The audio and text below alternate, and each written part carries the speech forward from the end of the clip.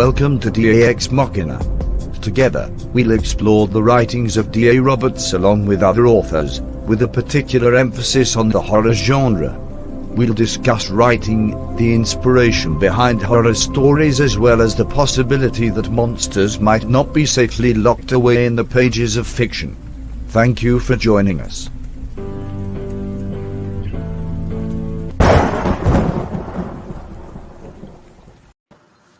Good evening and welcome to the 9th episode of DAX Machina. I'm D.A. Roberts with my co-host Steve Wildman Morotis, and jumping in tonight is Robert Miller and our special guest Nick Velente of the North American Dogman Project.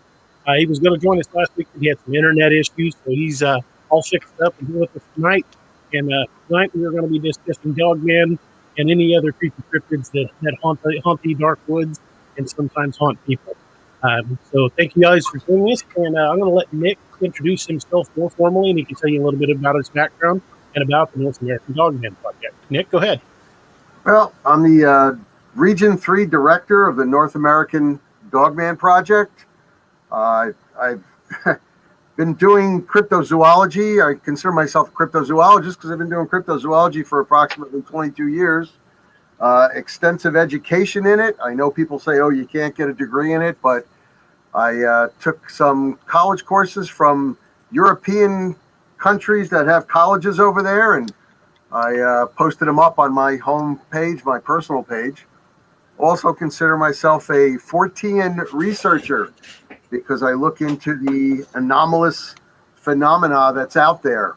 My background is in paramilitary and in law enforcement, and currently I'm working for a private security firm, and mostly doing in my free time cryptozoology work, following the dogman around the country. Recently, we've had 3 reports, and if anybody ever knows what a ley line is, one of the reports is up in the Adirondacks of New York State. Another one is down in Highland, New York. And then there's another one, I can't say the city, but it's up in Northwest New Jersey. And the ley line goes straight down from all the way up in the state of New York, all the way down to New Jersey. Something's weird going on. I mean, this is all within the last 2 weeks. And the reports have just been coming in. We went to the one in Highland, New York, the other night. I have 3 teams, and they're all out. One is in Oklahoma, one is in Ohio, one is in Florida. And I have a rule that we don't go out with anything less than 7 men.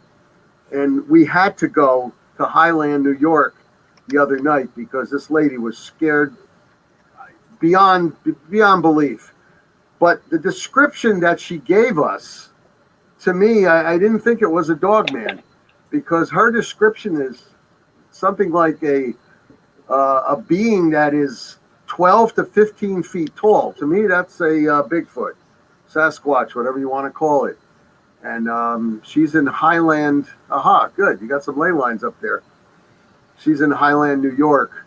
I don't want to give her a street because I don't want people going down there and getting themselves hurt, but we were down there, we investigated. I found nothing to indicate it was a dogman.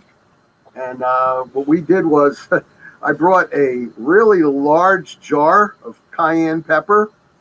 I should have brought the death sauce with me, Steve, you know.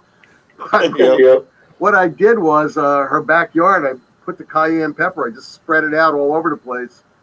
And near her garbage cans, I did the same thing, even though I noticed that she took my word for it. I spoke to her on the phone numerous times, and I advised her to get some bear spray. In fact, she ordered 2 of them. She went through hell to get them. Evidently, they don't like selling it to people in New York. Anyway, I spread it around her garbage area and everything because it was all tossed around. It looked like something was going there, and she swears that something 12 to 15 feet. And I told her, this is dogman, even an alpha is not going to go over like 7 feet 9 inches, maybe 8 feet. I mean, we're talking Bigfoot here. I mean, that's beyond. It's amazing though how her house was set up. She was right near, and I won't say the major highway, but anybody that knows anything about her area, would be able to locate her house in 2 seconds. She's right. Her major highway is right there, right in front of her house. She doesn't have a neighbor to her right or left within 150 feet. It's all woods. Nice. Her backyard is perfectly mowed down. It almost looks like you can do pitch and putt on it. I swear to God, it looks like a golf course, and it's nice and flat. And then it hits a forest area. The forest area goes way back, and to the right of her house. I'm giving it away because if anybody knows this area, they're going to know. But there was 3 of us. I went with 2 other fellows, and it was 1 o'clock in the morning. We lit up the area, and we had to leave after about an hour and 10 minutes because there was a tree branch that we all missed, and one of the guys tripped over it and sprained his knee really bad. So we wound up. He is now, but a lot of ibuprofen, a lot of ice. I have a military field kit in my in my Jeep. We gave him seal candy, 8 Advils. Iced it up, bandaged it up real tight, elevated it, and got him back. But we were in the area for like at least an hour and 15 minutes checking the whole area out. And we found nothing to indicate that there was a dog man. There's no slash marks. There was no print marks. The one print mark that we did see, well, there were several. They were kind of large, about 18 inches. So unless the NBA sent somebody over there, I don't know. But Sasquatch is not our thing. She does know some people that were in the Sasquatch organization in her area, and I referred her to them, let them take care of it from there. I don't know what she did that, they're checking her out and everything. I just think they're looking for food. Probably. And because her trash cans were open, I mean, she had it near the side of the house. So, unless the raccoons were attacking it, I don't know what to tell her. Yeah, those little guys, they're smart as hell. I'm going to tell you, but we put a lot of red pepper out there. That'll do the trick. We got our guy back, and that was the end of that one. But, I mean, that was like an emergency thing. I mean, can you imagine? I had to drive a little bit over 2.25 hours just to hit her house because she was all nervous about it. I don't blame her. Gentlemen, we're down 2 likes. Thank you to Shane Shirey and Roger Peacock. There you go. Oh, wait a minute. I have some left. We got some coffee left, guys. Awesome. That's all most of us are drinking. Damn. It's still good from this morning. I've worked long enough in law enforcement. I can drink in a cup of coffee that sat on my desk for a week. I mean, I'm going to tell you, the blacker it is, the better it goes. Keep you awake. Absolutely. And we just picked up another like, folks. Teresa Hurley, thank you for joining us. Nick, for the people that don't know things to look for, why don't you tell us what signs of a dog man in your area looks like? Well, if you have a dog man in your area, I mean, if it's specifically in your area at the time when you're out there, say you're in a forest area and suddenly the forest sounds go away, you hear nothing, you see no animals, start to wonder, whether there might be a dog man there. It could be a mountain lion, could be actually the sounds don't stop for a bear. The only thing that stops is the deer. They're going to stop and then they're going to run like hell. But if it's a bear, no. If it's a mountain lion, that definitely does stop. Because I know we had a case that we worked 2 years ago, and we were out in an area, and yes, it was a mountain lion, and everybody pulled out their bear spray right away and made a diamond shape to defend against it, and the thing decided not to come near us. I don't know whether anybody, peed themselves or squirted a little bit of the pepper spray out, one or the other, but it decided to go away. Cougar's a dangerous animal. Very dangerous animal. I mean, you know how fast these things can cover 50 feet? It's amazing. That, and they like to drop down on their prey out of trees. That's another thing. I've been telling people forever, look up. Always look up, because a dog man could be up there, a bear People don't understand. There could be a bear in a tree, believe it or not.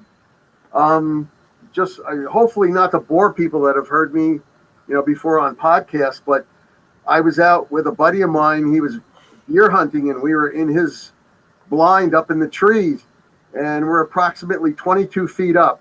He put those metal spikes in so that we could climb up real easy, and he had built a nice little platform where we can sit.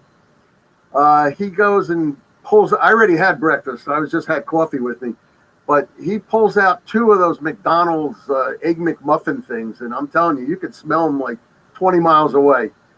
And we hear some grunting, and remember, it's deer season, and he has a bow and arrow. It's just for bow, and no guns. I'm not going to say I had one, but we suddenly see this black bear, and this thing is, it wasn't super huge, but I would say about 400 pounds, and it's coming towards the tree. And I'm edging him on. I'm going, hey, Joe, we got company down there. Why don't you drop the Egg McMuffin down there? Maybe he'll go away. He goes, he ain't getting my Egg McMuffin. I'm like, are you joking? Look what that is. He goes, I see him. We're safe. We're up here. Bullshit. The bear started climbing up the tree. I always carry this with me. Pepper spray. It got 10 feet up. I shot it with a stream right in the face. Boom, it dropped. It rolled around a little bit, and it just ambered off, just took off. And I'm like, are you kidding me? You're eating up here when you know damn well this is going to, attract things? It's just freaking amazing. This is in New Jersey, by the way. In New Jersey. Yeah, there was a deer could smell it. There was a video of a hunter, same situation as what you guys were in, and he's sitting in a damn deer stand, and a damn black bear came right up to him. He videotaped that thing all the way up. Is that the one where he kicked it? Say again? Is that the one where he kicked at it and it went away? Or did he I can't remember. It just went up there, and I think it looked at him, and then it dropped. It went back down. I can't remember if he kicked him or not. Oh. Because, it's just, I hate to tell people, but it's scary. It's scary seeing something like that coming at you. They're freaking amazing.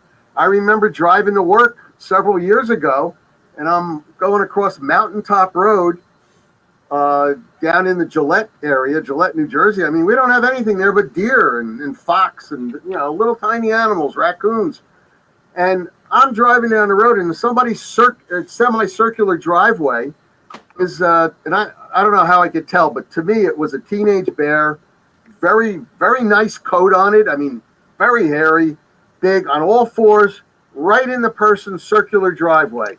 And here I'm driving my Jeep by, and I'm looking, I'm going, I can't believe this. Look at that.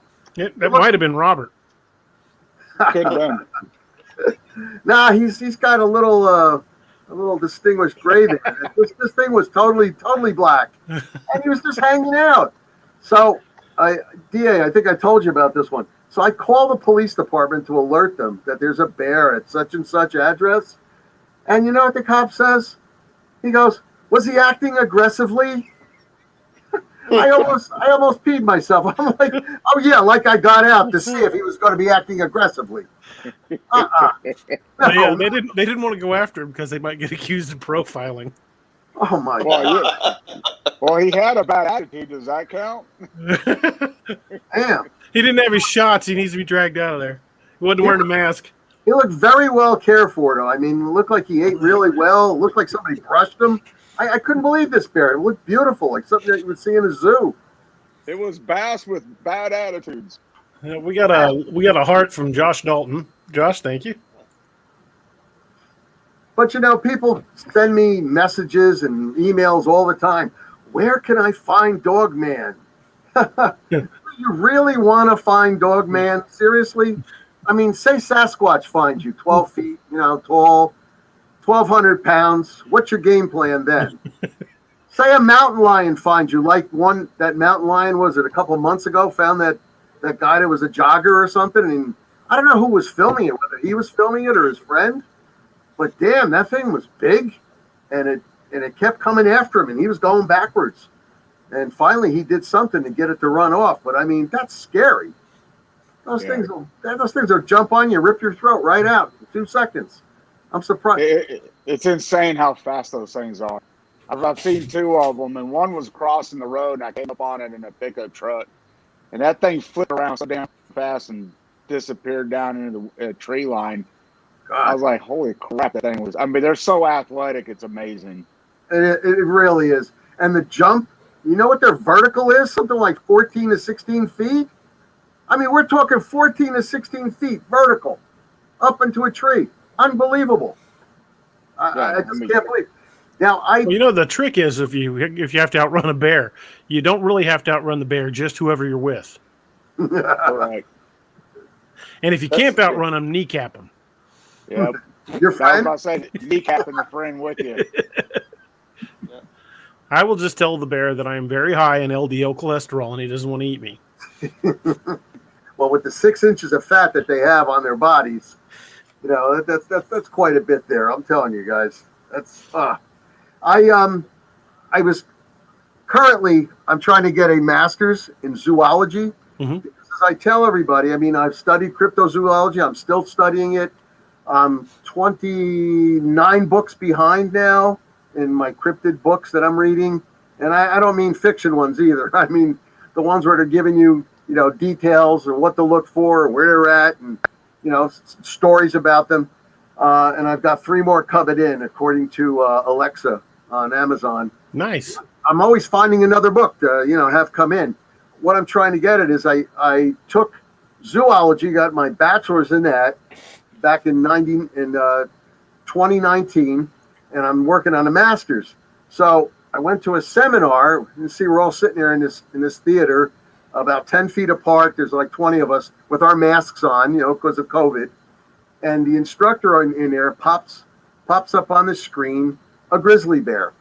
And he goes, watch. And he shows us how this grizzly bear went after a deer. He went from 0 to practically 50 miles an hour.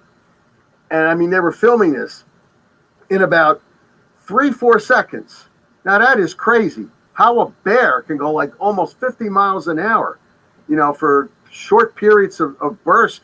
So you can imagine what a mountain lion or, a cougar, American cougar would be able to do. I mean, it just absolutely boggles the mind when you think about it. I mean, a bear being able to move that fast, that's something I didn't believe. But after I saw this, he gave us where we can go. You can pick it up on YouTube. They have it where this bear was going after deer and everything, and they just can friggin' move fast. Yeah. Gators are the same way. For short distance, they're quick as hell.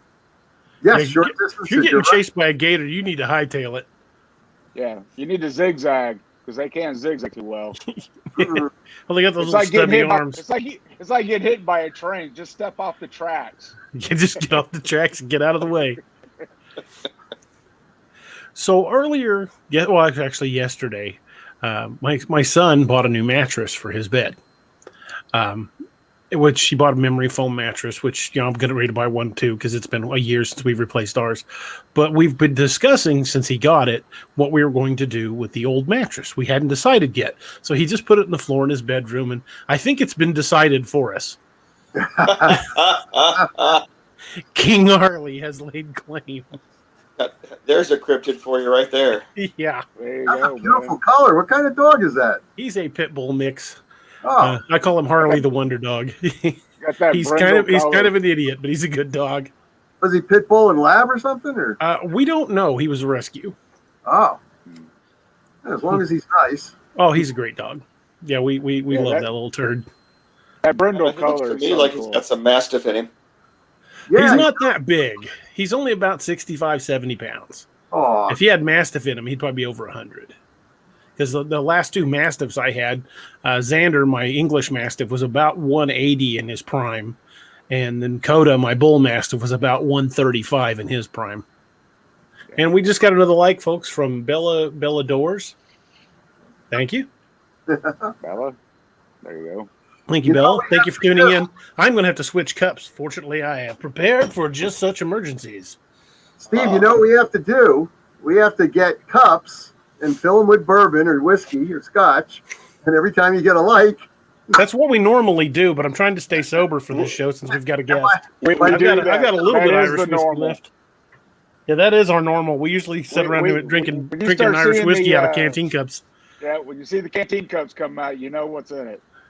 Yeah, I'm Yep. about to finish off the last of my my good Bushmills Black, but I've got a whole bottle of Tullamore Dew over there, so I should be good. See, Yeah. the best part about drinking whiskey out of something like this is you can't see how much is in it. And Yeah, it holds a good third of a fifth. 2 fingers of whiskey in that is a considerable amount of whiskey. Got 32 ounces in here, don't you?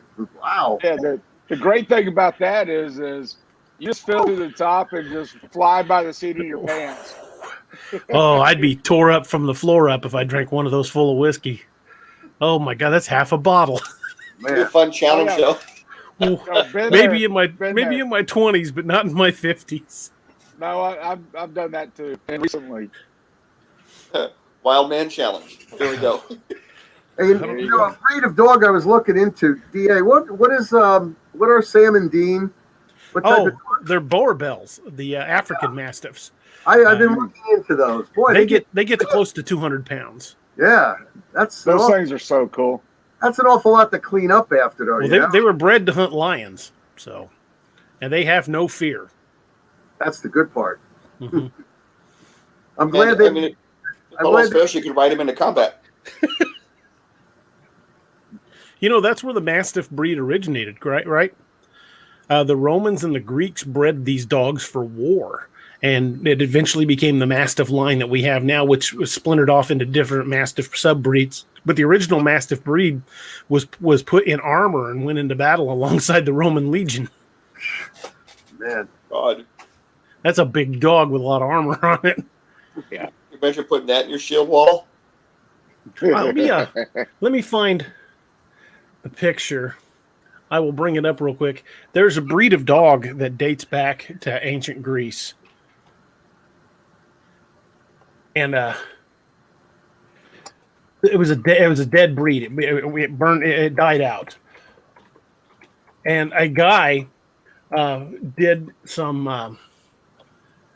He studied the history of the dogs and figured out which breeds the dogs became, and he started crossbreeding these breeds back. And he thinks he's got it pretty close. He bred these dogs. They're called the American Molossus. And let me bring a picture of that thing up for you guys. They get, well, estimates are around 240 to 250, but I bet with a high protein diet, they'd get bigger. Wow. God. Oh, look at that. How cute. Holy crap. Now, they're gorgeous dogs, but they're freaking huge. Good Lord. We've officially found the war Sharpei. Yeah. Wow. Yeah, it's called the American It's a tank. Molossus. Yeah, it is. It's a tank. And You know that dog on the right diet would push 300 pounds. Have y'all ever seen a Shiloh Shepherd? I have not. Hey, we picked up a couple more likes. Adam Shepard and Jessica Letterman Hazelwood. Jesse, thank you for joining us. Adam, thank you. Good coffee. Yeah, look up Shiloh Shepherd. They're massive. It's like a Shiloh Shepherd. big wolf, but they're made out of a German Shepherd, the sleigh pulling dogs up there in Alaska, Huskies. and the big those big white ones. What are those? The Pyrenees. Great Pyrenees. Yeah, this thing was huge. I saw this girl about 5'2" walking one of them, and it That's a good was sized just dog. massive. But there's some pictures of them sitting next to a female, like some girls and stuff. It was the most gentlest. It was an actual therapy dog that she was taking into old senior citizens' homes. Oh, wow. But man, you saw that thing, and it was like twice the size of any German Shepherd. I mean, it was a big dog, and I had a Timber Shepherd at one time, which was part wolf, part German Shepherd. And this thing was it was wide. It had a big square body, which is supposed to kind of overcome how the normal German Shepherd's got that drop rear end. and but this thing had just a big square rear end on it. And it was just a walking refrigerator. Have you guys ever heard of a Caucasian ovcharka? No. Caucasian ovcharka, also sometimes called the Caucasian Shepherd. These are bred in the Ural Mountains of Russia. They use them as guard dogs in their prison and in military installations. They are big dogs.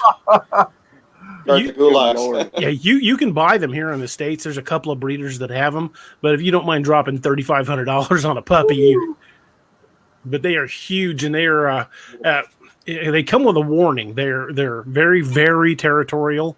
They're very, very, very defensive of the people that they consider part of their pack, and you have to get them into obedience training from the get. And because if you ever lose control of that dog, you'll never get it back. They are not a beginner's dog. They require quite a bit of work. What's the old saying? Where does that dog sleep when you have him in your house? Yeah, wherever the hell he wants.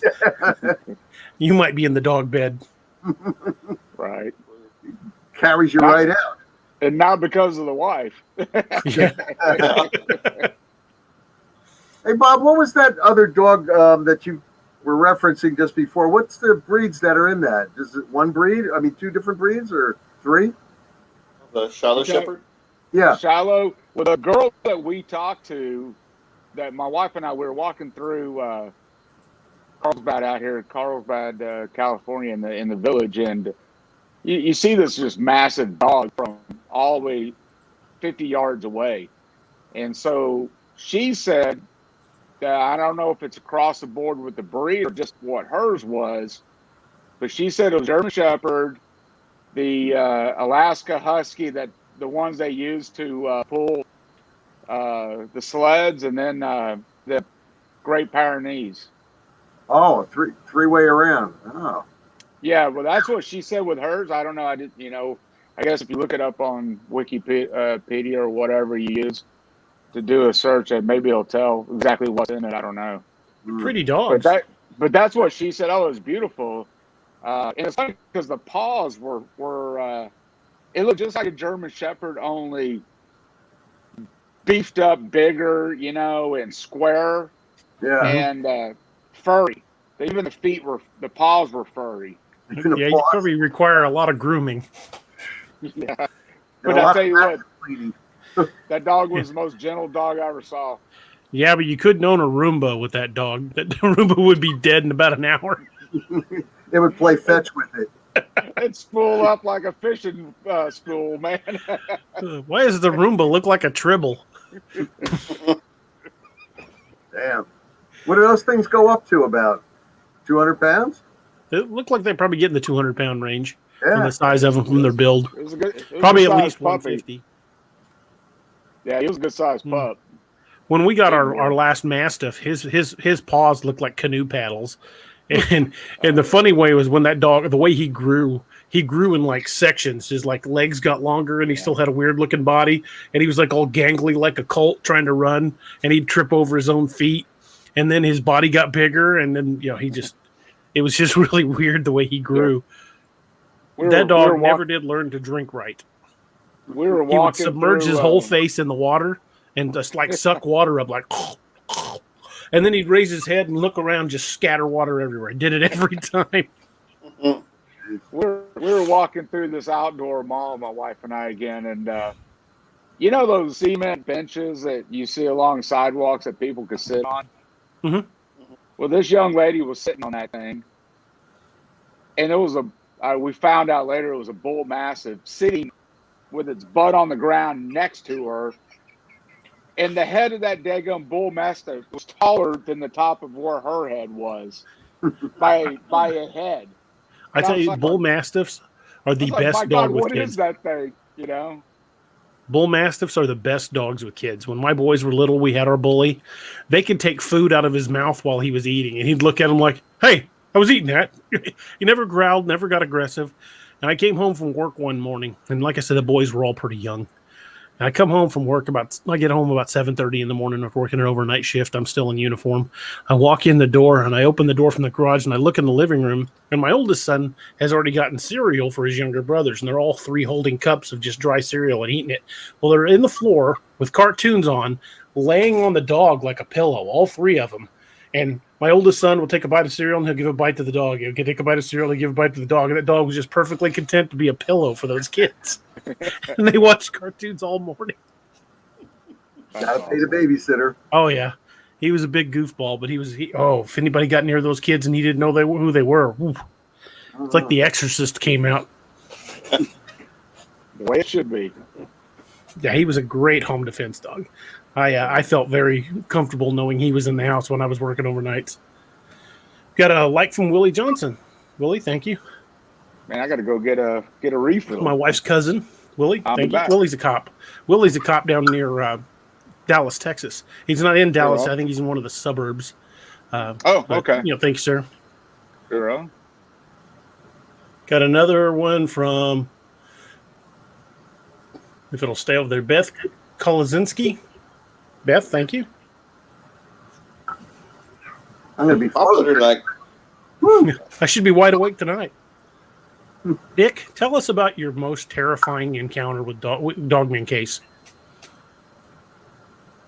It wasn't, well, my most, not that I was scared, I was more amazed, is when I had an encounter with one, and that's what got me into the Dogman, the whole Dogman thing in cryptozoology, because I never knew about what a Dogman was. But one of the scariest ones, and not so much for me, happened just over the border in New Jersey, and this was early last year, just over the border from New Jersey into New York. Now, this certain section, they have the town. First of all, it's 5-acre zoning, which means you have to own 5 acres to put a house on it. Uh-huh. And the houses are like $1 million to $1.5 million. Right out of my range. Oh, yeah, out of mine too. It's like, wow, these places are really nice. But we got called up there, and we went. I took a whole team up there. Most houses have brick walls around them. The one house in particular that I'm going to reference now, it had a iron gate where we went up to, and we had to, hit the bell to get the gentleman to let us in.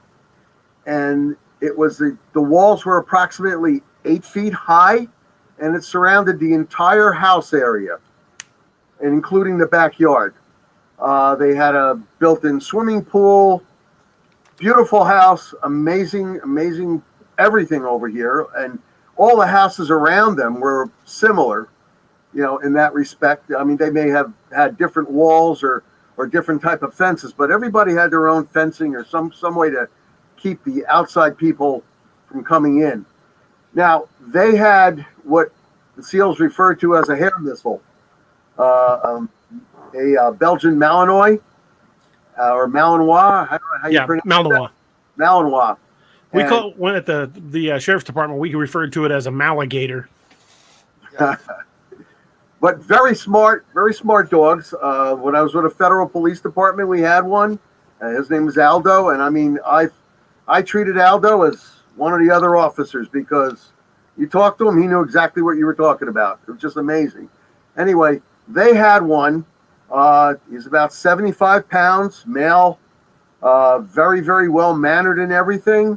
He wasn't there when we went there. That's the reason why we went there, and it was kind of unsettling, because this dog was there to protect their little boy, who was 10 years old, and the dog and the boy had been together for 2 years, because the dog was about 2 years old.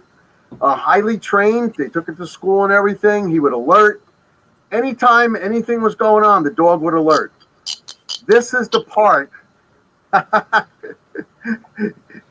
He's getting ready for our next like. Robert is. Yeah. Anyway, the dog was highly trained, and he gave us the whole background and everything that happened. 4 days prior to them calling us, the dog went missing. We're talking about an 8-foot brick wall around the entire area. At the tops, they had cement, and they put in rocks so somebody couldn't just, grab the top without it, getting themselves hurt trying to go over the wall. I've seen Malinois go over walls higher than that. Well, all I know is that the dog was found approximately 2 blocks away, torn apart. Whoa. Totally torn apart. Something must have gotten over the wall, got the dog. The dog didn't alert, didn't say nothing, didn't bark, didn't do anything. They didn't even know he was missing. He was in the backyard like he normally is. The little boy, the 10-year-old boy, he was in the house with his mother. The father was gone at the time. He was at work. They're looking for the dog, and they couldn't find the dog. A neighbor called them up and said, "Are you missing your dog?" And luckily, the dad had returned home. He went down a couple blocks away and identified it as his animal. And everything that we found pointed towards it being a dog man. It's very possible because a dog man can go over an 8-foot obstacle, probably easy enough. Mm-hmm. But I know for a fact that Sasquatch don't like dogs usually. But I've heard that in a lot of encounters. Some Sasquatch will go out of their way to kill a dog. They'll just go out of their way. That's why you want to keep your dog in the house and quiet. And you want to spread out that pepper so that it doesn't smell the dog so much. But in this case, I mean, the family was totally devastated. How something could get over that wall, this is what I'm trying to get at now. We are thinking it was dogman because we did see 3 scratch marks on the wall towards the southwestern corner of the wall. Number 1. Number 2, the guts were ripped right out. The throat was ripped. One of the legs was totally missing, the rear leg. Something got over that wall, got the dog, got back over the wall. Now, like I said, the dog weighed 75 pounds approximately. Mm-hmm. So I'm thinking if it was a mountain lion can probably jump the wall. I don't see why it would want to. I mean, there's better things out there in that area to eat. There's deer all over the place over there. I mean, there's possum. There's anything a mountain lion would want. It got over the wall, grabbed it, and jumped back over the wall and did what it had to do and left the rest of it there. Well, with an animal that weighs that much, like 70, 75 pounds, a mountain lion could have dragged it, but I don't think it could have dragged it over an 8-foot wall. That's what I'm saying. I mean, that's why we discounted it being a mountain lion or a cougar or anything like that. I mean, yes, it could do things, but maybe climb a tree with it in its mouth, but not go over the wall. Yeah. I think a mountain lion would have had to drag it over the wall, and then there would have been a bunch of trees. But how could it drag it over the wall? That's just it. There was no trees next to that wall for it to go up and then over and down. Yeah, there definitely would have been a drag trail too. So it would have had to been some drag trail. What we found and photographed on the wall was slash marks, just 3 slash marks, and the slash marks were approximately 2 inches away towards the bottom from each other, towards this area here. And there was 2 of them. I was wondering about that. Yeah, that's 2. We found that, and like I said, it must have hit the dog fast, grabbed it, went back over the wall, and that was the end of that. And 2 blocks away, that's where it wound up. This family is totally devastated, and so far they're not going to be getting. But why it was the most, not so much scary, but I mean we could all feel something odd over there. We had this feeling; it was very odd, something going on over there, and it's just over the border from New Jersey, from here. I guess it was about a 3.25 hour drive, over there. And so it doesn't matter what area you live in, poor area, rich area, medium area. Right. Something's going to be around there. Are you noticing that it's more of a solo for these guys, or are they running in packs? Anything I've ever investigated or read about, Bob, it was solo. Right. Solo. That's why when we heard this report a couple of weeks ago about the famous LBL attack in Somebody said, "Oh, it was 2 dogmen." I mean, after all these years and after all the reports that we've read and heard from people that knew the sheriff's department, people said it was 1 animal, 1 creature, that did it. So definitely this was one. This was only one. Right. Well, yeah, I got a comment from That's like the one Wishy off the Cruise. Lockett Ranch, too. Yeah, the Siege of Lockett Ranch. That's a great story. Oh, Got a comment from Wishy Cruise. Hi, guys, from Philly. Hey, thank you for joining us. And Willie Johnson said that I just found Ragnarok on Audible. The first book of the Ragnarok series is available on Audible, and the second book will be out soon. It's in production now. Hopefully, we'll have it out in the next month or so. So, hope you enjoy it. Let me know what you think. I'd love to hear about it. It's a kick-ass series. Highly recommend it. Oh, yeah. Thank you, sir. Appreciate that. But you were asking before also, when you go into an area that's specifically Dogman, you're going to look for those slash marks on the trees because they definitely can climb a tree. I mean, something that big, able to climb a tree like that's phenomenal. I mean, it's something that's highly dangerous. Oh, definitely. We're talking apex predator all the way. And a lot of times I get questions from people, over the last 2.5 years now, why don't we see more people being, killed by Dogman, and why don't they come out and hunt us? Well, they're smart. They're very smart. Honestly, I think they do. Look at the Missing 411 and the Can-Am Project, where they talk about so many thousands of people that have gone missing in national parks. Not all of that can be explained by animal predation. No, not at all. Some of them defy all logic, and tracking dog teams will not track them. Well, it's amazing when you look at what the known animals can do. Here in the Springfield area, a couple of weeks ago, we had a mountain lion sighting. Mm-hmm. Black bear sighting's fairly common around here too. Count 160, 170,000 people. Mountain lion climbed this guy's 6-foot privacy fence, killed his pit bull, and then they found it sitting in a schoolyard just cleaning itself. Hanging out. Like the art of an elementary school, just taking a bath. And the kids are over there. Oh, look, teacher, a kitty cat. You kitty. Ah! Okay. Well, it's a cat. It's a cat at heart. So just get a red dot laser out. Keep it occupied. Guys, I know this has nothing to do with cryptids, but I got to tell you this story because it's actually cute. I have where I had my sighting in the Watchung Mountains in New Jersey. Years and years before that, I used to take my son and my little son, with me. I think my daughter was 7, my son was 9 at the time. And we'd be going through the different trails. And they have an old town in the Watchung Mountains over there, in Watchung Reservation, they call it, from the 1700s. That's still there. They still have buildings. So we're walking around there. They actually had a bathroom set up that you can go down there and relieve yourself. The 3 of us came out, my son, my daughter, and myself. We came out from the bathroom area. We came walking around to where there's a barn.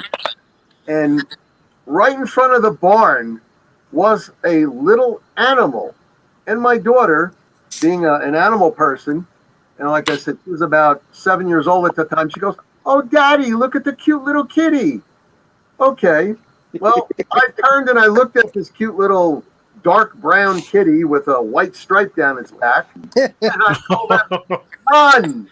Now, my kids are highly trained to respond to me when I tell them to do things. They ran. I stayed just in case. The skunk, it was a skunk. The skunk was looking at the barn, didn't see us. But when I told him to run, it turned its head towards me. I then took off. I'm going to tell you, there is no Olympic runner that could have beat me on that day. I was running like Frady Scaredy, like you would not believe. That's the very definition of spray and pray. Oh my God! But check this out. I look behind me as I'm running, and I see this thing going like this. It's like running, but it's like a lope. It's lope running. Pepe Le Pew was after you. Coming after us. I was like, holy shit. We didn't stop running for, God, about a quarter mile, I tell you, until we got rid of this thing. I didn't want to get hit. Whew. Well, Dream, thank you for joining us, man. For sure. I had to show off. What'd you got? I got Curse Oh. of Wendigo Whoa, look at that. and Lakeview Man. Oh, First duty. Holy shit. Holy crap, man. That's Awesome. awesome. Thank you. And then on top of that, I got an 18-year bottle of Glenlivet. Very nice. Oh.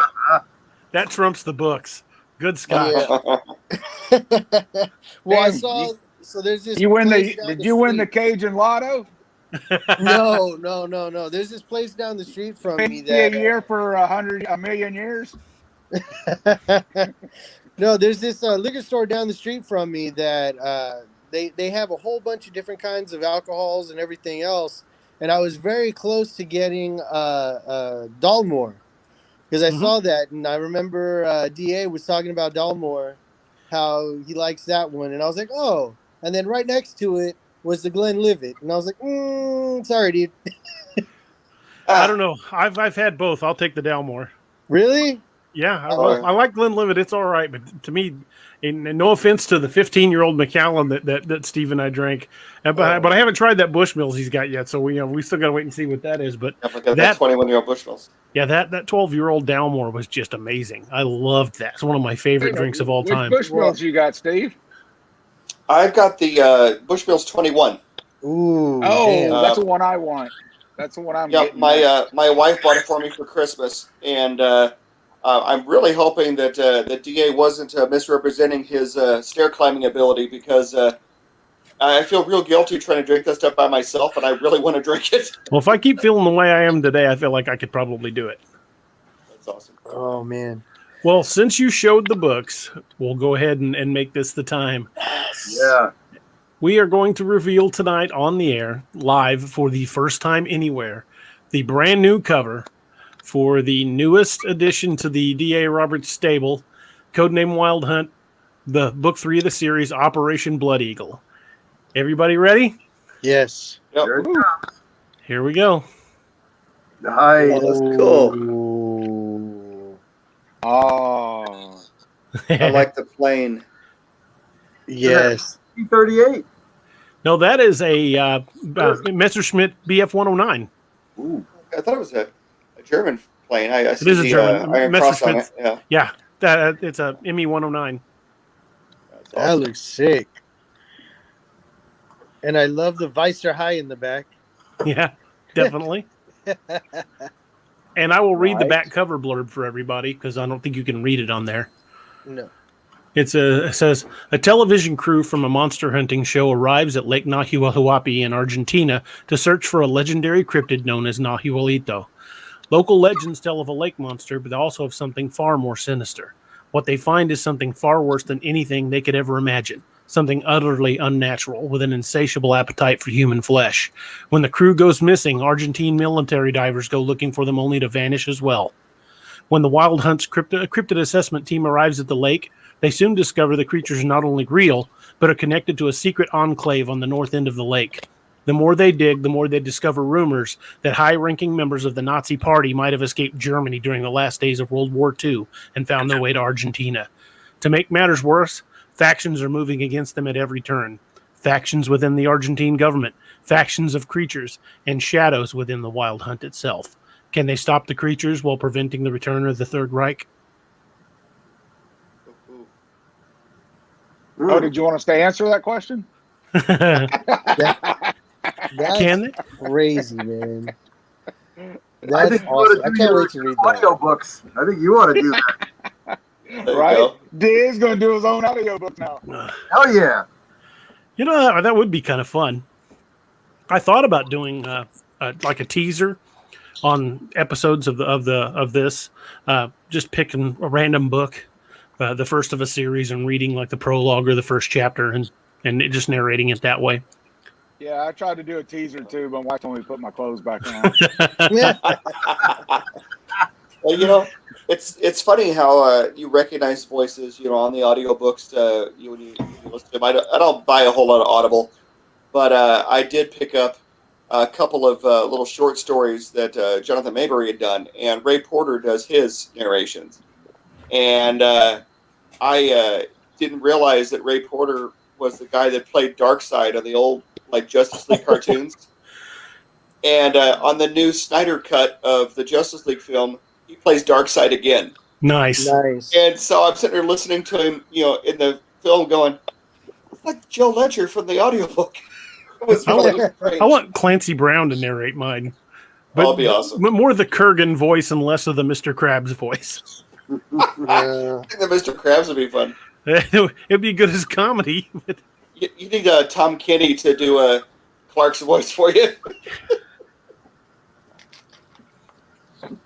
I feel if somebody was going to narrate my life, it would need to be like a combination of either James Earl Jones and Samuel L. Jackson. Yeah, I was thinking Danny Trejo. Oh, yeah, that too. His delivery. Got that deadpan delivery. I love Danny Trejo. Delivery. Yeah. Oh. So that's the new cover, guys. I'll put that back up so I can get another look at it. I'm really excited for this one. It's a little different than the other books, but it's still at the core, what the team does. And there's a lot of action in this one, and it's a little longer than the others. It's right at 80,000 words. Oh, great! It's about 10,000 words longer than normal. Nice. So a little more meat to the bone, and I'm really excited. I mean, I put a lot into that. I put a lot of research into that. And the thing about it is if you've watched The Nightmare Hunter with Roger Noriega, I appear on that show as well. We talked about an area in Argentina that was linked to not only the Nazi party, but locals believe Adolf Hitler himself escaped the bunker and lived at this house until the 1960s. And there's a lot of evidence that supports it during the final days. They had a show on not too long ago. I don't know, Unsolved or one of those shows, on, and it was talking about that. Yeah, they believe. I think I sent you a picture of it. Yeah, a lot. Yeah, definitely. You did. A lot of the people that believed that Hitler died in the Fuhrer bunker in 1945. A lot of people are saying now that it was one of his body doubles because they know he had several body doubles that had been surgically altered to look just like him. And in 1945, we didn't have a DNA testing, and the Russians took the body. So we only have their word that he really died. Yeah. Wow. So Saddam Hussein had a bunch of them too. I didn't know they had the surgical. He had a lot of body doubles. They would find people that looked passingly like him and force them to go through cosmetic surgery. To make them resemble Hitler, so he could pass as him at public places. They would have the doubles go out in places where he was out in crowds, so that he didn't get exposed. He had multiple body doubles. They believe maybe as many as a dozen. Wow! I need a few of those to send them to work for me. Right? I can't help but think of the movie Multiplicity. Yeah. They get steadily dumber. Yeah. I don't know if that's possible in my case, but we'll clone of a clone of a clone. Well, remember the clone of a clone of a clone, the one that's particularly dull. He used to call the main character Steve, and the guy's name wasn't Steve. Lord. I just remember the whole time it was like, great party, Steve. Oh, Steve, by the way, happy belated birthday to your mom. Oh, thank you. Thank you. Did you Yeah, have she a good turned time? 70 on Sunday. She had Very a good cool. time. We took her out to eat. My mother loves seafood and shellfish and things like that. My dad won't eat any of it. My dad basically kind of eats what you would consider like an Orthodox Jewish diet. If it's not a clean animal, he won't eat it. Well, my mom loves crab legs. And I guess they opened up a kind of a bar and grill that does, I think it's called Krabby Daddy's. And it is some amazing food. Yeah, all kinds of good seafood and crab boiled and scallops and all kinds of stuff. Mom was in heaven. And, Crab cakes, all that good stuff. Oh, yeah. Nice. Yep. You could get, like crawfish. You name it, they had it. Oh man, you guys haven't had crawfish, so you've had it down in Louisiana, though. That's a Yeah, fact. I want to eat at your restaurant, Dream. Oh, for sure. If I you're, I want to make the trip just eat there. It's gonna happen, man. We're actually introducing three new po' boys for man. when we reopen. Oh, And boys and crawfish, man, are a great combo. oh no, not crawfish po' boys. What? But we're You doing don't make those? no, we're doing a Korean barbecue, shaken beef, and a lemongrass cut of meat. So either beef or chicken or tofu if you're so inclined to eat a meat substitute. No thanks. Yeah, no, me either. That's not food. That's what food eats. Yes. If you see me eating a salad, that means I've been kidnapped. Yeah. I'm a cry secondhand for help. vegetarian. I only eat animals that only eat plants. Yeah. It's a signal, man. It's a signal. I know, right? I'm the same way, but we do the Korean What the barbecue hell's short ribs. lemongrass? Wait a minute, what's lemongrass? So it's either beef or chicken, and then we cook it up with like garlic. Lemongrass is like a seasoning. You're making me hungry. And then it's like cooked with onions and green onions and garlic, and it's delicious, man. The Cajun trifecta right there. Yes. That's right. We'll throw a little Tony Sashrays on it. Mm-mm. The Cajuns will flock to it for miles around. Hey, how far out from Texarkana are you? I would say about if I had to guess about 30 seconds to find out from Google. Oh, In Texarkana? I was like, you're 30 seconds from Texarkana. What? No, I have no idea. That sounds like a road trip. Heading down there to get some food. If you're there, just you come find me. You come ask for me. I'll be texting you when I'm on the city limits. Hey, man, I'm hungry. I'll be outside of Houston. I think Fat guy on the way. I think we're about 8 hours ish away from Houston. If I have to guesstimate, it's not close. That's the day we're loading into the battle wagon. We're going to go down there. Do it. Come see me. We're gonna break in Steve's new car, and we're gonna we'll make Roger pay for it all. Don't worry. I'll send him the bill. Yes. We just won't let him come on down to ride it. Missouri. You go with us too. Yes. I'm coming. Damn. That's right. Yep. It's a tax write-off. You should see some of the dishes he posts on his Facebook page. Tell us about your restaurant. Well, we're a Vietnamese restaurant. Grace is actually named after my mother-in-law. So my wife's mom, and so we do traditional pho. Every morning I'm in there cooking super early, preparing a big old batch for the day. We do spicy soups. We have a vegetarian soup as well. We have all sorts of like prime cuts of meat. We are, a scratch kitchen, so we're cutting up huge chunks of beef and chicken and all sorts of stuff every day, marinating, and we have all of our from scratch recipes that we get it's family recipes. We do short ribs. We got pork chops. We do, you had me at pork chop. Oh. We have center cut bone in pork chops that are to die for, dude. Making me hungry, dude. I sent you some of the pictures. Man. Yes, you have. Oh man. Before we talk about more food, Doug, when's that book coming out? Come on.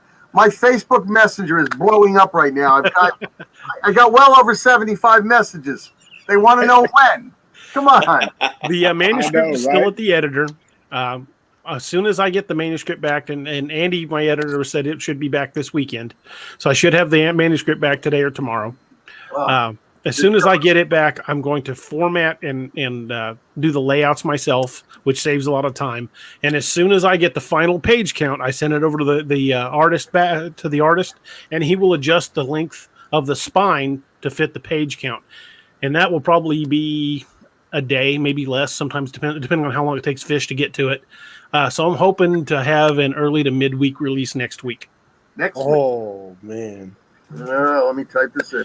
So since I'm basically doing it all myself, and I can do the layout, I learned to do the layouts and the formatting myself just to save time. And I will format and lay out the book and have everything ready to go. And as soon as Andy gives me the green light and I give Fish the final page numbers, I can basically launch at will it then. Well, that's Kindle. Oh, I'm getting some people over here. They want to know when they can buy the hard copy because they don't have Kindles. All the hard copies are available on Amazon. If you just look the books up, it'll tell you it's available in multiple formats. It'll say Kindle. This particular book, though. Oh, it's not out yet. It is not out yet. You can't get it in hardback yet. It will be available same time as the Kindle should be within a few hours. Really? Rose says off cue. Yeah, it's not out yet. But I will release the hardback, the print edition at the same time the Kindle comes out. No. Well, so it is coming. Dude. Man, you're gonna have your own bookshelf in my house by the time I get through with you. Well, this makes number 22. Oh man. I told DA the other day, I was waiting for his book to come in the mail because I ordered it off of Amazon, and I was like, well, I guess I have time to wait before it comes in. So I started reading a Stephen King book, and as soon as it came in, I put that down. I was like, nope, I gotta read DA stuff, man. So I got these two books ready to roll. Well, the fact that you put Stephen King down to read my book is amazing. Yeah. Dude, I can't tell you how many times, man. I'll look at because I have Tolkien, I got Stephen King up there, I got all the classics, all the love going on for the classic authors. But when your stuff comes in, man, I'm addicted to it. Bigfoot romance, all the books. Oh yeah. Well, now, Stephen King. Now he's that guy, the D.A. Roberts of New England, right? Yes, he's the D.A. Roberts of New England. Well, I'm going to share with you guys and our audience the same teaser I sent to Roger when I started, and to let you know I haven't been resting on my laurels. While my book, the one that I just finished, is at the editor, I have already started the next manuscript, and I'm already into it. I don't want to say how much into it is yet, but I'm cruising right along. So as soon as I send a manuscript off to the editor, I start the next manuscript. And when it comes back, I get the book completed, get it out, and resume right where I was. So I'm always working on a project. And this is what I'm working on now. Shopping list at Sam Company. And if you're quoting Kolchak the Night Stalker, that's amazing. That is. Now I can't read this dialogue without hearing Roger Noriega's voice, like the real Roger. I did that too. When I read it, when I wrote that, I could hear Roger in my head. They say you should never poke a bear with a stick, said Roger, talking into his digital recorder. But sometimes all you have is a stick, and it wasn't a goddamn bear. And then he looks over his shoulder to see if there's actually the goddamn bear. As the door slams. Thank God you're not an author that just rests on his laurels for about 6 months and goes on vacation. I always have a project going. In fact, I've got so many projects on back burner right now. I mean, I've got enough.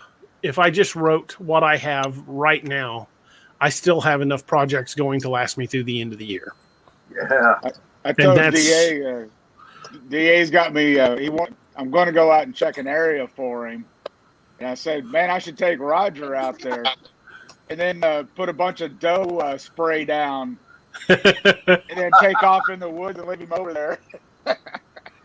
Spray him with the dough spray. Nick and everybody that's watching, this is what I've got lined up for the rest of the year. Oh yeah, look at that. Nice. Oh yeah, Man's Marauders. All right. The Gideon solo project? Oh man. I've had so many people ask about Gideon's history, and I'm gonna do a solo project on Gideon. You'll also in this book get a little glimpse of Gideon's past because he tells a little bit. I don't want to give anything away, but I was pretty happy with the scene, the way it flowed, and when I read it back, I was like, yeah, I like that imagery, so I'm pretty happy with it. Nice. But that project, that right there alone is going to keep me busy. Oh yeah. Number 7 will have Dream in it if he sticks to his no smoking. Have you stuck to it, buddy? Dream, you there? He's smoking right now. Okay, he's gonna have to get killed then. I'll kill him off of the book. Oh my God.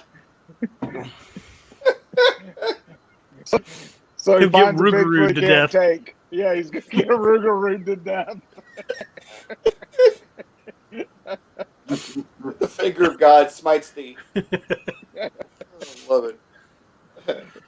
But yeah, I don't Got ever. that Bigfoot Boudin. Yeah, Bigfoot. Yeah. Oh my God.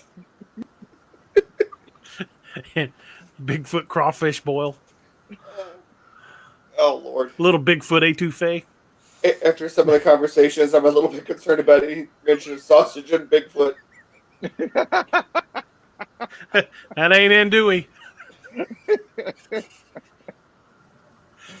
Oh man. We're kind of derailed from our topic a little bit. Even with coffee, we're getting stupid. With coffee. It doesn't take much. That's true. It's kind of the resting state, I think. Yeah. Yeah. Well, Nick. Nick's over there like, what the hell did I get into? Yeah, what did I get myself into? Nick, tell us about the North American Dogman Project and how people can get involved with it. Well, North American Dogman Project was started by Jody Cook and 2 other fellows, but right now Jody, for the past bunch of years, Jody's been running it himself. How you can get involved in it, you can, if you just want to look up on Facebook, North American Dogman Project -Region 3, you can join my my Facebook group over there, and I'll put you in the roles, with everybody else. Basically, what I tell people, though, is that unless you have some training, you can go out there and look around when you see things, in the forest, but don't go too far. Don't go by yourself, and definitely take some, I keep telling everybody, get yourself some bear spray, get yourself a hypersonic whistle. You can get them on Amazon along with his books. And this thing is about 146 decibels. The reason I say get yourself a whistle is not only can you signal other people that you need help, but being a canine, a dog man, it would aggravate the heck out of his ears.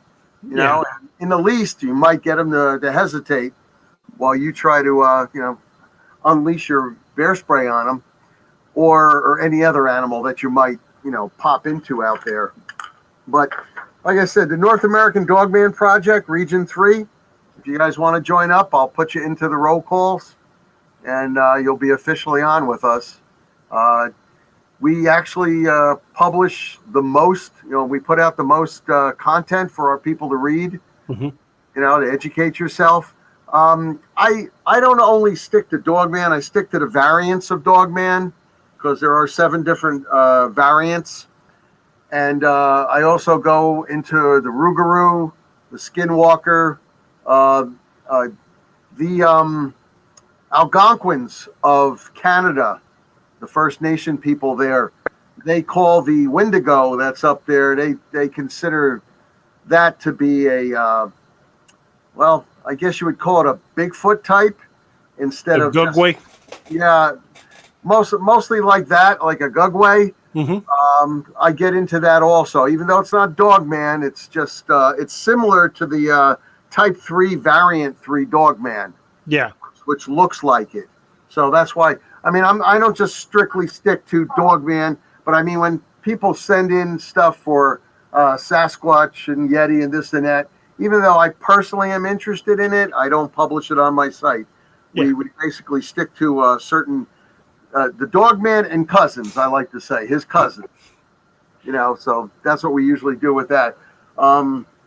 If you have a story or an encounter that you would like to, pass on to us, I'm always there to listen. You can always, contact me on Facebook.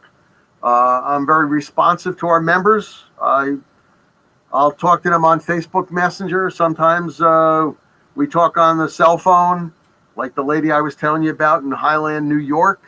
I spoke to her a handful of times. You know, we found out, like I said, that it wasn't a dog man. It's most likely a Sasquatch. We're very responsive to our members.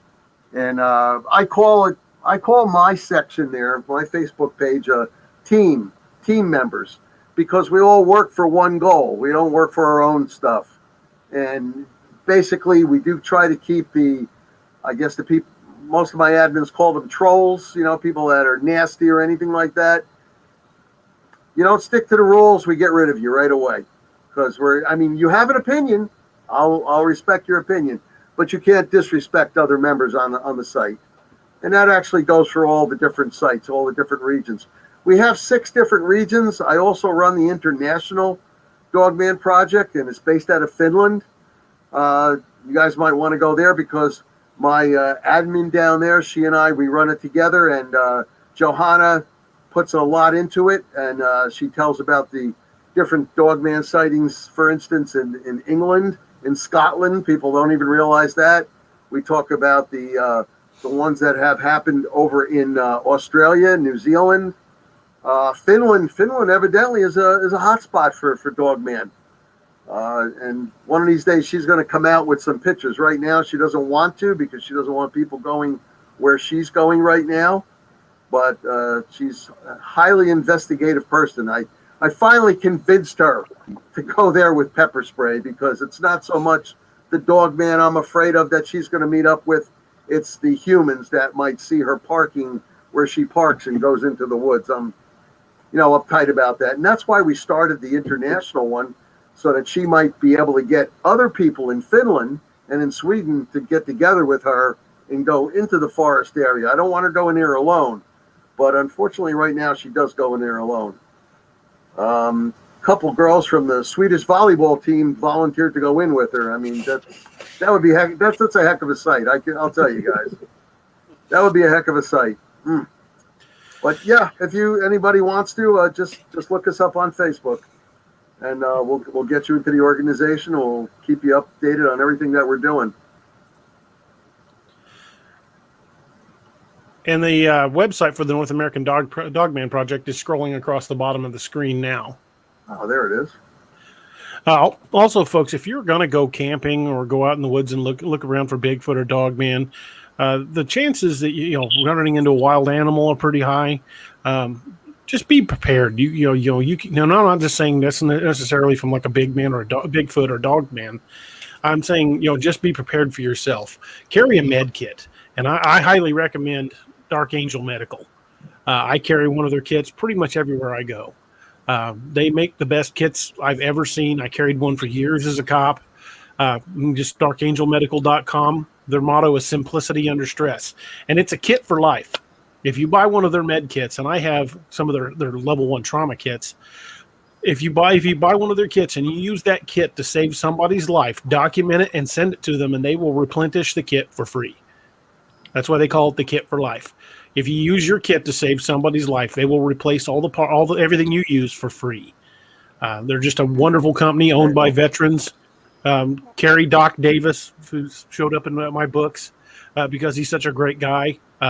He's a real guy. Kerry Davis is a real dude, and he runs Dark Angel Medical. They've got the best kits in the business, and if you go to darkangelmedical.com, you can also sign up for classes to learn how to use those kits. Just a great resource. Yeah, they travel all over the country. Yeah, they're actually going to be in my hometown here in June. Yeah, his classes are worth taking. The life you save could be your own or somebody you love. So if you're going to go, even if you're just a casual shooter going to the range, if you're a hiker, whatever you do, if you're going to be away from 911 services, it pays to have a med kit. And even driving through town, I keep one in my car because I've got enough life-saving skills. I could keep pressure on a wound and keep someone alive until an ambulance can get there. Because you never know, it might be a car wreck you're not expecting. Someone might hit you. You control that bleed and it'll save your life. So, get a kit, get some training, keep a tourniquet with you because you never know when you're going to need it.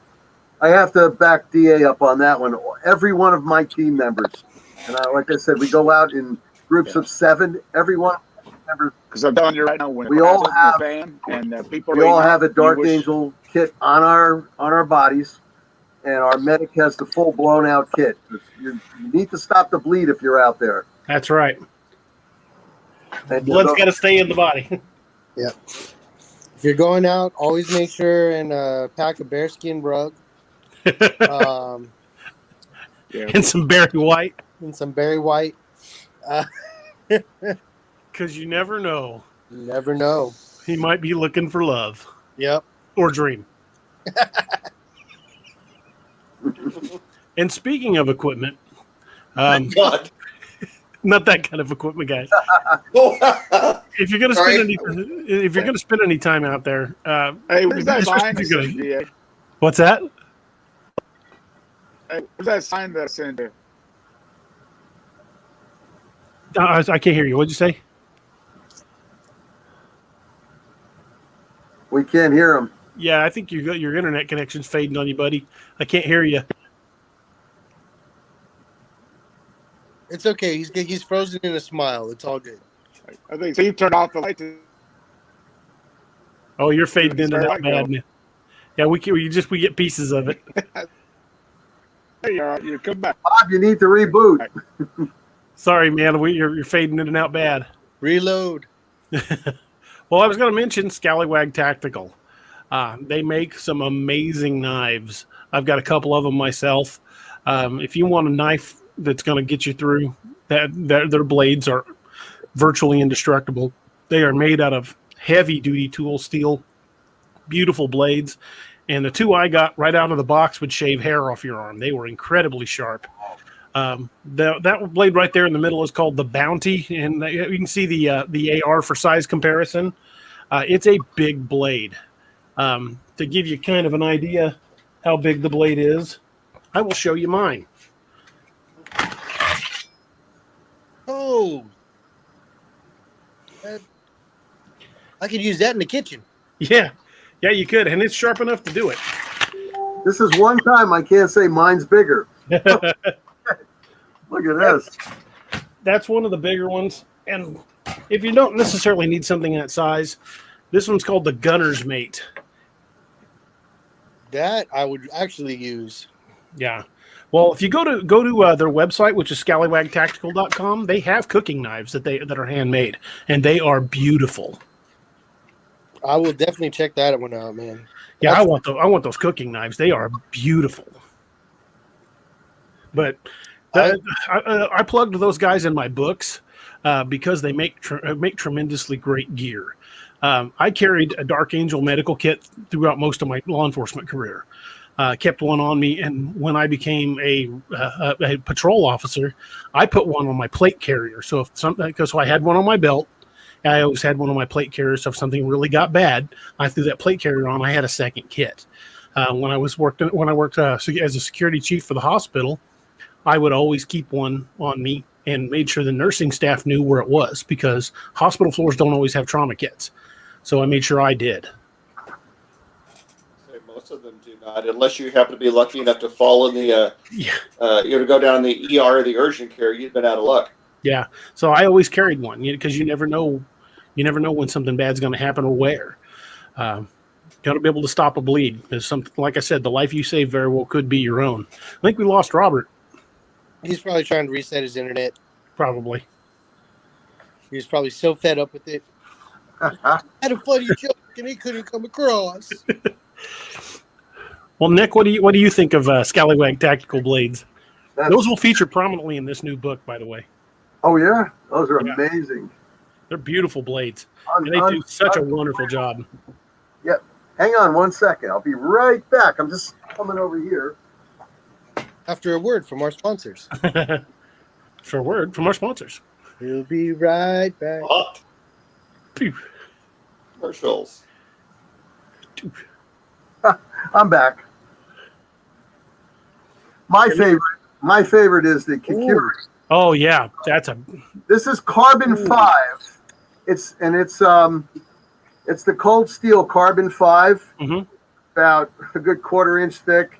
I've cut down trees that are about, I'd say 24 inches around with this, and it's still here. Wow. It's an amazing piece. The No Bounty, dents? the Bounty has a similar blade design. It's a chopping blade. Oh, It's yeah. just a bigger version. It's a wonderful blade. I love it. Absolutely love that blade. I mean, combine that with... We've got a couple more likes, guys. Robert Thompson and Bob Antonelli. there we go. Salud. Bob, thanks for joining us. Robert, thanks for joining us, guys.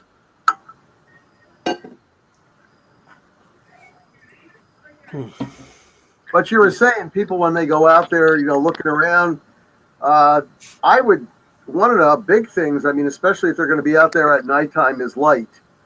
Light is your friend, because the animals or creatures or anything else out there, nighttime is their time.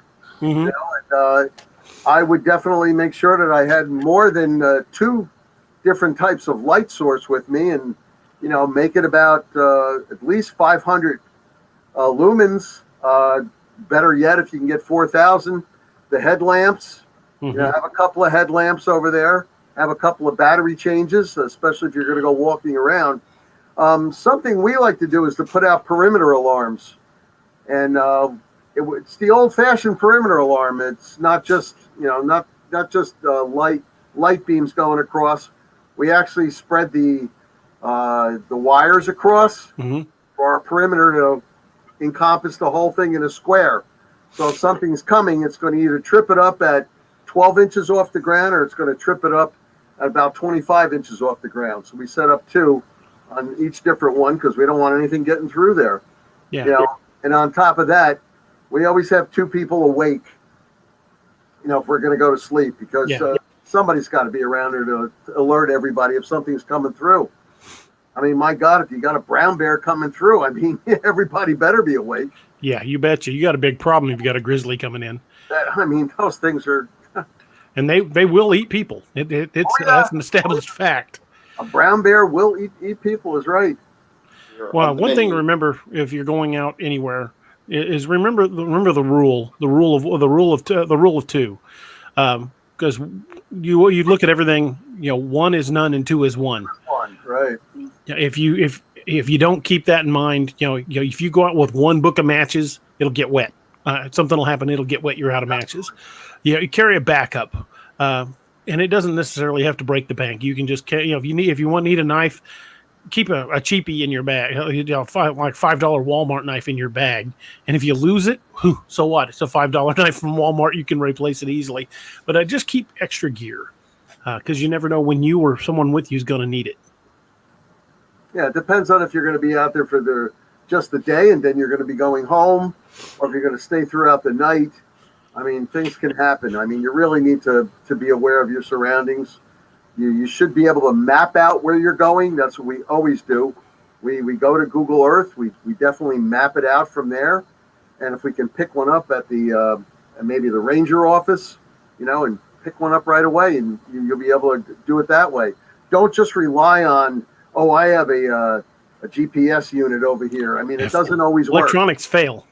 That's right. I go out there with a compass, and I go out there with a map, a topographical map, and this way at least I can, navigate my way home if I have to. Exactly. I got some light to look at it. I know which way I'm going to be going, and that's what you definitely need. I mean, besides, a compass is going to show you north, south, east, and west most of the time anyway.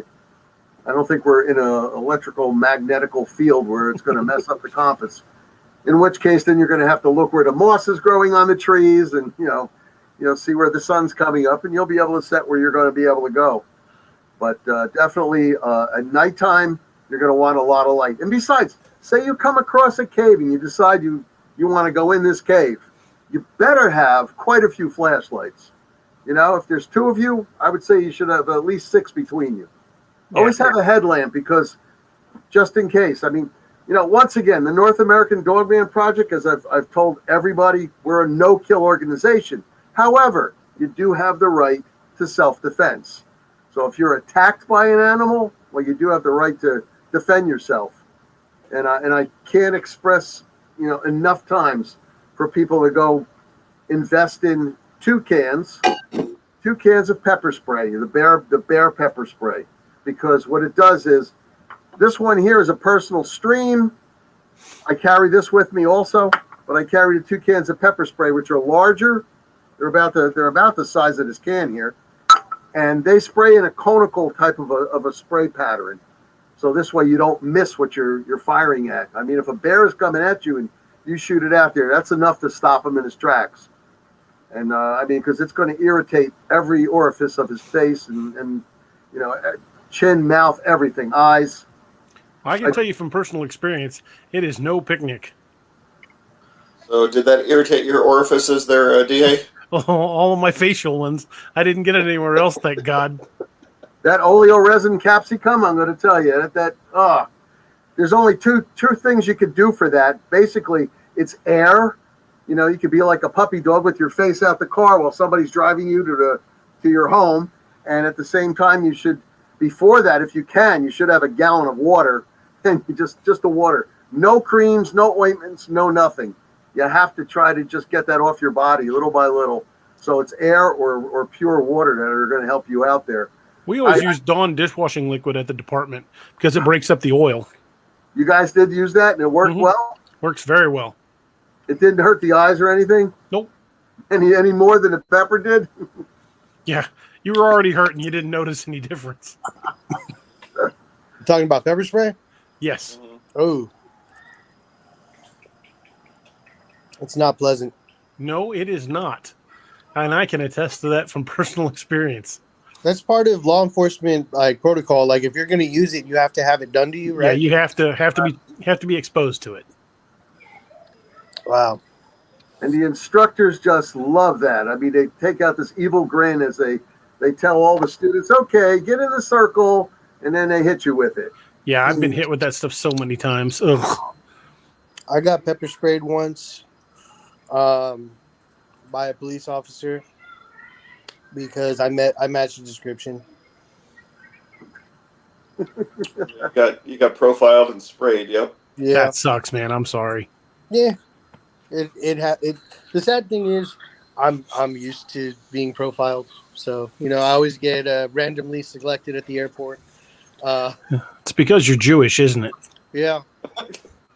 I knew it. L'chaim. I wish I could say that I got randomly selected at the airport, but you seem to get me anyway. Well, when they ask you, if it's been a while, it kind of makes your day a little better. Well, Steve, when they ask you if you have any alcohol or drugs on you, and you ask them what do you need, they tend to search you. They do. I'm usually one bad joke away from a cavity search every time I travel. I will never again admit to having metal inside my body. I have it in my hip, in my right knee, in my left tibialis area, and titanium. And they ask you, do you have any metal in your body? And I stupidly said yes. Well, I'm going to tell you something. They check every orifice of your body, quite thoroughly after you do something like that, because they're all nervous now. Hey, well, and after the third time you go through in the same day, they get a little suspicious. Yeah. Well, hey, if you're nice, they'll buy you dinner. First, they got to buy me that dinner first. Hey, well, it depends how good you were. Brisket too. Yeah. Nick, with your background in police agencies and security and whatnot, you might appreciate a little series of unfortunate events that I went through. When I was in college, I was an undergraduate here at the local university, and I was involved in a Model United Nations group. Well, we had a really, really neat student that was a foreign exchange student from Oman. And, very pleasant fella. We took him out and basically did our best to jokingly offend him with feeding him pepperoni pizza and things like this when it was against his faith to eat it. And I come to find out years later. Now, bear in mind, this is the early '90s. Found out years later that he was actually a nephew of Osama bin Laden. Oh no! So now you're on a watch list. So this is before 9/11. It's right around the time of the World Trade Center bombing, the first one. And so I am now a according to Interpol, a known associate of bin Laden. Oh no! So I have an Interpol file that I was made aware of about 2014.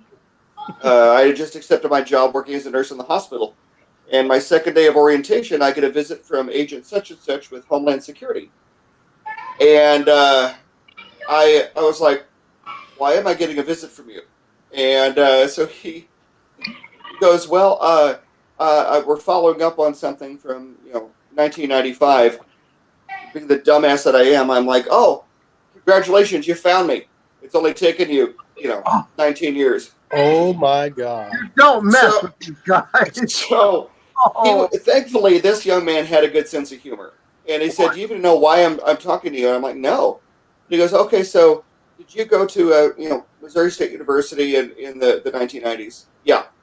"Okay, were you acquainted with a guy named?" And they gave me this gentleman's name, the Omani guy. I'm like, "Yeah, he was involved in a Model UN group with me." Did you did a degree in microbiology when you were at the university?" I'm like, "Yeah." He goes, "Did you work with things such as," he starts rattling off, mycobacterium, tuberculosis, some of these things, basically things that could become bioweapons? Yeah. I said, "Yeah." But granted, this was the early 90s. It was before 9/11. We weren't thinking about these things. And she's like, "And so now you now work at a major regional health system as a nurse?" And I'm like, "Yeah." And so he was talking about how as I explained the things to him, we put the picture together. It's innocent enough, but you put all that, it's what's the word I'm looking for? All the events together look suspicious. The totality of the circumstances. What year was this that you got the interview? 2014. Oh Lord. So you are lucky you didn't get taken to a black site and just disappeared. Bye. Send me a postcard from Gitmo. So or maybe he did, and this is just his body double. There you go. I grew a mustache, and now I'm hiding. That's why his name is Steve. There you go. And so he'll kind of apologize, and he's like, everything is all cleared up. I'll make some notes. It'll go away. So then, doesn't ever go away. No. 2017, my wife and I fly to Cornwall in the UK. You're on a watch list, aren't you? So she walks through, doesn't even have to take her shoes off. She just tiptoes right through the place, Yeah, I'm in England. Because that's how you tiptoe. Yeah, exactly. So that's how Steve tiptoes. That's how I tiptoe. That's what I'm doing wrong. I get pulled off to the side and questioned. And they're pulling on a long glove. Yeah.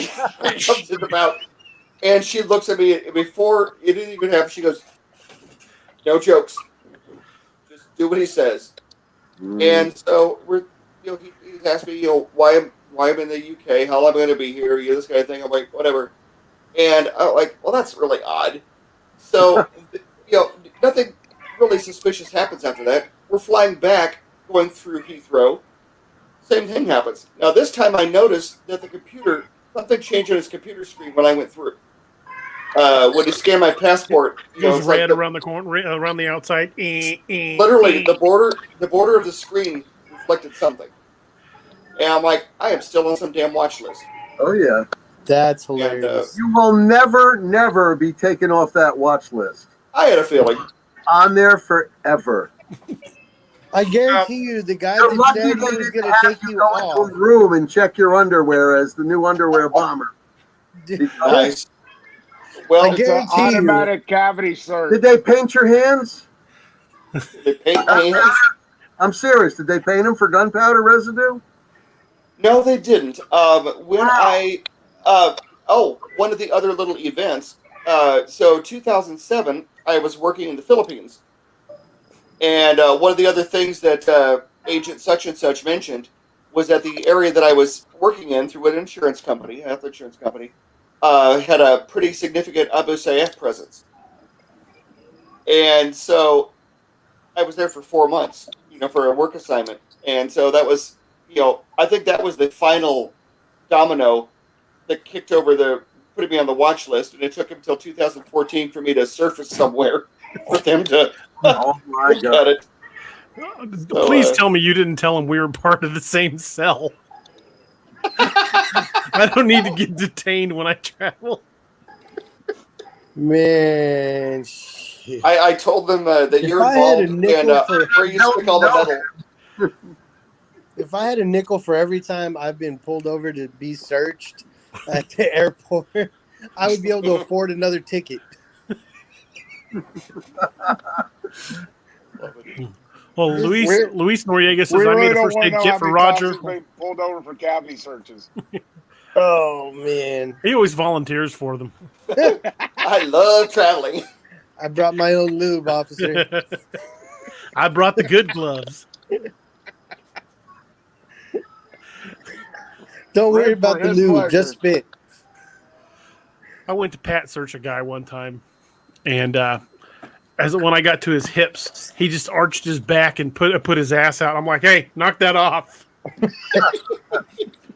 There was a Facebook video or a YouTube video or something. This African American gentleman was getting searched, and they were like feeling like the front of his leg, and the officer's like, "What is that in your? What is that? Is that a weapon? What do you have there?" and the guy's just laughing. He goes, "That's my bleep." Get the ding at the right time. And the cop's like, "Whoa!" Yeah, that's a little more of a cavity search. I didn't do that thorough of a pat search. That's my 8 diesel flashlight. Yeah. I would have been like, well, at least finish. Come on. I patted a guy down one time that Springfield police had brought in, and we were bringing him into the jail, and we always pat searched anybody they brought in as a formality. You always pat search a prisoner before you take custody of them. And I found something in his pocket, and I'm like, you still have stuff in your pocket. And the arresting officer was still there. He was standing by the desk. I'm like, take everything out of your pockets slowly and put it on the desk. So the guy's like taking out a lighter and stuff. And the officer was young, and he was looking kind of sheepish that he'd missed it. And I said, that's not it. I felt something else. And the guy goes, I said, take it out slowly. And before I can tell him not to, he shoves his hand down the front of his pants and pulls out an 8-inch long, spiked pink, bright pink penis extension. I'm like, you were just walking around wearing that? He was on my way to my girlfriend's house when I got arrested. And he drops it on the counter. I'm like, I ain't touching that. That's your evidence. It's time for my break. Yeah, I'm like, yeah. There's not enough gloves in that box to make me want to pick that up. Oh my gosh. We're going to have to disinfect that counter when you pick it up, too. Yeah. Right? And that is the worst, too. As an arresting officer, going to the sheriff's department to turn a suspect over and they find something. That was like the biggest thing you did not want to happen. I pat searched a guy, and this was an officer from one of the surrounding municipalities. I won't say which one. He was old. He was probably pushing 70. He arrested this guy, and we called us to help him get him out of the car. Well, the guy he arrested was intoxicated and about 6'8". Big old hillbilly. How did he get him in the car? Yeah, he barely got him in the car. Strapped him up top. I get out to the car to help get this guy out of the car, and there's no cage in the car. No. And he is on the driver's side. Okay. Oh. To make matters worse, the guy's cuffed in the front. No. I kid you not. The guy he couldn't get his arm. The guy was too big to put him together with one set of cuffs. And the old guy that arrested him only had one set of cuffs. So he cuffed him in the front. Okay. Is this in Missouri? This is in Missouri. Little municipality, little north of town. I won't say where, but did he have a Bowie knife on him? No, I'm getting there. Oh. He was wearing bib overalls and no t-shirt. Oh. And he was not cooperative. He was pissed off as hell. Whoa. We get him out of the car. I've got me and another officer. We walk him inside, and I go to pat search the guy down. And I started at the straps because he didn't have a t-shirt on. I'm checking, and as soon as I hit that front pocket on the overalls, I found a loaded handgun. He had a loaded 38 snub nose in the front of those. Oh God! And I just looked at the guy that arrested him. I'm like, do you know he had a gun? No. says, well, I've known his dad for 30 some odd years. He wasn't going to do nothing. I said, he could have shot you in the back of the head. Yeah, pretty much. I'm like, this is yours. I'm not taking it. Oh my God. Jesus. I'll tell you, I was working at a federal police department in Salisbury, North Carolina, and there's one good old boy, about 6'9". I don't know where they all come from, this big. Corn-fed. We asked him, we said, do you have any dangerous weapons on you before we pat you down? I mean, he wasn't cuffed yet. And he goes and takes out this Bowie knife. And he goes, here, I'll give it to you right now, but you take care of it because I want it back. Oh my God, this pig sticker was like unbelievable. It looked like everybody carried something over there. Oh, yeah. In Missouri, everybody's got, especially in the country, everybody's got either a gun, a knife, or both. Luis Noriega said, I made a first aid kit for Roger when I used to work at the hospital, if you ask him about it. And then he also said, I got hit with a pepper ball from an air gun. Those things are wicked because it's just powder inside those balls. Oh, my God. You can do some damage to a group with those pepper balls. Oh, man. Those things are nasty. Man. I won't tell some of the worst stories that happened to me as an officer because they're probably not fit for the air. No such thing. We can take a break. Yeah, I can tell you guys some stories when we were off the air, but some of them are not fit for human consumption, so to speak. The statute of limitation hasn't passed yet. No, it's just if you haven't been in law enforcement, you might not find it quite as funny as I would. I had one that I was going to tell you guys, but I don't think it's fit either for on the air. So I don't want to take any heat. So maybe later. Oh man! Sounds like we're gonna have to meet up in a bar and tell law enforcement stories. Well, I can tell you a few. So you're all in law enforcement, huh? Yeah, at one point. Even I was in for a short time. Back before he was on the watch list. I was on the watch list, yeah. Once he went on the watch, on here with all you guys. Do it no more. We'll have to take Dream with us, when we go out. No, you guys will put me in the back of the car, man. I don't trust. No, you gotta go. You gotta go with us on the expeditions. You're the cook, man. All right. That's right. We got. You can definitely outcook me any day of the week. Hey, just like the docs, we protect them. We may make fun of them, but we're going to protect them. Oh, betcha. Well, I'll take it, man. Oh, that's man. pretty much how a DA and I became friends. With him working security at the hospital, he'd protect me and make fun of me all at once, and a friendship was formed. Yeah, that's actually back in grade school, I was picked on a lot. I don't know why. But like I always thought this group of guys that I always hung out with, I always thought they were the meanest a-holes ever. And we're all at the park playing basketball. And one dude, and we're playing basketball and baseball and everything else. And one guy is like fouling me like crazy, just hacking me all over, throwing body on me, whatever, right? So I get pissed off. So I was playing like nice ball, like that I learned in grade school and high school, and like as if there was a referee around. And I got fed up, so I said, forget it. I'm playing street ball. This is good. I'm giving it right back to him. Well, he gets pissed off that I'm fouling him. So he takes the basketball and throws it right in my face.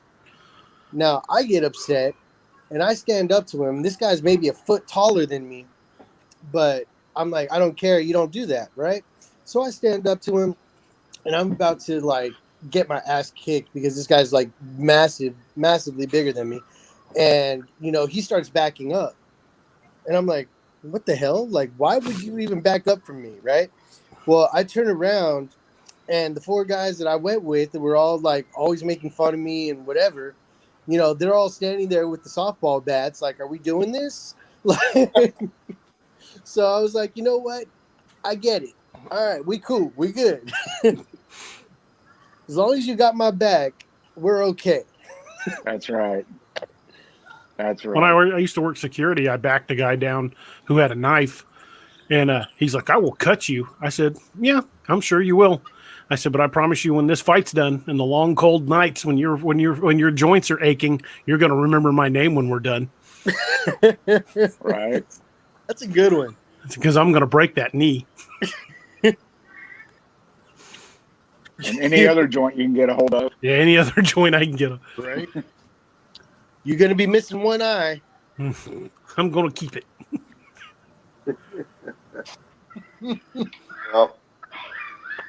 Yep. Yeah, I had a patient that was getting kind of nasty one night where we were very seriously contemplating having to call securities to come up and deal with the guy. And we just couldn't seem to kind of talk the guy down. I finally looked at the guy. I said, "You were picking fights with the wrong individuals." And he kind of looked at me and I said, "When the doctor orders a shot, we pick the size of the needle. When the doctor orders a catheter, we pick the size of the catheter." And I said, "And we know every place that it hurts and how to make it hurt." At that point, he backed down. Never had to call security. I helped an ER crew, and I won't say who or where. I helped an ER crew restrain a guy that they were trying to cath, and when they started out with the first set, he kicked it out of the nurse's hand, and then knocked urine on him. And the nurse looked at me, and he just gets this dark look on his face, and he goes, "Hold him. I will be right back." And he walks out of the room and goes to get another catheter kick because he kicked it out of his hand. He came back with the biggest gauge thing I have ever seen in my. I think you could cath an elephant with that thing, and that's what he cathed him with. I'm like, buddy, you brought this on yourself. God. Sans lubricant? Mm. For what? I didn't look. Schlong, huh? Yeah, I didn't look. But to me, when he pointed it in my direction, when he first pulled it out of the plastic, it looked like you could water your vegetables with it. It looked like a garden hose. Ouch! Like you're gonna be hating life in about 5 seconds, buddy. You had to have a firefighter come in there; those hose qualified. Oh, Steve, if I'm not wrong, can't you guys use like an anesthetized lubricant on there? Yeah, we have lidocaine jelly we can use. Yeah. So it makes it a little bit easier, but it still hurts. Oh. Yep. Yeah. For the most part, in all seriousness, they normally just use straight KY. But in circumstances, they will prescribe something. On the floors, the little kits that we get off the shelf, they measure the size of a catheter in something called a French. It's kind of like a caliber. So the bigger the number, the bigger the catheter. Yeah. 15 or 16 French is normally what you use. We carry 24s regularly. On the urology floor where I work, we do have some 30s. 30? So, Good Lord. 30 French. 30 French is bigger than my little finger. I think that may have been what he used. Yeah, it's probably more about the size of my index finger. Yeah. That is, that right there is the nightmare. Yeah. I came out of surgery one time and I had one of them things in me, man, and I swear to God that nurse was like going fishing for marlin, pulling that thing out. It was horrible. I was like, man. Yep, I had an old Marine that I was cathing one time, Vietnam Era Marine, and he had the globe and anchor tattoos, and he still was wearing the veteran hat, in the bed. And I guess it never occurred to him that there could be a male nurse. And he kind of felt better about it, and then he's like, have you done this before? Well, I'm a smartass. And so I looked at him and I said, Marine, I have had my hands on more penises than a straight man should admit to. And he starts dying laughing. By the time he quit laughing, I was done. And he looks at me and goes, "You're a sneaky son of a bitch, ain't you?" That was it. Laughter's the best medicine. Yep. Literally bushwhacked him. That's hilarious. Man, if anybody ever asked me, I'd be every single time, I'm like, nope, first time. Nope, first time. Just watch the sheer look of terror. Can you talk me through this? Have you had this done before? Because I've never done it. What, just be like, no, I've seen it in books. Come at it with it. I've had a lot of coffee. Don't sit still. Tell me if you taste copper, because it means I went too far. Oh. I'll have to pound it in there this time. Tink, tink, tink, tink. I swear, man, a lot of times when I've gone into the VA ER, I swear they're Googling shit. Guys, we have gone far off topic when we're now talking about different catheters. We've got another like from Tyler Marshall. Thank you, Tyler. Oh, man. Do you like about the catheter or just for the show? Who knows? Tyler's still a deputy. I was with him on the riot team, the search team at the jail. Heck of a guy. Great guy to have at your back in a fight. Him and I have gone into some pretty squirrely situations together. Hell yeah, Tyler. That's a good shit there. Yeah. Yeah, he's a great guy to have at your back. I've gone in many nasty places with that guy. So how are you tonight, Mr. El Guapo? Thank you for joining us, El Guapo. Oh. Gotta say it with like a W. Guapo. I sorry. I'm happy to be here. I just got knocked on my behind by a massive tax return. Hey, we need you to narrate something for us. Oh, Jess. Gladly. All right. Hold on. I've already done this. He's put his glasses on. All right. If you've been 11:45 drinking, it's p.m. gonna look sideways. Emergency room. Banner Payson Medical Center, Rumsey Park, Arizona. They say you should never poke a bear without a stick, said Roger, talking into his digital recorder. But sometimes all you have is a stick, and it wasn't a goddamn bear!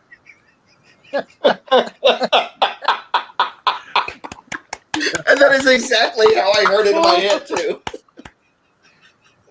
Hey, Roger has to do the audiobook. hey, was that a reading for the book for the part? Yes. He's got to do the audiobook. Okay, that would be a thrill to do. Obviously, I would love to do my parts, but Steve and Robert and hi Nick, Dream, DA, gentlemen, I have to tell you when DA sent it over to me and we were talking via video, I read it and it was amazing because I didn't see the line underneath that, and that's exactly how I read it. It was like it was a goddamn bear, and that's how I read it the first time. And then when I read the rest of it, oh my goodness, I died laughing. So a little bit later, I was given a larger excerpt by DA, and I read it to my sisters, and DA, they were enthralled. I couldn't believe it. They couldn't believe awesome. My name. You have two more fans, my older sisters, Rose and Alma, and of course, Lewis is in the chat room. You have the Noriega clan. Awesome. You know, you have the Googways, you have the Wendigos, and you have the Noriegas that follow you. Well, I also was named the official author of the North American Dogman Project Region 3.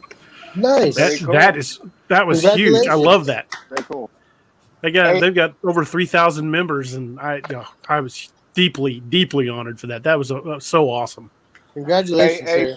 Thank you. Hey, Roger. Hey, that's awesome, DA. Hey, Roger. So here's what you did miss, though. We got Nick on special retainer to come out and check out your Versa for the Dogman. That's going to come down for it. All right. He's going to help you put Dogman repellent on your Versa. And what is the Dogman? Nick, I acknowledge that there is, but looking at these characters, what is the Dogman repellent? Bear spray. Oh, hairspray. Really? Hairspray. Bear. Hijos de su mendiga madre. Esa es la cosa que me van a hacer. Oh, mi Dios mío, santísimo.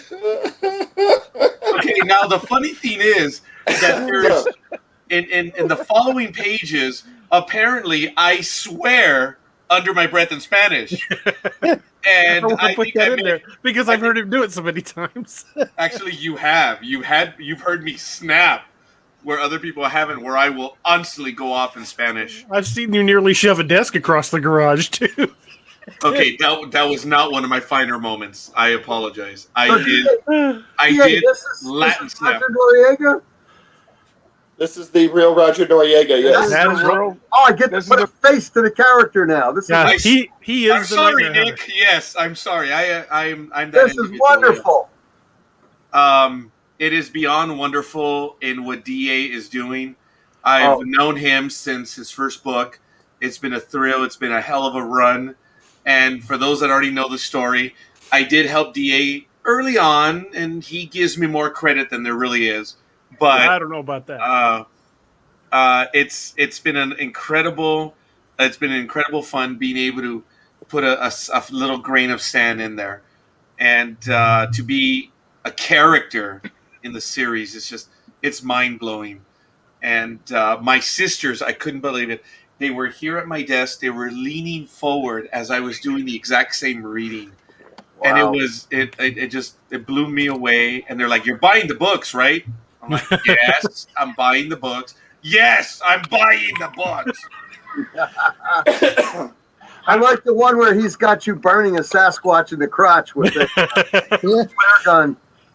He hasn't got that far yet, Nick. Don't give it away. What? You didn't know about it? No, everyone has told me about it, and I don't know. I am now in Lakeview Man 2. Well, you're on my way, there, but you're not quite there. Right, and I've already read the end of the Wendigo, which was like amazing. It was like about coming into a town and saying, "Yo, what up, dude?" I mean, that was amazing. I'm about to start that one today. Which Curse of the Wendigo? Man. The Curse of the Wendigo. And then I already have Curse of the Wendigo. That's a good one. I have Lakeview Man 2 in my possession right now. I just got him in today. So I just got off of work and I jumped on the show. And then after this show, I'm going to be reading. So I will catch up to you soon, Raj. Yeah, okay. You're going to love it. I'm going to tell you. I'm terribly excited based on what's going on right now, and it's eerie hearing my cadence in the speech in several of the episodes and excerpts. And now in this book, which I was so privileged of reading several pages, I mean, not only did I envision myself, but I actually felt like I was there, and that's just crazy. I don't know what to say. I'm honored. I'm blown away by it, and I just hope to be able to live up to what he's writing about me. We got to get you that hat, man. We got to get you the hat.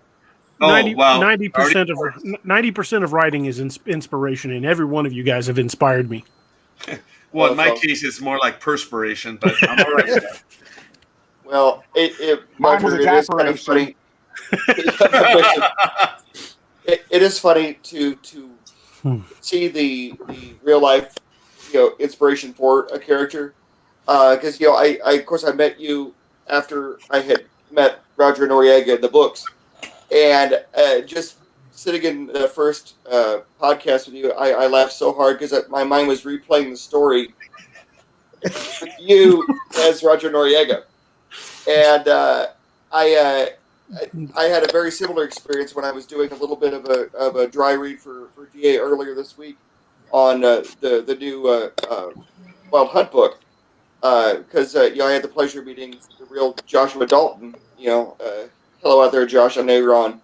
A couple of weeks ago, and Josh, being from the Appalachian area, has a very distinctive way of speaking, and hearing General Dalton, Virginia drawl, hearing General Dalton talk with Josh Dalton's voice, it was outrageous. I was absolutely loving every bit of it, and there's a scene where somebody's getting I interpret as a good old boy talk down.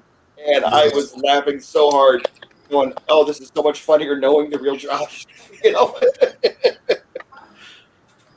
Well, I do my best to capture the essence of every character that I write. It's eerie. And even insofar as playing it back in my head, how I think that person would actually say it, and I try to capture that. And I've known Roger for quite a few years. I think I got him down pretty well. And I'm going to maintain that through the rest of the book. I mean, it's still going to be read like the others, but you're still going to get a lot of dialogue from Roger. And I may be occasionally texting him like, "Hey, I need a good curse word that you would say, preferably in Spanish." Ay, Dios mío. No. But it's DA. I would be honored to do the audiobook. I mean, that would be unreal. I think it'd be a hoot and a half to have you narrate it, to have you narrate all of the Nightmare Hunters, because there's going to be more than one. That would be really cool. That would be really cool. Awesome. The Nightmare Hunter books are basically just the tie-in to the Nightmare Hunter show. That's why the Nightmare Hunter show was created. We get cryptid sightings on there. We talk about different cryptids. That is the novelization of the Nightmare Hunter, and that was the entire intent.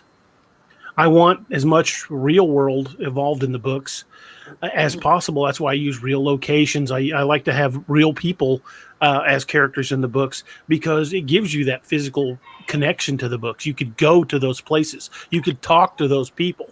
And that just makes the books seem more alive to me.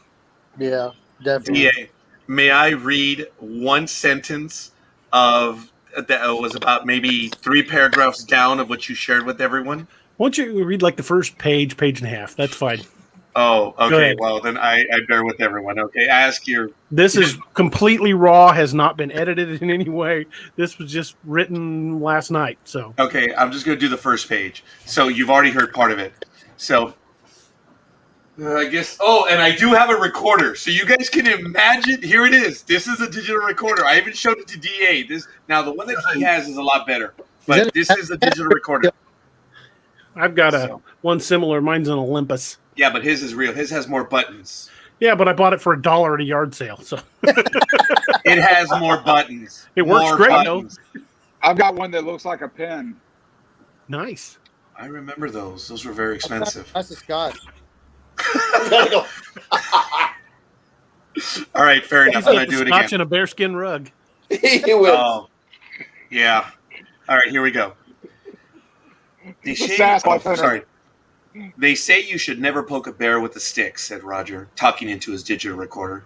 But sometimes all you have is a stick, and it wasn't a goddamn bear! The last part was shouted for emphasis at the 2 Gila County deputies who were standing nearby. He hit pause on the recorder and did his best to give them both the evil eye. For their part, the deputies exchanged a quick glance, then resumed ignoring him.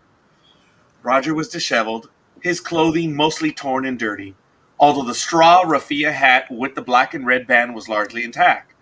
He took consolation in the fact that the hat survived the encounter and he hadn't been wearing his favorite t-shirt.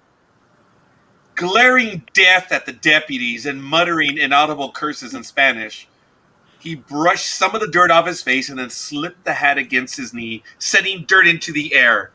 Other people in the ready room looked angrily at him, but said nothing. Clearly, this crazy man had a bad day, and they didn't want to be on the receiving end of his ire. Returning to his digital recorder, he took a deep breath and slowly released it.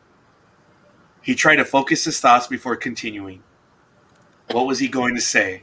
How could he explain that all the footage that he had captured was gone? Would the public believe his wild story? Well, he decided that he was going to find out. Pressing record, he continued. And that's about the first page. Nice. That is a sneak peek at the current work in progress. The Nightmare Hunter Uncanny Valley.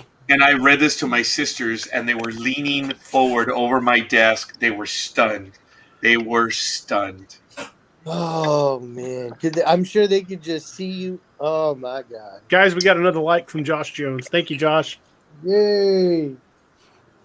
I'm going to be well caffeinated tonight. Yeah, no sleep for us. I'll just write. You drinking coffee? Yeah. Oh, man. No alcohol tonight? Not tonight. We have a guest, and I wanted to remain sober enough to ask questions. Where? Right? We're on our best behavior. Speak for yourself, Robert. I'm drinking Monster in honor of you. Oh, I'm always you on my guys are best be behavior. well caffeinated. Only when your wife's around, Robert. Yeah. Same here.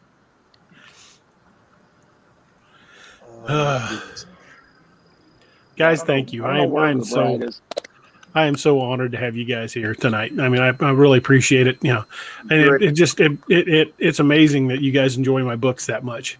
I still feel like just that farm kid from north of Lebanon, Missouri, and to know that so many people are enjoying my books in so many places, it's astounding. I love it. Thank you, dude. The pleasure is ours, man. You've given us so much entertainment. and just getting to know you has been so much fun. Oh yeah. Just And all your your reactions to our fangirl moments, I think, is the best part of it. Yeah. It's always a day to remember when you see one of those. Well, you should have seen me when I was on the show with Michael Jan Friedman, who's a big name writer in sci-fi. I was like, we're not worthy. We're not worthy. But you know what, though? That interview with Michael Jan Friedman, he's you, DA, and you are him. He's an awesome You guys are real people. You acknowledge everyone around you, and you treat them as people. That's the thing. Michael Jan Friedman is an awesome guy. And a fantastic author. His K-list books, I love his Star Trek stuff. Yeah, in high school, I wrote him a fan letter because I was a big nerd and I loved his sci-fi books. And less than 2 weeks later, I got a letter back from him, and he wrote me like a 3-page letter, commenting on the stuff that I had been writing. I still have the letter someplace. I had a total nerd moment. It was absolutely awesome. It was funny when I invited DA. I sent him a text message, and DA will tell the story. But I said, "Hey DA, I'm doing a program tonight, and by the way, Michael Jan Friedman is going to be on with us. And if you want to write Shotgun, just let me know. Would you please tell everyone what happened?" I was watching television with the wife. We'd just eaten, and I get this text from Roger. And he's like, "Hey, you want to join us?" I'm like, "Yeah, maybe in a minute." Then he's like, "Oh, Michael Jan Friedman's here." And I just like froze and showed it to my wife. I'm like, "Holy!" I had the John Belushi moment from Animal House. Holy shit! Holy shit! I'm like, "Yeah, I want to join him." So I go trucking in there, get the computer on, fired up. It was. I had a fangirl moment. It was awesome. And then he was like, "The show's not for 3 more hours, man. Calm down." No, they were already going. When I got on there, it's like, meeting one of the authors I read growing up. I mean, I love his writing, and to have him treat me just like one of the club was just amazing. I mean, he made me feel like I was, one of the names like him, and just an awesome guy. Do you know what is another absolutely cool thing about Michael Jan Friedman? He wasn't there for 15 minutes. He wasn't there for 30. He spent 2.5 hours with us. Yeah. Just shooting the breeze, man. Yeah, it was an awesome show. Yeah, he was a lot of fun. But I will say one thing that I respect the most about you, DA, is that you take the time and actually respond to people, and you humor us when we're like, "Oh my God, I can't believe this character did this," and when are they going to meet with this person, and what are they going to do next? And you humor us, and you're like, "Well, you're not far off," or "You got to wait and see what's next," or you give us a little bit of detail here or there, but you keep us in that loop, and it connects us in such a deep way with your books, knowing that we've met you, we've talked to you, we've had these moments on air and off air, and I can only imagine how many messages from how many people that you've met running through your phone. Oh, I see a lot of them, unfortunately. My wife shut his stuff off. My wife made me shut my phone's sound off because it goes off all the time. Yeah. Well, he loves our suffering too. He'll have you read something. "Oh, I just downloaded the newest Wild Hunt book, blah blah blah," and a couple hours in, he knows my reading speed. Something will piss me off, and I'll text him, "You son of a bitch," and then he just replies with laughter.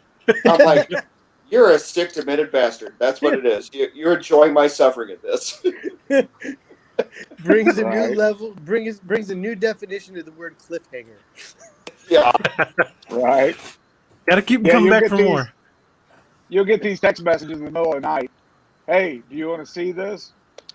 Do you want to read this? Do you really want to see it?"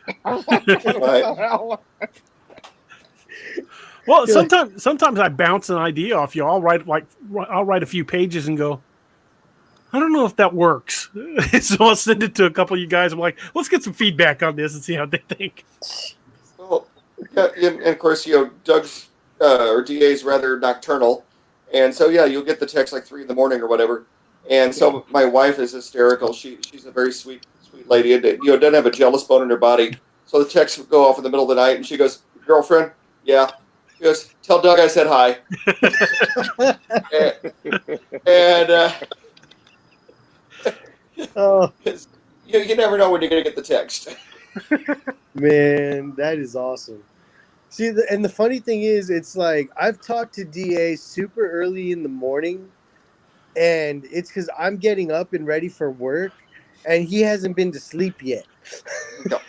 Well, with my back, I don't sleep a lot, so It's I like, focus a lot of that energy on writing. I've been writing for the past 12 hours. Like, oh, I just got up and I'm getting ready for work.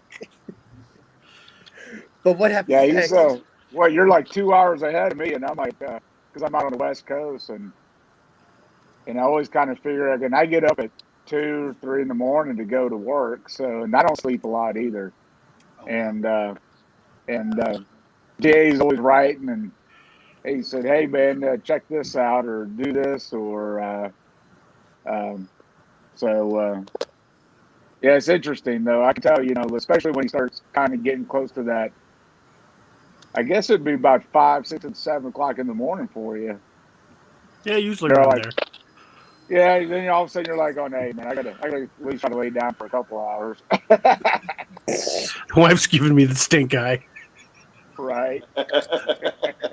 Man, my wife's giving me the stink eye so much. I just think that's a regular face. Oh, damn. Hey, I'll do something. Record that. I'll do something, or I'll stay up till like 7 in the morning writing, and my wife will go, "Are you ever going to go to bed?" I'm like, "Yeah, I'm all right." She goes, "You're an idiot, right?" I'm like, "Well, you married me, so which one of us is the idiot?" Right. Yeah, I was born this way. You chose this. Yeah, you knew this going in. I'm going to use that, Steve. I use it all the time. My wife and I, she never lets me live it down that, I waited 4 years to ask her to marry me. And so when she pulls it, you're stupid. I'll be like, I was born this way. You chose this. You had years to get out of it. You chose this. Who's really stupid here? My behavior is not a news flash. Right.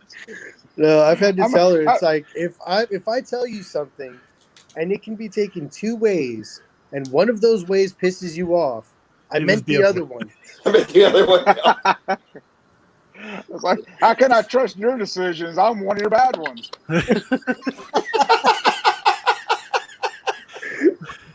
Oh man! When my boys were little, telling me that I tricked her into marrying. When my boys were little, my wife took care of the boys and I worked. She stayed home and took care of the boys when they were little, and I would come in and help her out with 1 or 2 little things, and she'd tell me to get out of the way because I did it wrong. And she goes, "You're not really much help around here." And I'm like, "Hey, I can serve as a bad example." Counter example, yes.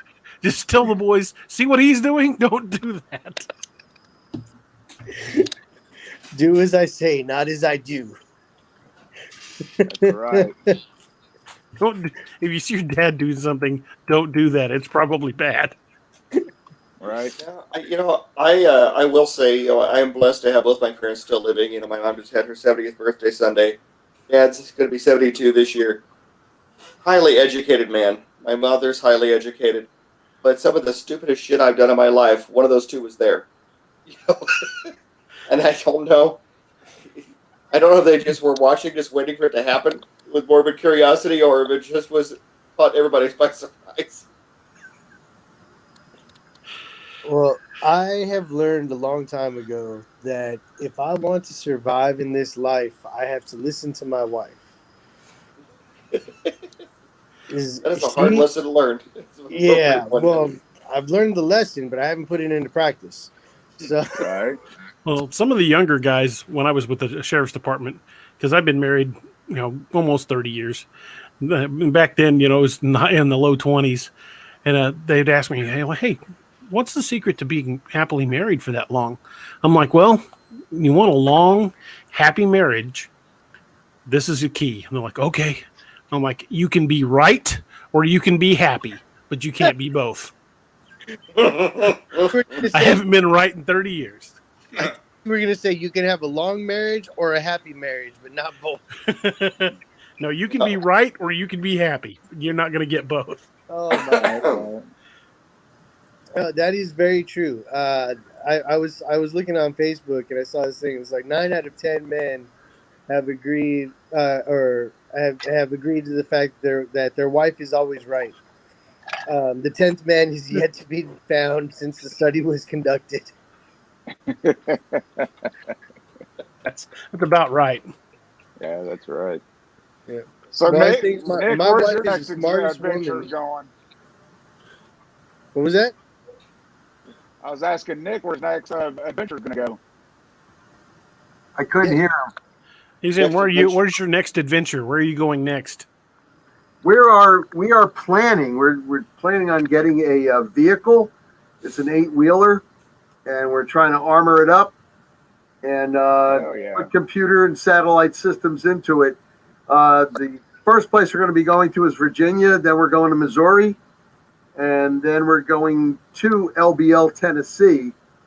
And then on the way back up, I plan on stopping in West Virginia, where the Mothman area is in Point Pleasant, West Virginia.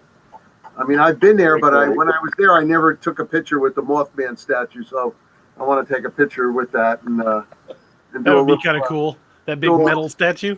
Doing a little snooping around down the old TNT plant where he was originally seen.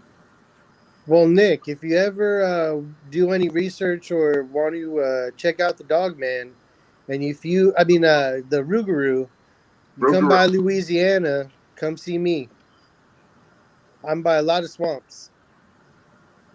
Last time I was in Louisiana, I was up there with the team, and we were pulling security for I guess you would call it the History Channel people. And the park ranger that was, I told DA this already, the park ranger that was showing the people around, he got a little bit too close to the Everglade water area, and out came an alligator.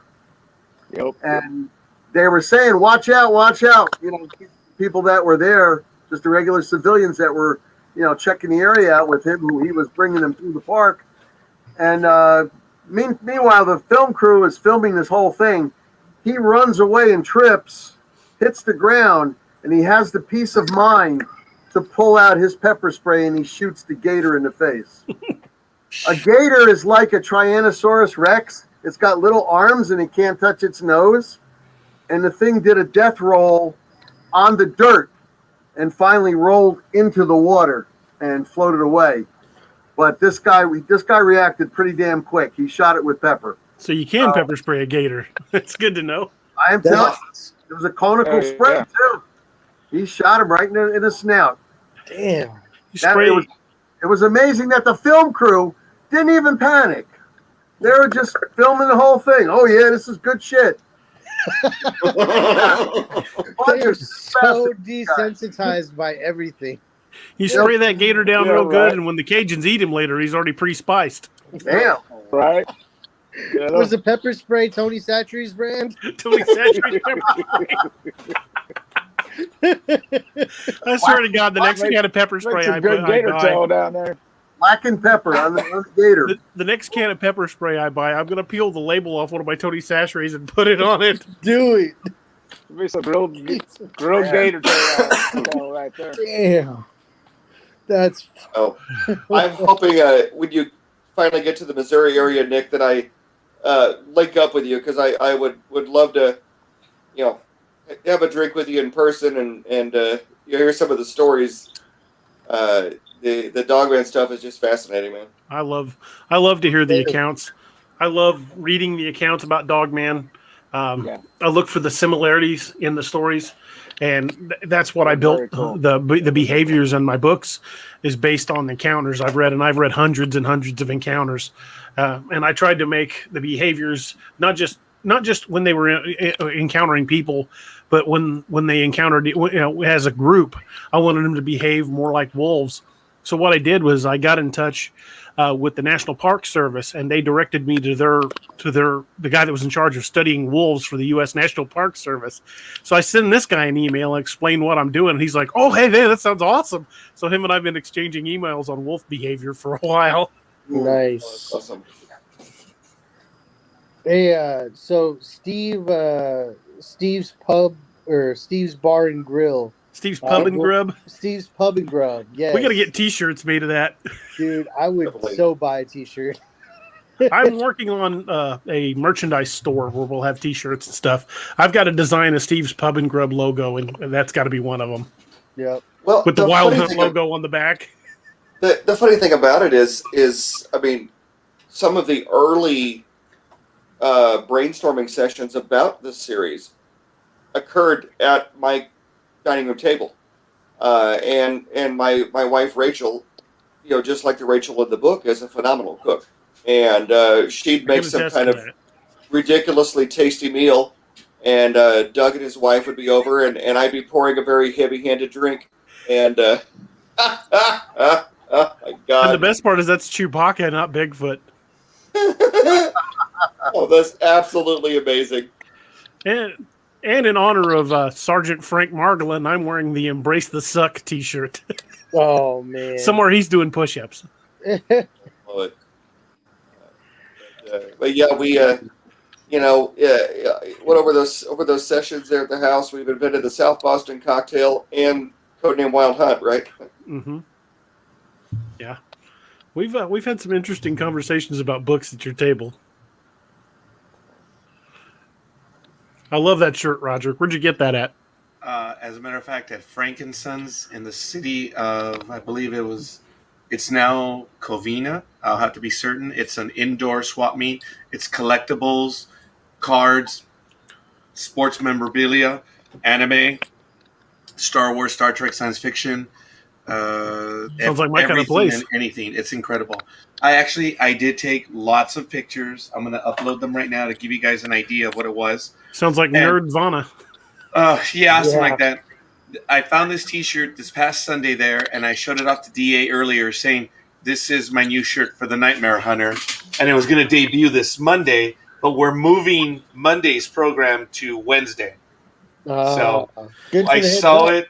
My daughter, she looked at it. She goes, "You got to get that." I said, "Yeah." So it's really cool. Yeah, we had to change the Nightmare Hunter today for personal and professional reasons. So yeah, it is what it is. And I will be out of town Monday night, so I won't be here for the Nightmare Hunter. I probably won't make the Wednesday show. Yeah, I got work. But I've been missing quite a few shows on that, so I apologize. But I am looking forward to our trip coming up in May, and that will be a huge one. I'm looking forward to that, too. Did we lose Robert? I think he went to get a refill. Or maybe make a bathroom break. I mean, a guy's bladder can only hold so much coffee. There he is. Hey, welcome back, Robert. Did you have to make a crayon run? Oh, that's that Marine smack talk again. You are muted. Yeah, you're muted. Press the crayon button. I think he got it. Yellow than the blues, so I had to go get some more.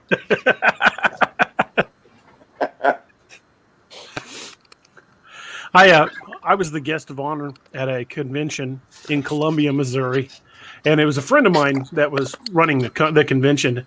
And he asks me, he says, "What's your big celebrity thing you want in the staff room?" I said, "I want a bowl of Skittles." And he's like, "Any particular color?" I'm like, "No, just Skittles." He's like, "Yeah, I can do that." Skittles. That's a big thing, actually. That was made popular back in the day. It's what's called a rider in a contract. So like a big band will come into town, and what they'll do, like in the small print towards the end of the contract that they have signed with the venue, they'll put like, and we want a bowl of M&Ms, but only the green ones in the green room. I guarantee somebody has physically handled every M&M. Yes, but Great call. They do that for a reason. They do that to make sure that the entire contract is read, so that all of the other specifications that they have in the contract they know they're going to be met. So the first thing they do when they walk in is they walk into the green room. If they don't see green M&Ms in that bowl, they know that whoever is in charge of fulfilling that contract did not do their job. So it might not be safe. The microphone might not be what they want. The guitar might not be in a specific place, so they might trip. There's a lot of safety things that go on in these contracts. So there's that rider is a tool to use and to utilize when you want to make sure that they're reading the entire thing. I never knew that. I always just thought it was some weird celebrity thing.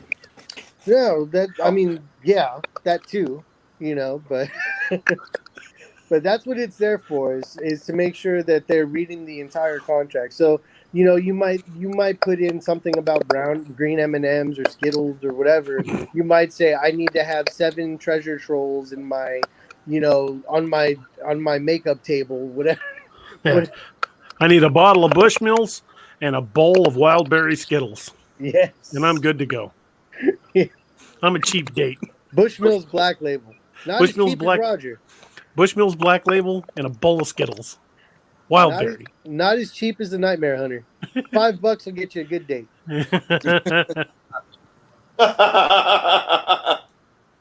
We've told that story many times.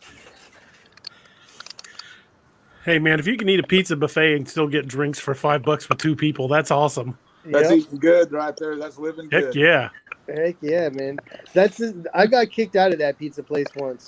You would think I got banned from it, actually, not just once. I just got banned. And to be kicked out of an all-you-can-eat pizza place is one thing, but to be kicked out of an all-you-can-eat pizza place that's $1.99 for all-you-can-eat pizza and $1 drink, then that's pretty bad.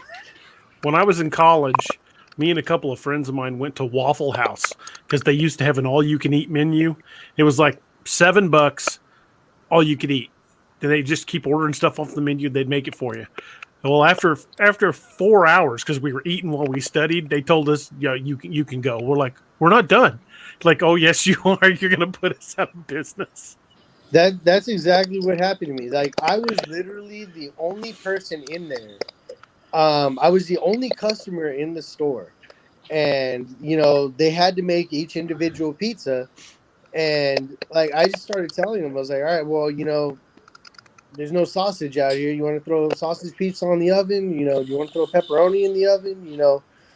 I'm going to be working on that." And they're like, "Well, there's no other customers here," and I'm like, "Yeah, but I'm here. Like I'm a customer." They're like, "Well, we're not going to put a whole pizza in the oven, just because, you're the only person here. There's pizza here." I'm like, "Yeah, I'm going to get to that too. Don't worry." So by the time that pizza was done, I'd finished the other pizzas that were out there. And they were like, "You still going to eat this pizza?" "Yeah, I'm still going to eat that one too. Don't worry. We're going to throw pepperoni in there. I'm going to make my rounds." But yeah, I got asked to leave. And never come back. Never come back. Nick, tell us about another one of your cases. Yes, please. I'm sorry. Oh, you're fine.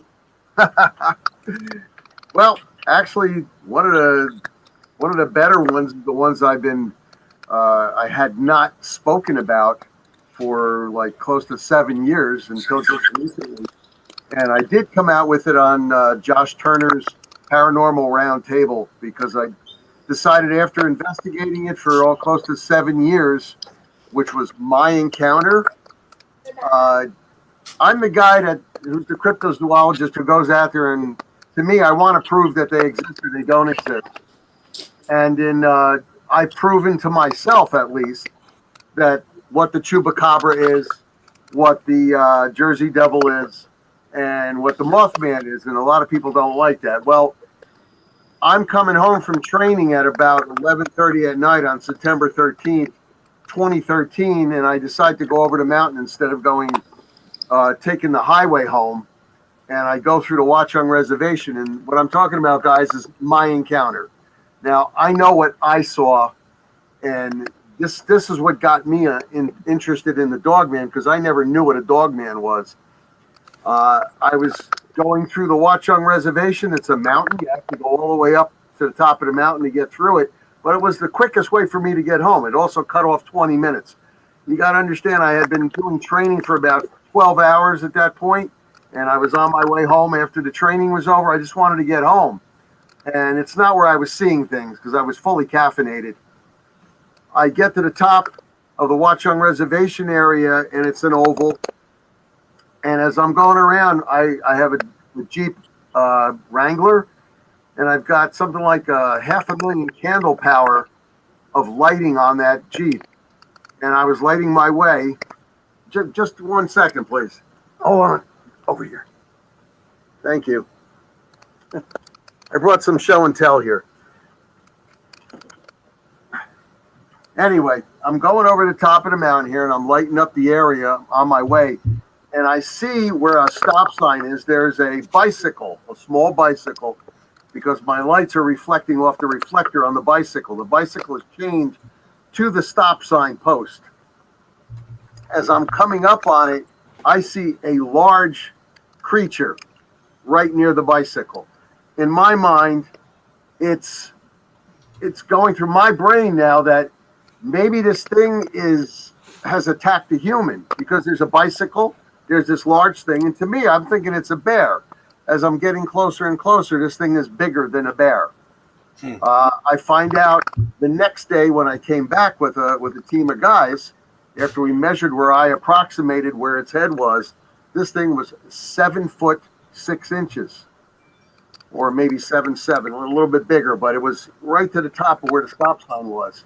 This was a dogman. To me, I've never seen one before in my life. It was chewing on something, and what it was chewing on was a deer, and it had it in its right hand, right paw area.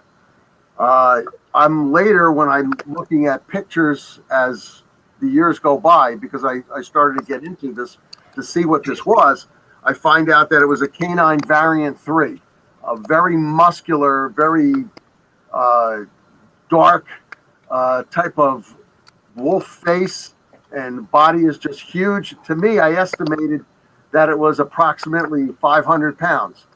I stopped my Jeep, I totally lit it up, and I was 30 feet away, guys. 30 feet away. I got out with pepper spray in my left hand, and I had a 10 millimeter Glock in my right. And I got out, and I'm looking at this thing thinking it was a bear at first, and it wasn't. And this is what got me into, the Dogman. I mean, that was the biggest thing for me, because I actually saw something. Now, I have people that I know that have seen Sasquatch. I mean, they're phenomenally large, 10, 12 feet. But to me, this is a horrible looking thing. This creature did not even look at me.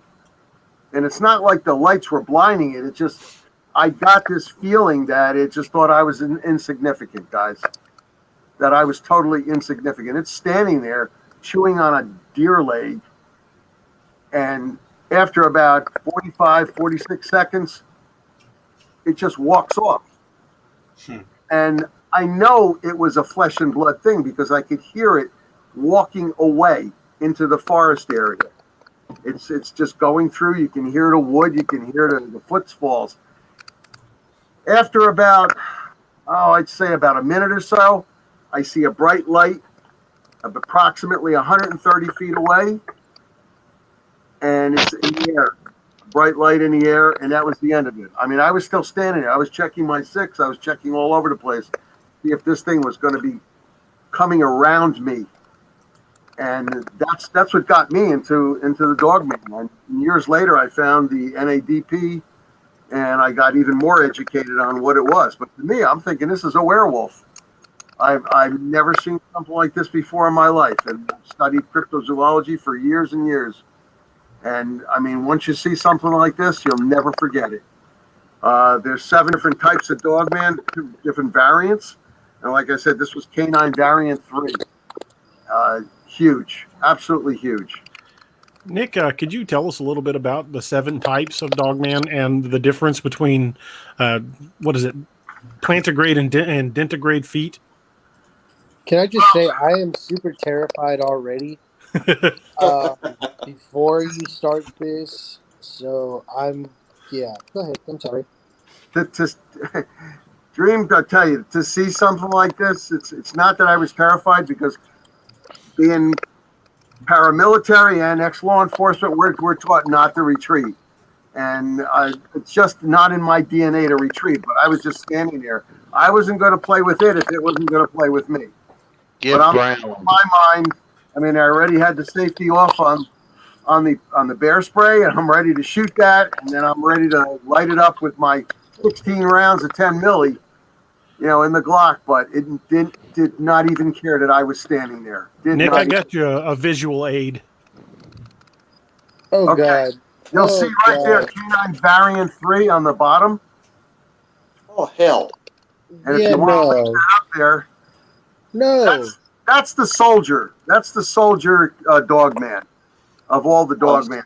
The most common is the Canine Variant 1, all the way to the left. And if you'll go to the top, Type 3, Variant 1, that is like second most common.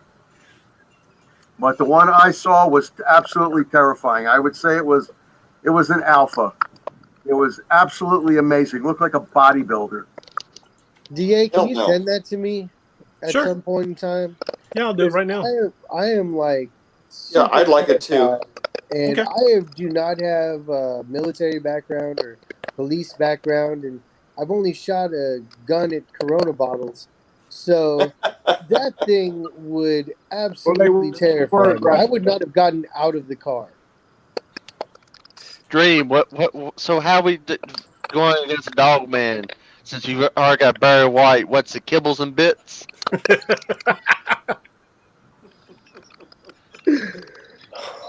What I'd recommend against a Dogman is like what I do carry is 200 grain ball ammo, because you want the penetration. Never hollow points. You need to penetrate all that muscle. So 200 grain for 10 millimeter, and for the 7.62 for the rifle, also a 200 grain. We have a special load that we get from Blackwater Ammunition. I don't know if I'm allowed to say that, but that's about what I would go in with. I mean, if it's going to take down a bear, it'll take down a Dogman. That gentleman right beneath me is about to get the ultimate Dogman gun, the Guncrafter Industries Glock conversion for 50 GI. In trials, it went through 40 inches of ballistic gel. Nice. Did you tell Robert they commented on your post? Yeah, I saw that. I said, did you tell Robert they did? Yeah, he commented on it as well. Yeah, so Guncrafter Industries is aware of my existence and that I use their gear. And I think the same thing with Scallywag Tactical, and I know Kerry Davis knows I mention his gear in my books. That's pretty awesome. I talked to Scallywag Tactical as well. Yeah, so I got that ammo when I ordered it from GCI. And they asked me what did I mean by calling it the Bigfoot Thomas Penetrator. For 40 oh my God! 40 inches. Oh. Oh my God! Talk about donkey schlong. God. Wow. I love you, man. I love you. I have a question. I'm gonna get banned by YouTube, guys. Does Nick know the story? Or, no, I don't think he does. What's okay. no? Maybe we should keep it that way. He's over there bewildered, I know. Oh my goodness. We were all discussing defense mechanisms that we would use if we were charged by a Bigfoot. And Thomas has floored all of us when he said he'd put on a bearskin rug and put on some Barry White and try to look attractive. He floored all of us for about 2 minutes while we were all laughing. Oh, yeah, I almost fell out of my chair. I was wait a minute, completely unprepared. To take down and take it? That is the exact reason why I keep this picture always queued up. Yeah, I was telling them my I don't own any guns. I'm not particularly fast. I have bad knees, bad ankles, and I'm an out-of-shape old Mexican guy. And there's no way of outrunning it. There's no defense that I could bring with me because I don't own any guns. You know, my best bet is to just bring a bearskin rug and hide in the corner. You're the guy I want to take with me when I go out there then, in that case. Well, Dream. What are you saying, Nick? He's bait? Josh Jones sent me a picture for you. Oh my yeah. God. Oh, that's disgusting. Damn, Green. Hey, listen. Where did you get the raccoon costume? Hey, since Roger was showing off his stuff, I wanted to show off our hoodie over here. Oh, I like that. The back of the hoodie. Oh, That's very cool. cool. Oh, That's really I've cool. got to get me one of those. The arm and the other arm. Oh, damn. Oh, Where- that's neat. The only thing that's missing is a codename Wild Hunt patch. I'm working on that very thing. That hoodie looks awesome, man. I'm also working on a codename Wild Hunt hoodie. I love hoodies. I have about 30 hoodies. So I've got a That's what this is, a hoodie, and I'll tell you, it's nice. yeah. I want one of those. Those are badass. You got to get the 80/20. What are you, a 2X? Yeah, about that. Hey, Josh is asking a personal guess on when Dogman and Bigfoot will be public knowledge and not myth. Well, as you know, I believe it's Oklahoma that they put out a reward for the capture of a Bigfoot. I guess the Capture, not kill. the only way you're going to do that is by shooting it with rhino darts, and knocking it out. And Good luck when it wakes up. good friggin' Yeah. luck and trying to see how much you can put into that thing. But my Dream- best guess would be in the next decade, 10 years. 10 That years would be will probably awesome. come out. Dream, how much roofies does it take to put a Sasquatch out? Oh, Man, why are you asking the Hispanic guy? Come on. Because he's the one that Well, said he you would base look upon a attractive. gorilla, then go with the weight of a elephant, Doug. Yeah. one less than I carried with me, I guess. See, I would, in all seriousness, I would be really concerned with trying to dose that because if you look at, assuming they're related to dogs, they don't metabolize stuff like other mammals. I mean, you could toxify a dog with a relatively small amount of something, even when they have a large body mass. I'd be real worried about killing a dog man. Yeah, if you're trying to get a live specimen. Hey, Dream. Oh. That was made by the guys that are doing the video game just for you. Oh my god, I love it. Thank you. Oh, send me that picture too. I need that for later. Okay.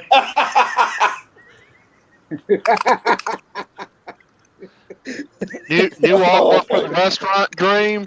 What was that? New artwork for the restaurant? Sure, we'll call it that.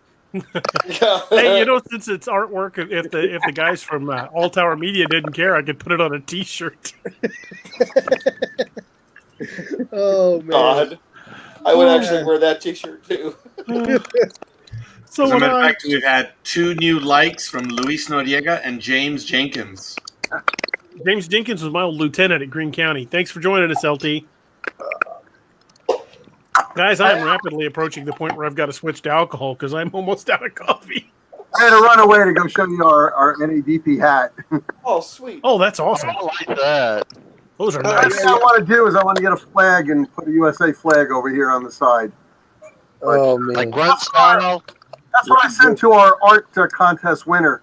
Yeah, I saw the picture. That was awesome. And the picture he Yeah, drew he- was really good He too. was sporting it. Yeah, that was amazing.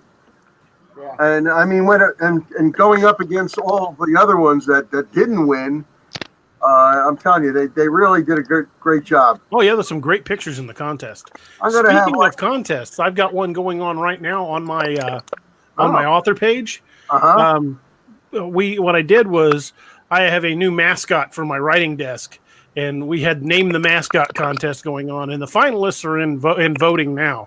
So go to my author page. It's at facebook.com/DARobertsAuthor and vote for your favorite name. The name that wins, the person that suggested that name gets a free download code for the audio of Lakeview Man. So go check out the finalists and vote for your favorite. I always thought it would be hilarious if you have their individual names. Like you come across like a Bigfoot squad, you know, or Gugways or whichever group, you know, and you find out their language and everything else, and you know they have all of these amazing, you know, unique types names with like guttural sounds and you know whatever their names would be. And then as they're introducing everybody, you have, you know, Gushmak or Gork or whatever, and then you have Ned. Ned. Ned. You're like, Yeah. this is Ned. How'd you come up with Ned? Oh, it was the Just- patch off of some guy that that they ate. Oh, Oh man. Hey, Hey, Josh DA, just give the dog man some chocolate. oh, that's not That's just mean. that is. DA, Josh, thank you for sharing the link in the chat room, though. Wait, maybe I'll just coat myself with chocolate. Oh my God. you just won't let it go, will you? No. Just cover yourself with Tony Sachets. You'll be too spicy for him. Nick, I do have a semi-serious question for you. So you've read the Apex Predator books, right? right. What type of that visual aid that DA had up earlier with the 7 types of dogman? What type of dogman do you believe that? Did I envision? Apex Predator, yeah, what I'm probably pronouncing it wrong, Doug. Ugalala, Doglala, or whatever it is. Oolonga Dog Lala, the long dogs. I was my visual was the variant 3. That's what I had I in was mind as afraid well. of that. That was my visual because I mean, if you look at the full body, That's what I was thinking too. yeah, if you look at the full body of a variant 3, it's massively muscular. It's like a bodybuilder, and I mean the claws are like 6 inches long, and that's what I was envisioning. Absolutely terrifying. Hey, DA, you and Steve have seen this. You mind if I demonstrate the electronic flashbang for the other guys? Sure, absolutely. Go ahead. All right, guys. When I go into the field, I have these on my left thigh.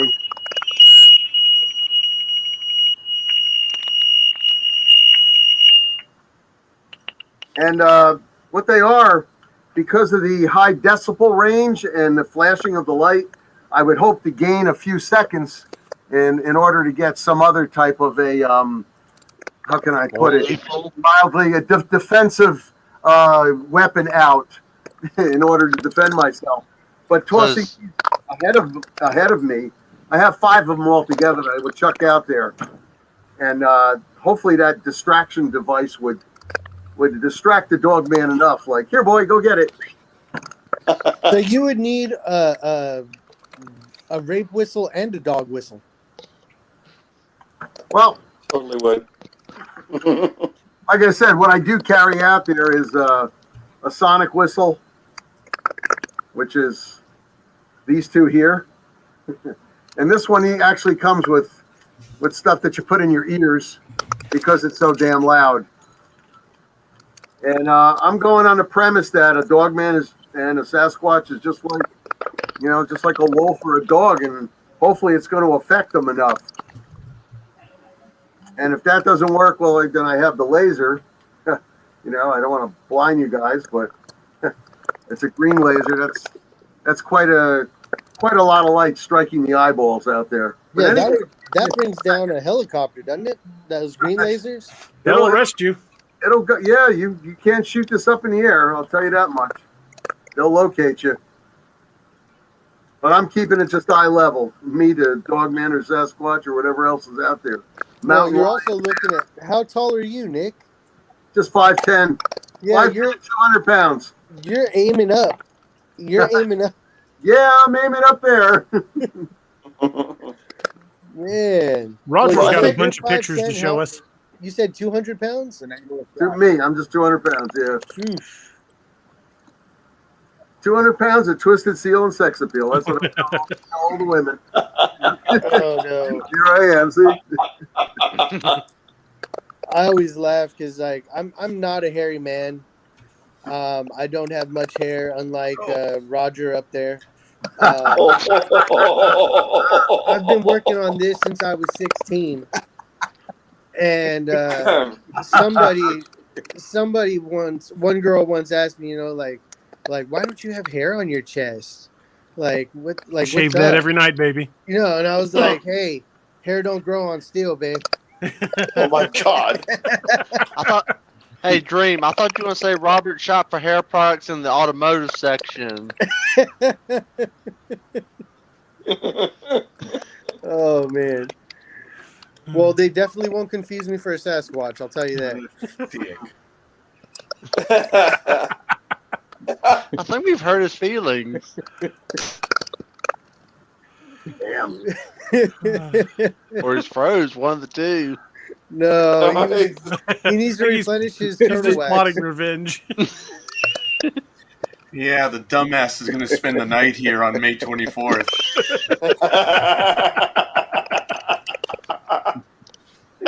Oh, I already Hey, told be you. I'm careful, going to be Rod. putting your hand in some You've warm got a water. bearskin rug. Mr. Careful, Miller, Roger, so he doesn't mistake you for a Sasquatch. Mr. Miller, you are more than welcome. Yeah. Robert, you're more than welcome to join us on that night. We can put an end to Dream and end it all. Just that'll be it. Oh, Lord. What state are you in, Roger? Hey, I'm just about 100 miles north of you, Robert.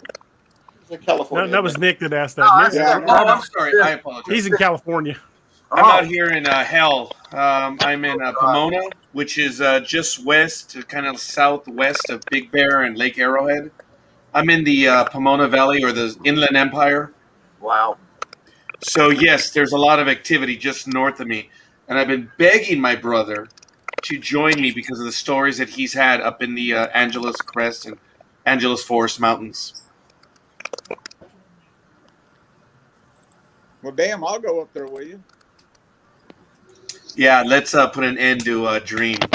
We'll leave him up there in the mountains. Robert, how soon does that Guncraft Industries get to you?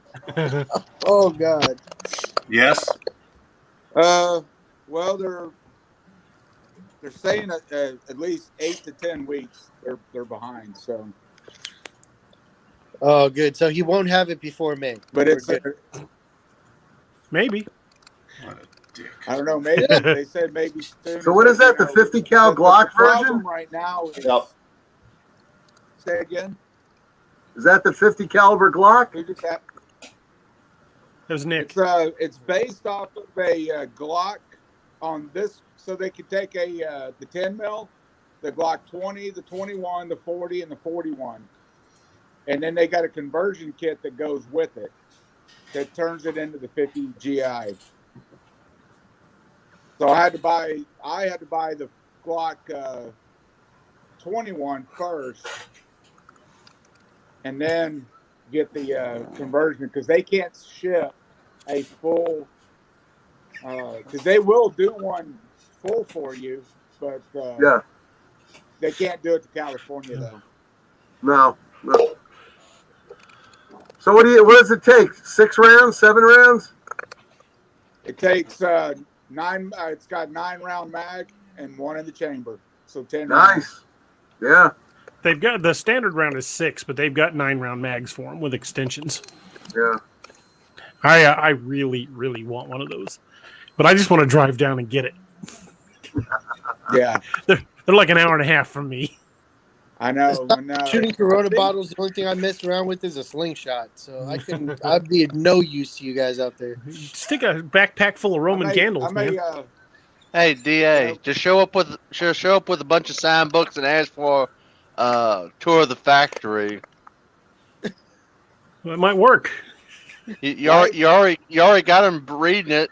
Just say, hey, can I come down and do a book signing and get a tour of the factory? I want to go down and shoot. They've got their own range. Oh, Yeah, but once you're in, you can ask for a lot of things. Hey, Dream, we gotta get you the pepper balls so that you can use it with your slingshot. Hey, there you go. Come deadly. Get you a pepper ball gun so that you can put them out there at some distance. Yeah. There you go, man. With the right pressure settings on a pepper ball gun, you can hit people at 50 meters. Little David and Goliath action. I just got to get the. Roger. I just got to get the Tony Satchery's version of the pepper ball. There you go. look at.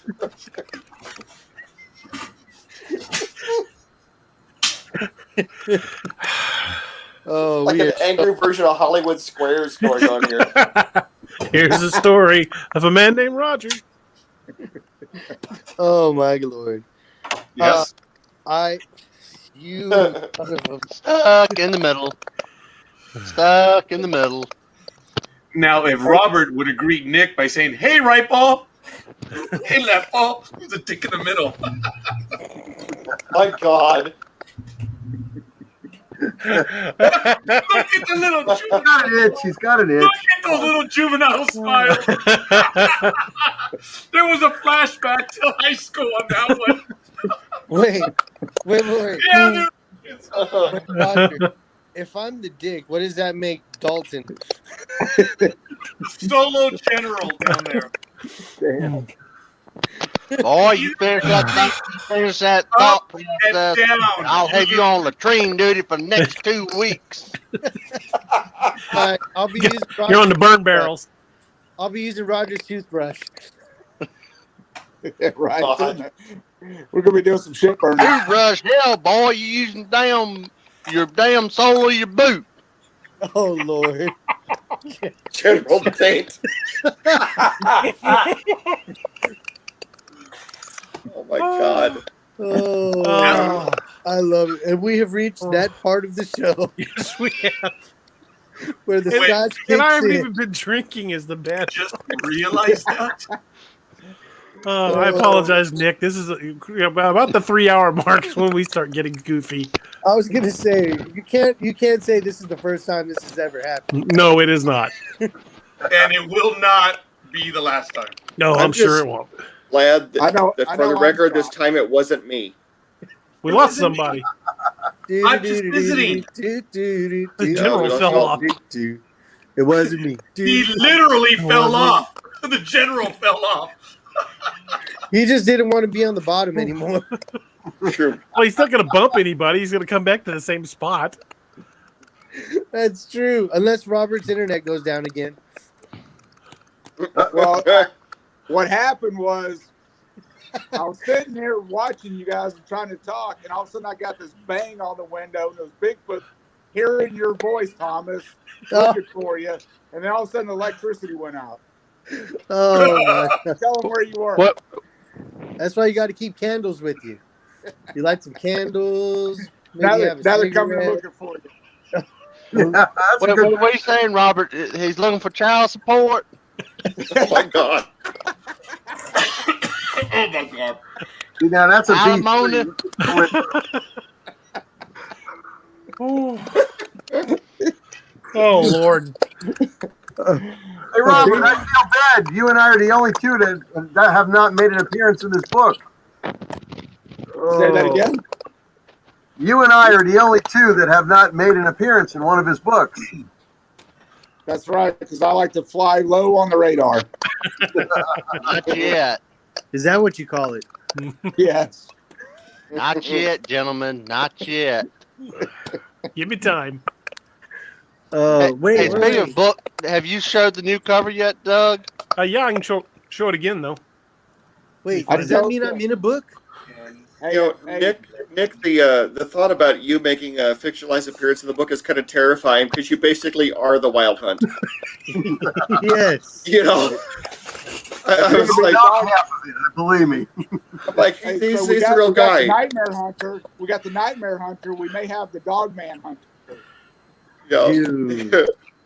That's not bad. Well, I always got to contract that so some private military folks. Right. We can't be everywhere, gentlemen. Lord. Or can we? Oh, Well, I do have pulled down to 116 Pennsylvania Avenue to get the NSA up before me off the damn shitter.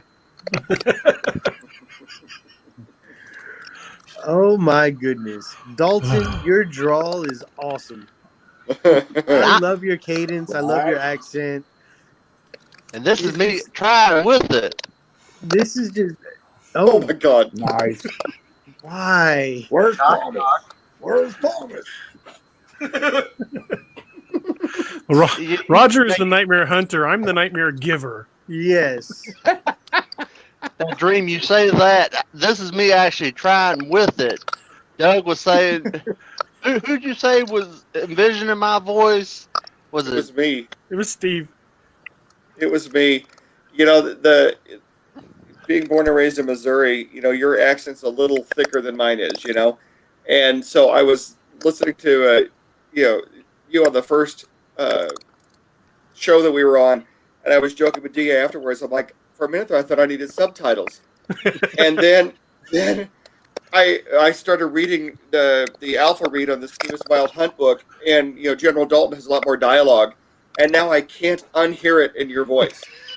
And so I don't want to ruin the scene for everybody, but you probably know the scene I'm talking about when you get pretty angry with someone. And I was like, oh shit, I can't get that out. It's Josh. It's Josh. I'm like, damn it, why does they have to? Well, I ain't but about 100 miles from the Carolina line, so. I'm not judging, man. I'm just saying it's I love it. Can't unhear the dialogue. I think it's so cool that we have people from all across the country that are loving your books, that are so into it, that are loving the projects. You know, that, you know, we're being exposed to things that the rest of the world and the rest of the country has yet to find, and they will. You know, and that's okay. Dream. No need to blow them on air. You've already been promised a role. You have a role. It's as all long right. as you quit smoking. It's been promised. If you start smoking again, I'm going to no bring you and kill you off. Continue blowing them on air. It's okay. Don't worry about it. 2 weeks. You the man. Keep it going, buddy. Yeah. Hey, DA. So instead of blowing or inhaling, just don't worry. Steve, can you imagine you're Major Clark with the team, Wild Hunt team out there, and General Dalton gives you some orders over the speaker system in your ear, and you're like, "Say again, what? What'd y'all say?" Can we get a translator for Asgard? Actually, yeah. Well, I'm waiting for. Boy, you get the damn shit on the road, boy. I'm picturing Dalton jumping Clark's ass after he stormed across the Canadian border. Thank you for that image. Son, I say, son, you're a deep shit. I've either got to cashier you or promote you. You done stepped in some damn deep shit, boy. I don't know whether court martial you or promote you. Dalton, with all due respect, whenever you talk, I picture you as the rated R version of Foghorn Leghorn. Oh my goodness! I say again. I'll say, son, you are going to be medication. Oh, you want me to do Bigfoot justice? I said, boy, get your ass in here. I want to barbecue your ass, boy.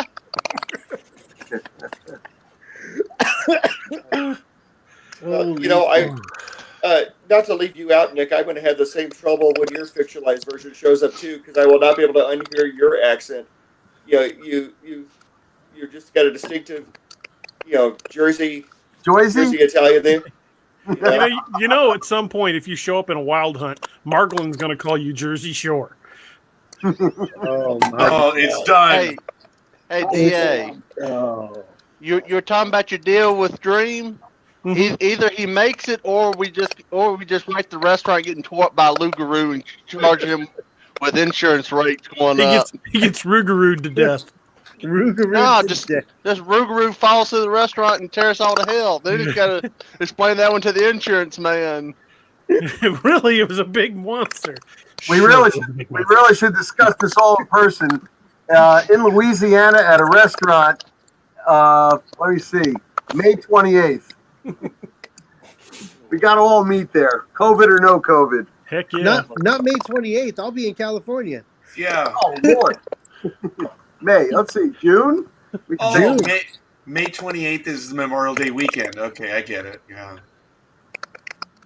Damn. Yeah, I'll be in California at that time. But the restaurant is Roger. Are you going to be visiting Roger? Yes, I'm going to be visiting Roger. We're going to be doing a live show. It's going to be right here. Yeah. Wow. Oh Lord. Yeah, that's what he's going to be saying. Josh will be in Missouri in August, so if everybody gathered in Missouri in August, we can all barbecue. Oh, that's interesting. I'll be in Missouri in November. True. Oh, sweet.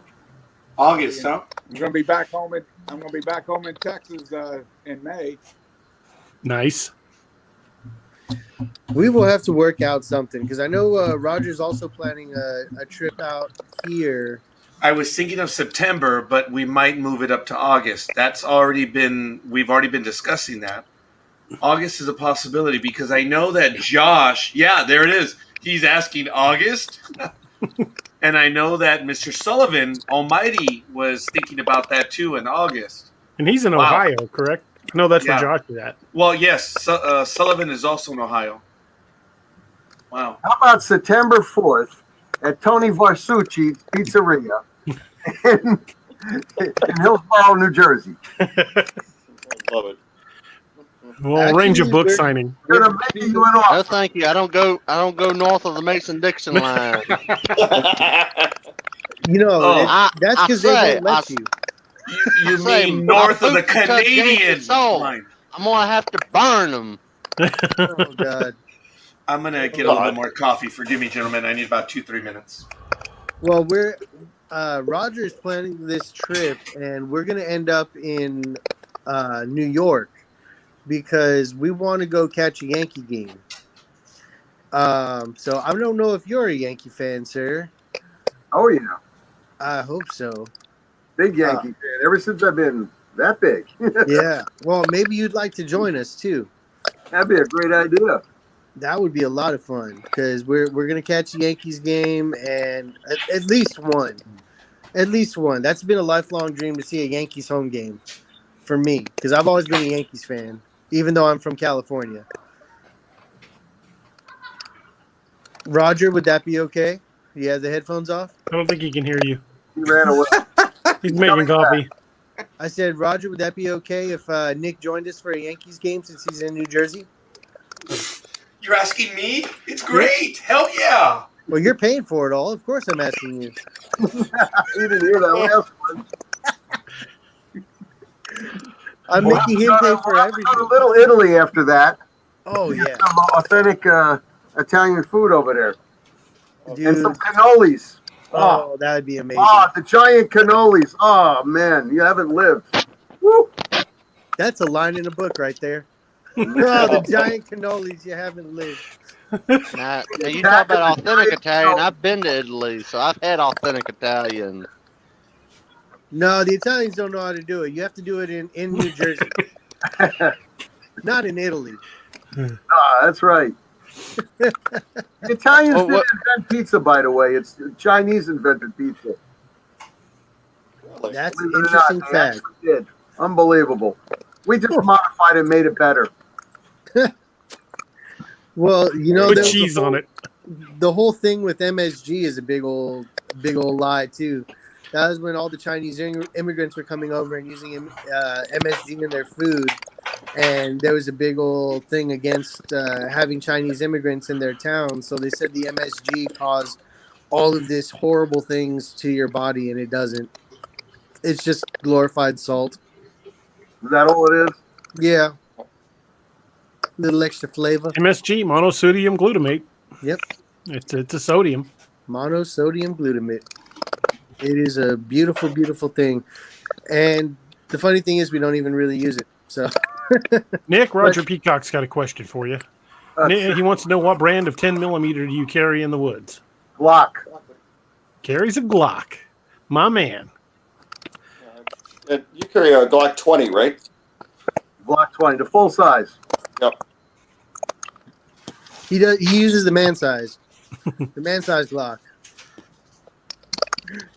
Go big or go I've got the home. full frame Glock 17 and a Glock 26 backup.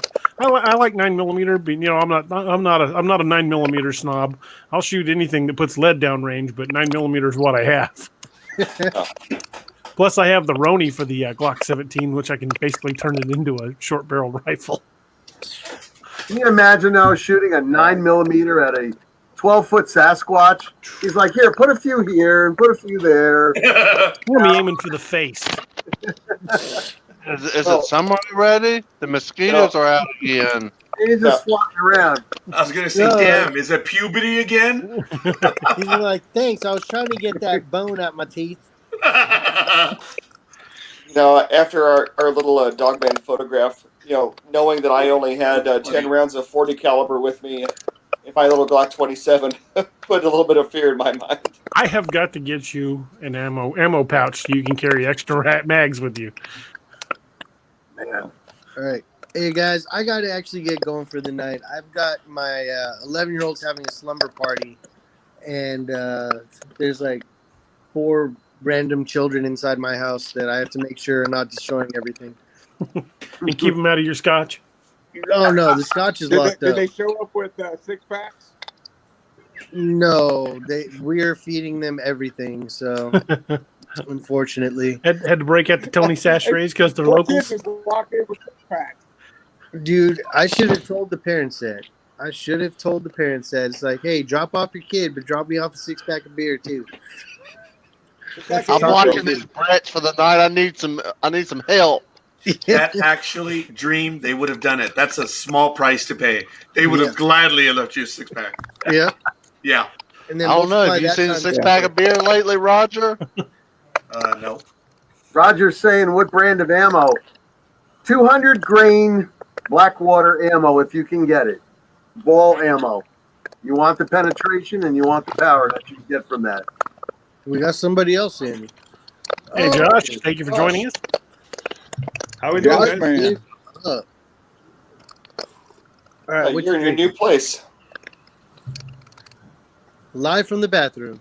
I took the spot where the general wants. We need one more for Hollywood Squares. Oh, Now Nick is front and center. That's it. there you go. I'll take Hollywood movies for 400.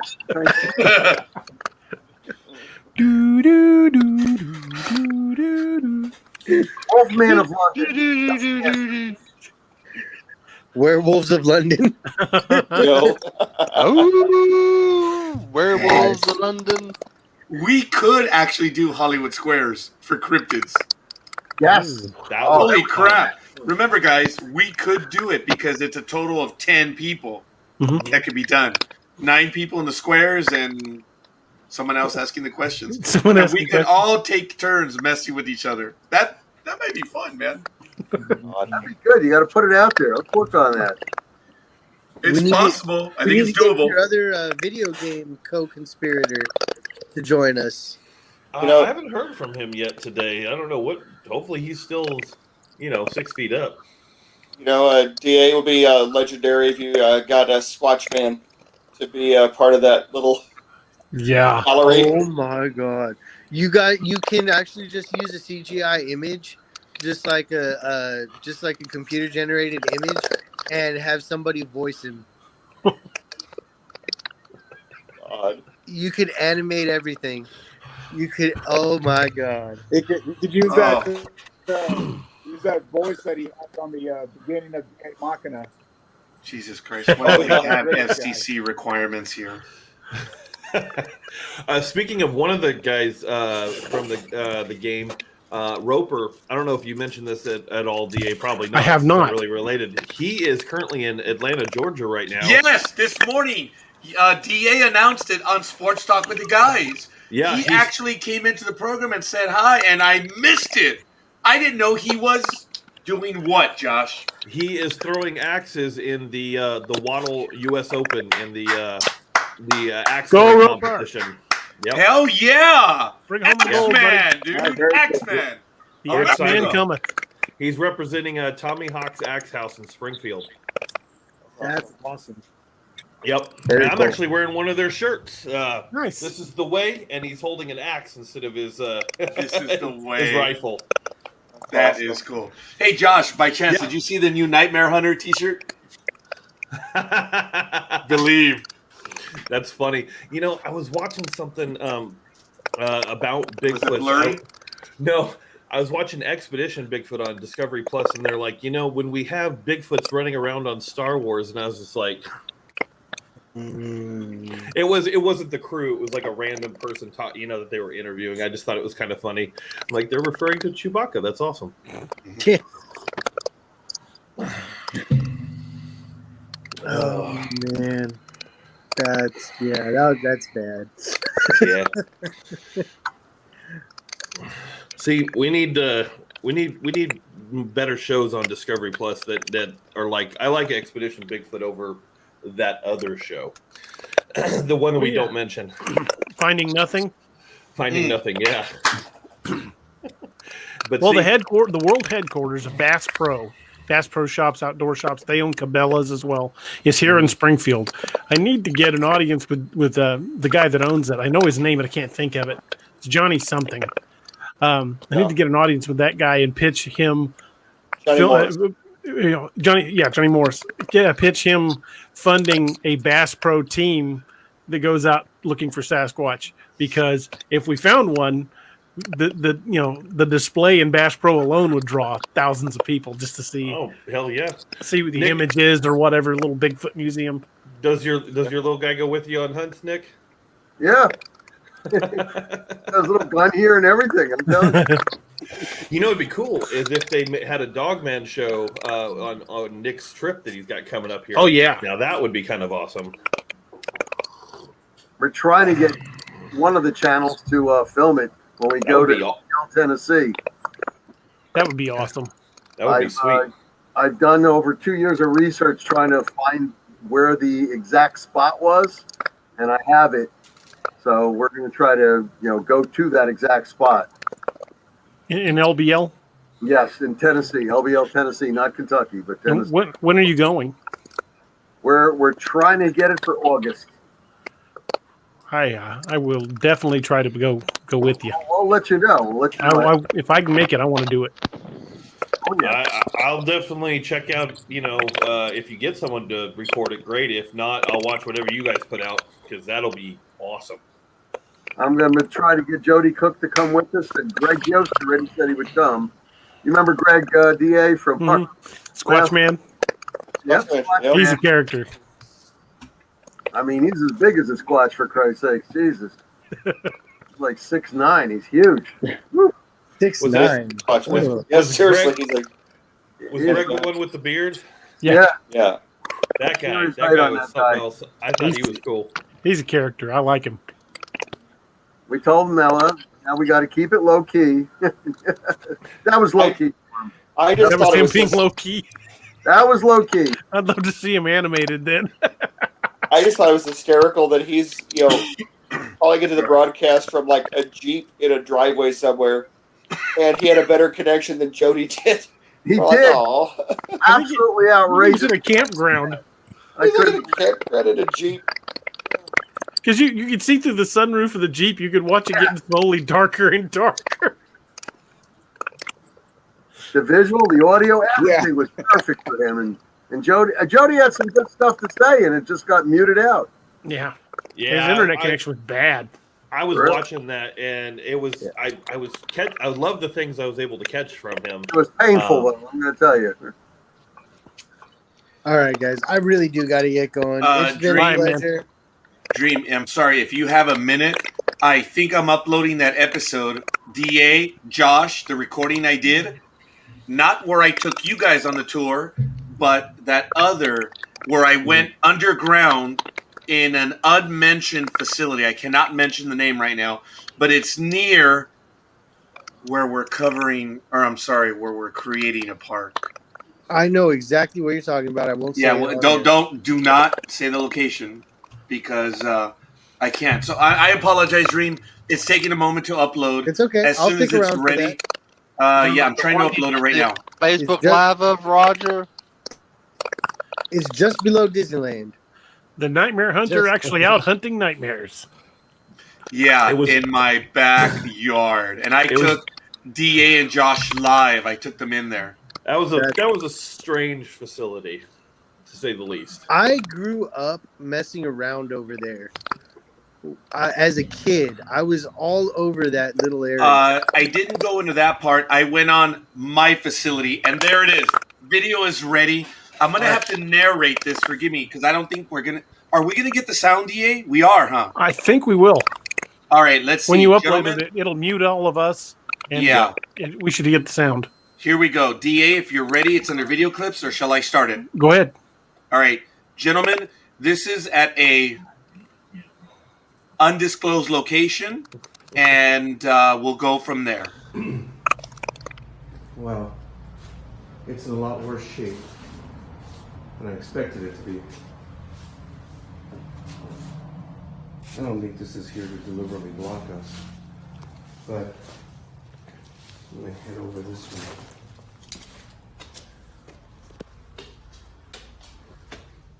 Check it out. I'm afraid of heights, and let's see if I can get a light going in here, but look at how, this is the entrance. Yeah, I'm not gonna go much further. But check it out. I know you can barely see it.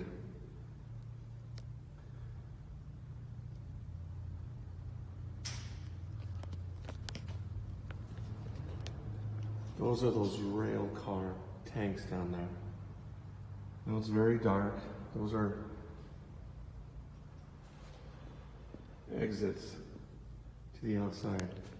Check it out right here. And this is a gangway. I'm not gonna step on. Look at those rail tank cars. There's 1, 2, 3, 4. I know it's very dark. And then there's another 1, 2, 3, 4. Now this is underground. And geez. I was trying to get some light in here, but I can't. Yeah, if my phone drops, I'm done, I'm screwed. But those are rail car sized tanks. It's huge in here. There's some scales right there. And this is one of the entrances to the underground facility. I will not go any further because I am alone at this point. But some pretty crazy stuff in here. I mean, it's just immense down there. Check it out. Like I said, those are rail car sized tanks. And all the piping. I have a mask on, so it's a little better. But wow. And let's see if I can get a little bit of light in it now. I have someone to come right behind me right now. I'd probably lose my phone. There, you get a little bit of scale over there near the end. You can see the size of those things and how deep this place is.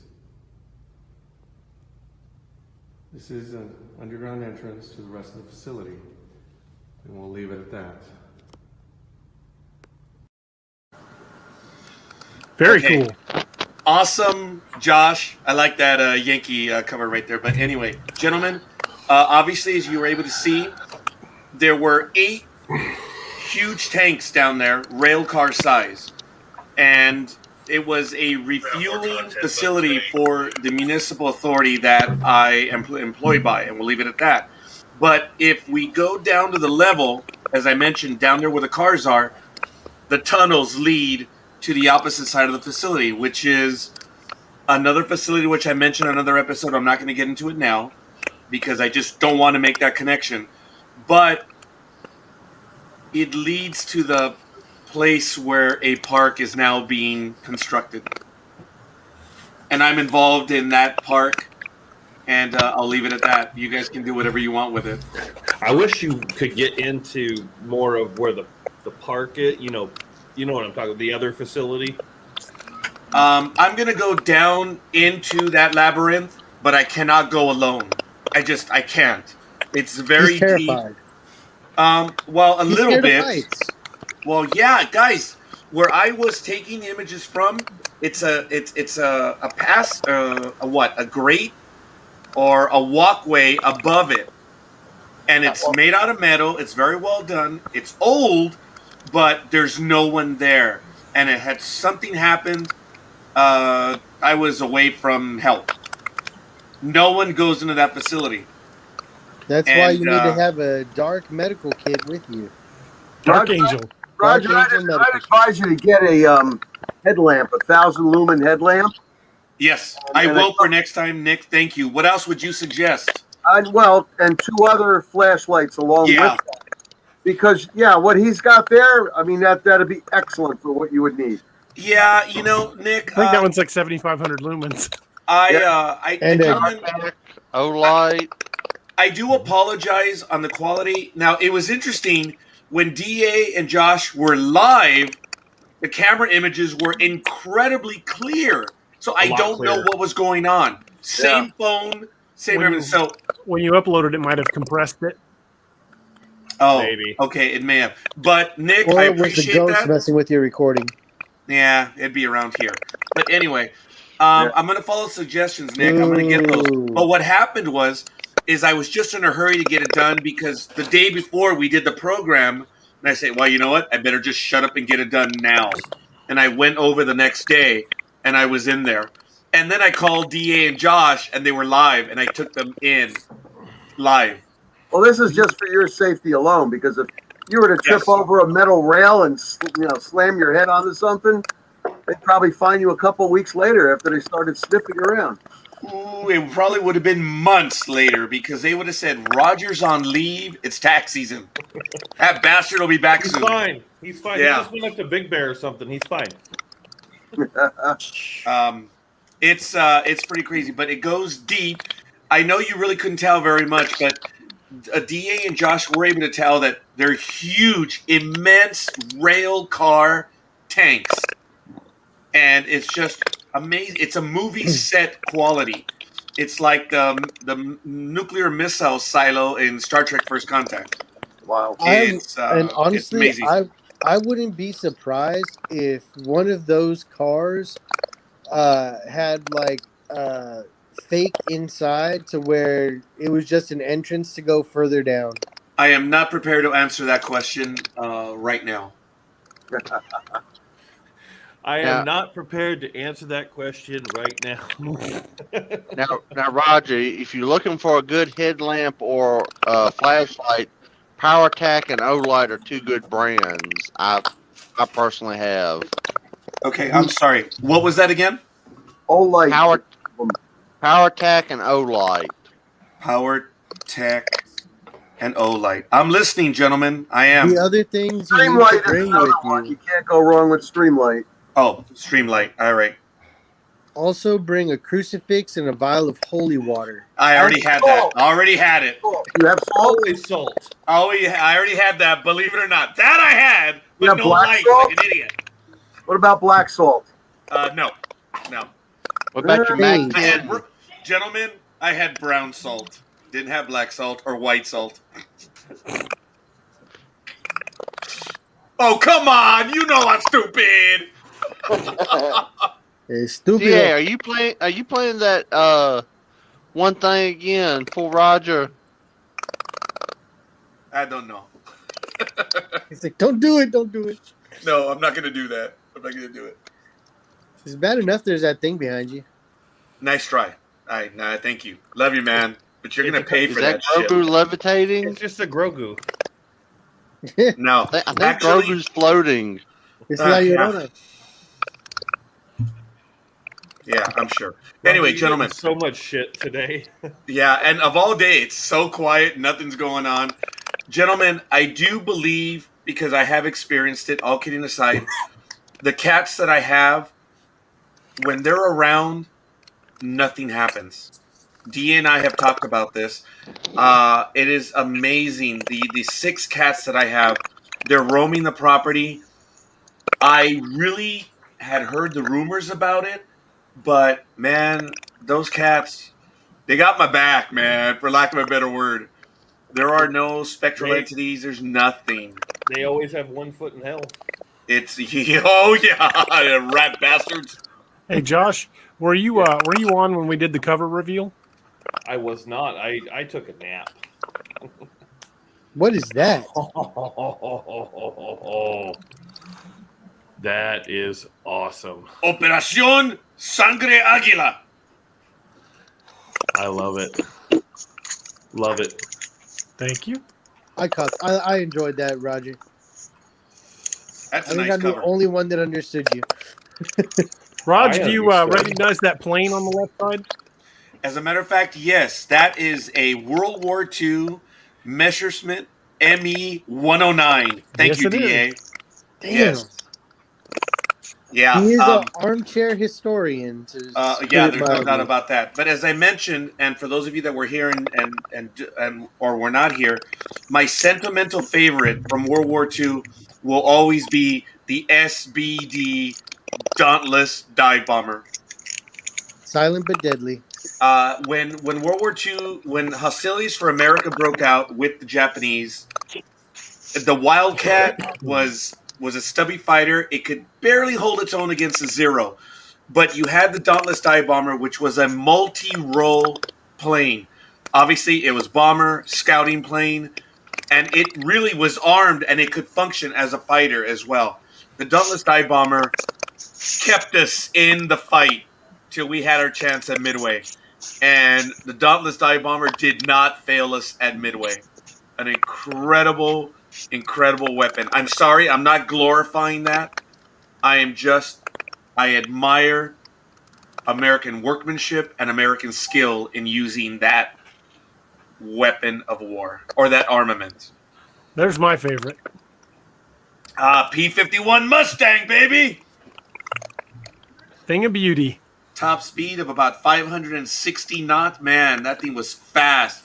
And it was the first fighter that could actually hang with the bombers over Europe all the way to target and back.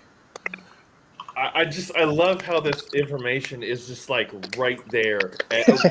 We need a historical story time with Roger every week, man. If you don't have enough shows, we're gonna add another one. Hey, Roger. I love history. I love it too. I was telling DA the other night when I was listening to some interviews and stuff on Dixie Cryptid. I'm like, they were going into like historical stuff that wasn't related to cryptids, but I was like, man, I was engrossed. I love that kind of stuff. Speaking of Dixie Cryptid, for anybody that didn't know, Cam Buckner from Dixie Cryptid does another show called What If It's True? And I sent him 3 of my short stories, and he narrated them and put them on his YouTube channel. So you can go to What If It's True with Cam Buckner and listen to 3 of my stories for free. Nice.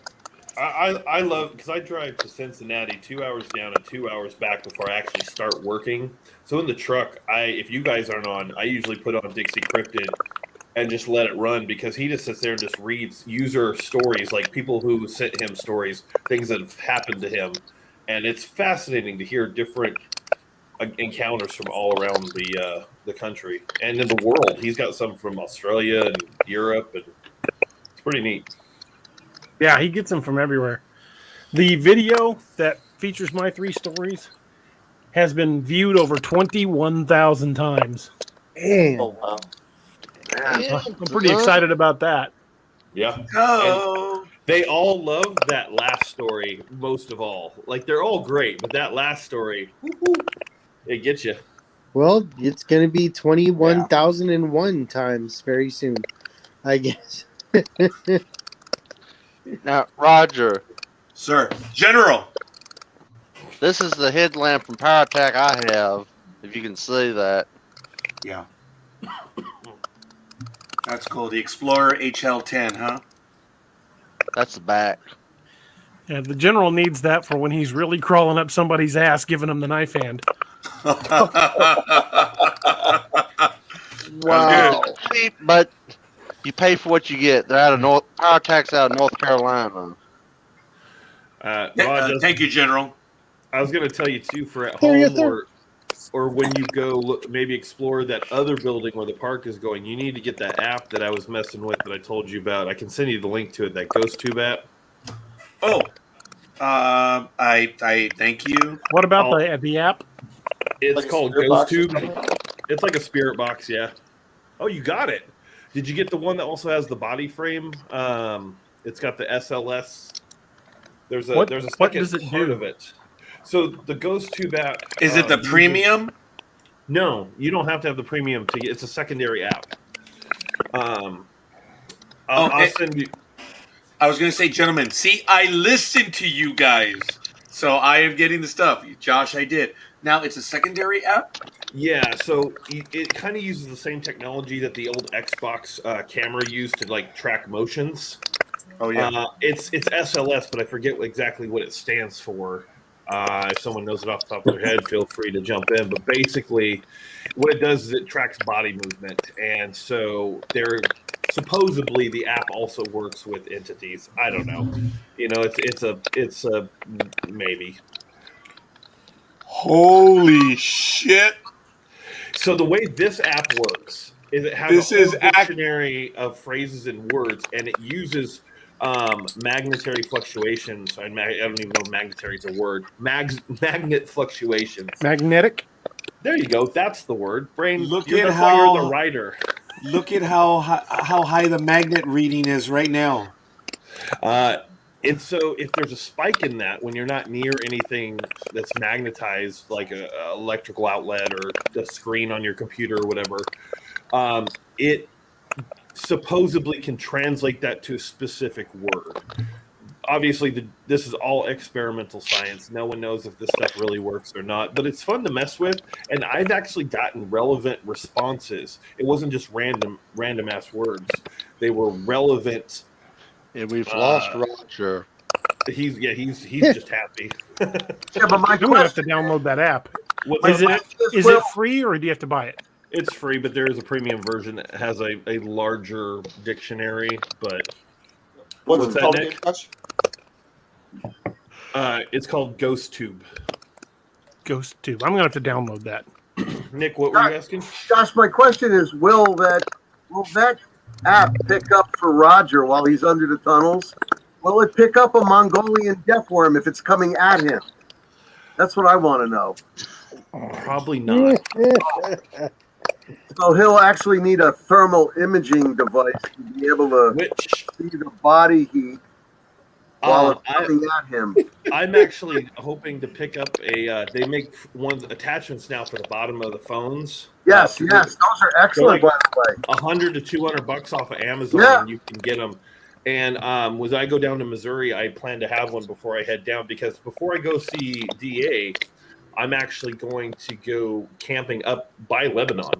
And so I plan on doing a little bit of just kind of safe wandering. I can tell you're not a native. I was born there, and we don't pronounce it Lebanon. It's Lebanon. I know. Adam chewed me out, too, when I did the voiceover for just the trailer. Lebanon. He goes, you can tell you ain't from here, boy. We have a Lebanon, New Jersey, just down the road from me here. We're hillbillies. We skip syllables. It's Lebanon. Miami.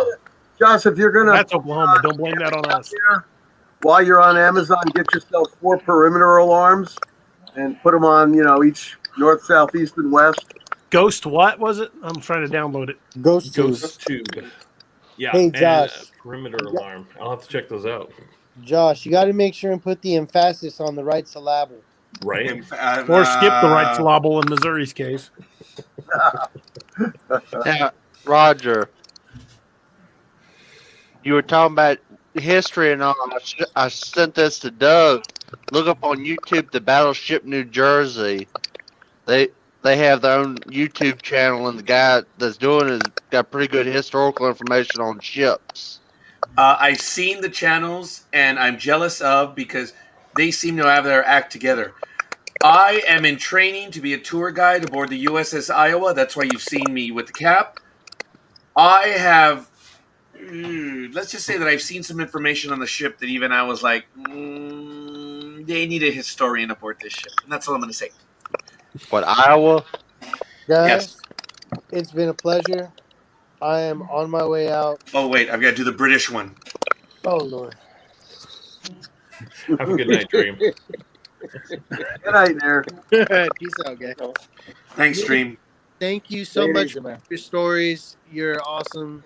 It is great just being able to listen to some of the stuff you've seen. And Steve, happy birthday again to your mom. Josh, great work on the games. Keep it going. Dalton. And I cannot forget Robert. who drinks out of the tin cup, and you make everything look even better. Don't quit scaring me with your Bigfoot stories. Listen, Dream, sleep tight. Don't let the Rougarou bite. I love it. Love it. Love it. Yeah, I'll catch you on the flip side, man. Later, man. Peace out, guys.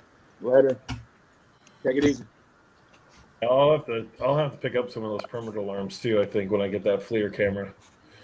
Yeah, they're not that expensive, and I'm going to tell you, they work real well. Okay.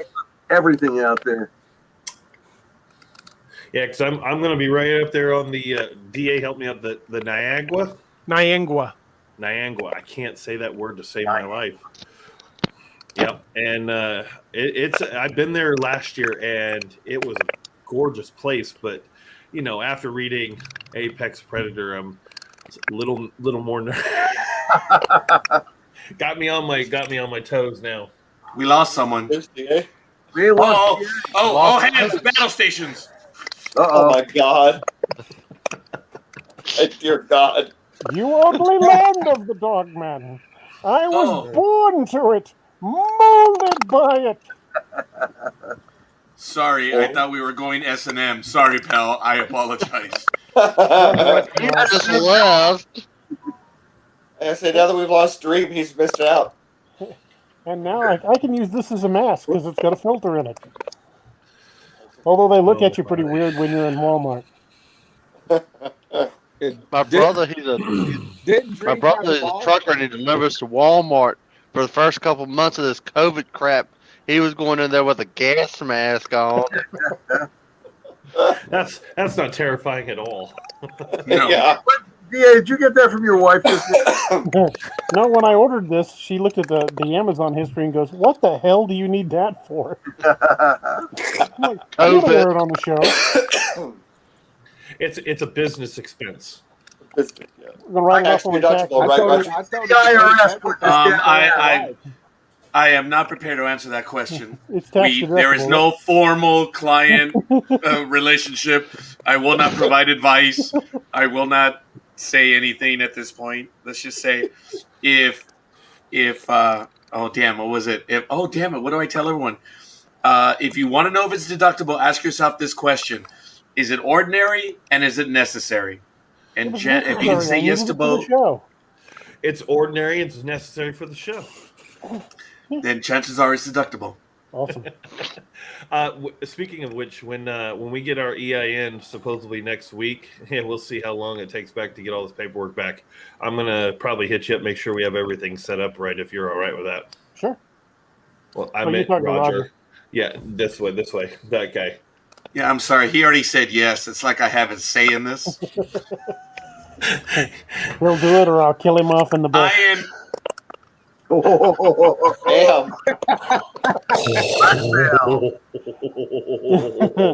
it be a horrible death? Oh, they're always horrible deaths. Yeah. Torn apart. Yeah, it's got to be one of those where it's just like, and then ripped in half. Oh yeah, this time when Sasquatch has them, he does do The only time it wasn't a horrible death was when Gunny had a heart attack in the Ragnarok series, and I got more hate mail over that death than any other death in any of the books I've ever written. Well, you killed the gunny off. Come on, man. Oh yeah. People were not happy about that. Oh shit! I chewed his ass out. Damn. Everybody did. Speaking of the game, have you had a chance to run the trailer again yet, or? Oh no! I need to get that re-uploaded. I have it uploaded on my end, and I can run it here if you want. Okay, do you have to switch rooms? Yeah. Because it'll switch all of us. Oh, it'll switch. Nope, then I won't do it. Okay. I can upload it to your panel here. Okay, go ahead. Yeah, I definitely don't. You can go ahead and upload it, and then intro it and play it. Okay. Should only take a moment. I think it's the right one now. We went through this on our show last week. I played it like 3 different times, and it kept cutting the end of it off. So we're going to assume that I'm uploading the right one now. Adam's already typing. The bubbles are like, you better play the right one. I can see it now. So what do you think of the Bane mask? I love it. And how was the voice? Good. Pretty good. Yeah, Adam said play the correct one, please. How? We're gonna hope it's the right one. So this is the teaser for the upcoming Kickstarter for the Apex Predator game. Actually, it's the Chronicles of the Nightmare Hunter games, but we're starting obviously at the very first book. As an Easter egg, you've got to put in Steve's Pub and Grub, where they can go and see the gallery of shit on the walls. Yeah, and see what's cool about that is we can have pictures from all kinds of different stuff and different. That could just be like the Steve's Pub and Grub would be a good place to look at your achievements. Yeah, it would. That would be a cool thing to go look at, like your trophies and stuff.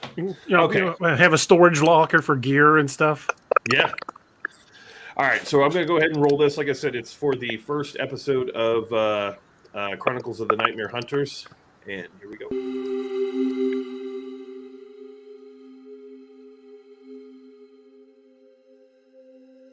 There are legends of creatures that you could call a werewolf. Do you believe in those creatures? I don't know. My grandfather certainly does. It was moving fast, but it looked like it was carrying something. I think it might have been Jojo. All right. Show me where you saw it, and I'll look around.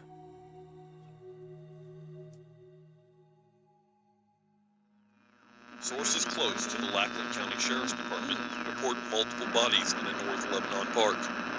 We have received no official response from the department at this time.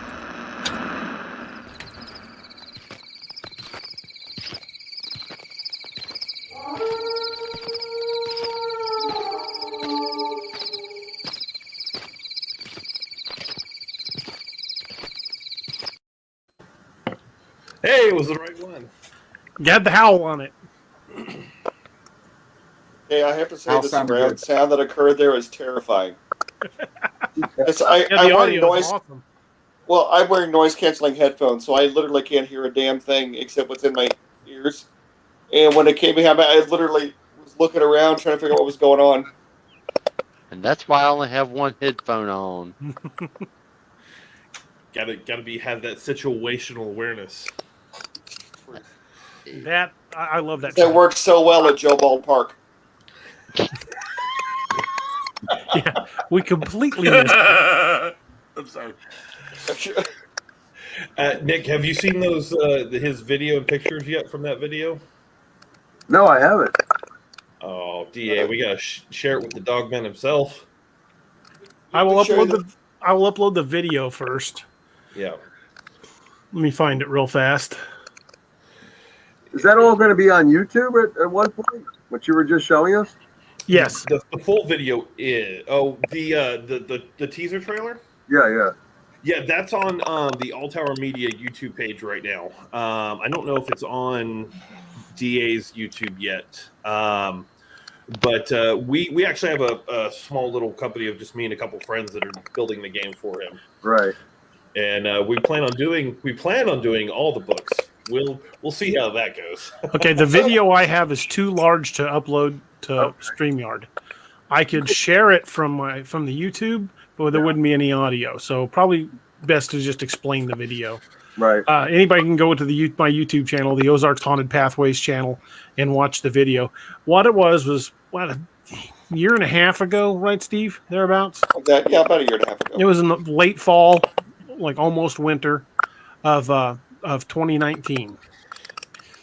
Steve and I were discussing Lakeview Man because it was in the planning stages then.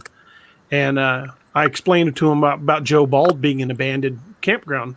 Then, of course, us two morons got the bright idea, well, let's go down there and shoot a video. At night. At night. So we talked our wives into going, and we all climbed in my van, and we drove down there. And it's an abandoned campground that the Army Corps of Engineers shut down. You're not allowed to go in. You're not even supposed to be in there after dark. It's a day use for fishing only. They don't want anybody in there after dark because when we started digging on why, there were 8 disappearances associated with the park. But when you started digging into the disappearances, you hit missing links, files gone. So basically you get stonewalled. And every time they've tried to reopen the park, the campground. I mean, the Army Corps of Engineers has said no, they shut it completely down. And I've discovered another campground just a few miles away from it across the lake. They did the same thing with, and I'm going to go check that one out next. But we went down to Joe Bald to just shoot a promo video for Lakeview Man. That was the whole intention. We weren't expecting to find anything else. In fact, at the time, we didn't notice anything. We didn't. All the night sounds were there. You could hear crickets and bugs, tree frogs. We shot the video, got in the van, and went on our merry way. However, when I went to upload it later to YouTube, I noticed eye shine in the background at a couple of points, and I thought, well, it's probably a raccoon or maybe an owl or something. And then we showed the video on one of the first episodes of Nightmare Hunter, and Dream, who was here earlier, said, I saw something behind that tree. And I'm like, ain't nothing back there. We didn't see nothing. Steve and I were both there. We were armed. We didn't see anything. He's like, I'm telling you, I see something. Well, Josh was in the chat that night, and him and Adam pulled stills from the video. And when they did, they were able to find something. Now let me show you. I got the video for you, only at 18 megabytes. Were you able to measure how high up the? Yes, they were. Yeah, Adam went down there and found that tree. What did he say? About it was between 8 and 9 feet. Yeah, off the ground. This was the still they captured. And if you look to like the dead center of that tree, and then look to the left, there's a tree behind it that's kind of in shadow. You can kind of see something sticking out behind the tree. And there it is. That's the circle. We circled that. That's the spot where you need to be looking. Okay. So they switched to a black and white image, and we start to see something. And I was like, "What the hell is that?" And another black and white. So then they gave us this, and I'm like, "What the hell is that?" And then they isolated the image some more. The only processing we did to this was lighting. Look at that. Yeah. And you can even see the hand. What's interesting is I actually went ahead and uploaded the video for you, DA. If you watch it on full screen, if you're on your computer, you can actually make even our internal screen full screen. If you watch that tree when Steve passes the light over it, or whoever had the light. I had the light. Steve was filming. You had the light. Steve was filming. He was filming over it. With this camera. As it comes back, you can see this thing move behind the tree. Yeah, you can see it move. Once they point, what's that? It looks like a Type 3 Variant 1. Put it up on the screen. You'll see. That looks like a Type 3. Look at the nose. The way it's let me bring that up real quick. You were being stalked right there. Top left, Type 3 Variant 1. Oh, shit. You were being stalked, guys. And that's the Dogman expert. Okay, here's the video. Let me get rid of that picture. Oh my god! Now, and it was, hey, Nick, it was within about 40 feet of us, and we never saw it. Now, when he plays this, if you're on your computer screen, make it full screen, and it's going to be easier to see. And watch that tree behind the kind of V tree, I call it, behind the bridge. And as he pans back the second time past that tree, you can watch the head pull back behind the tree. We were concerned that it was like a bush or something else until you can actually see it move. Look at the snout on that thing. I'm telling you right now. Yep. Oh my god. You ready? Yeah. Here goes the video. It's not a long video. Hey folks, D.A. Roberts.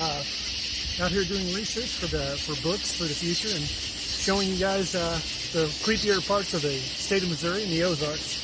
We're here in the Joe Bald camp area. It's been an abandoned campground for about the past 20 years. Army Corps of Engineers closed it down in the early 2000s. Allegedly, there have been a number of people go missing down here. It's pretty well overgrown. Pretty creepy place. Thought I'd show you around a little bit.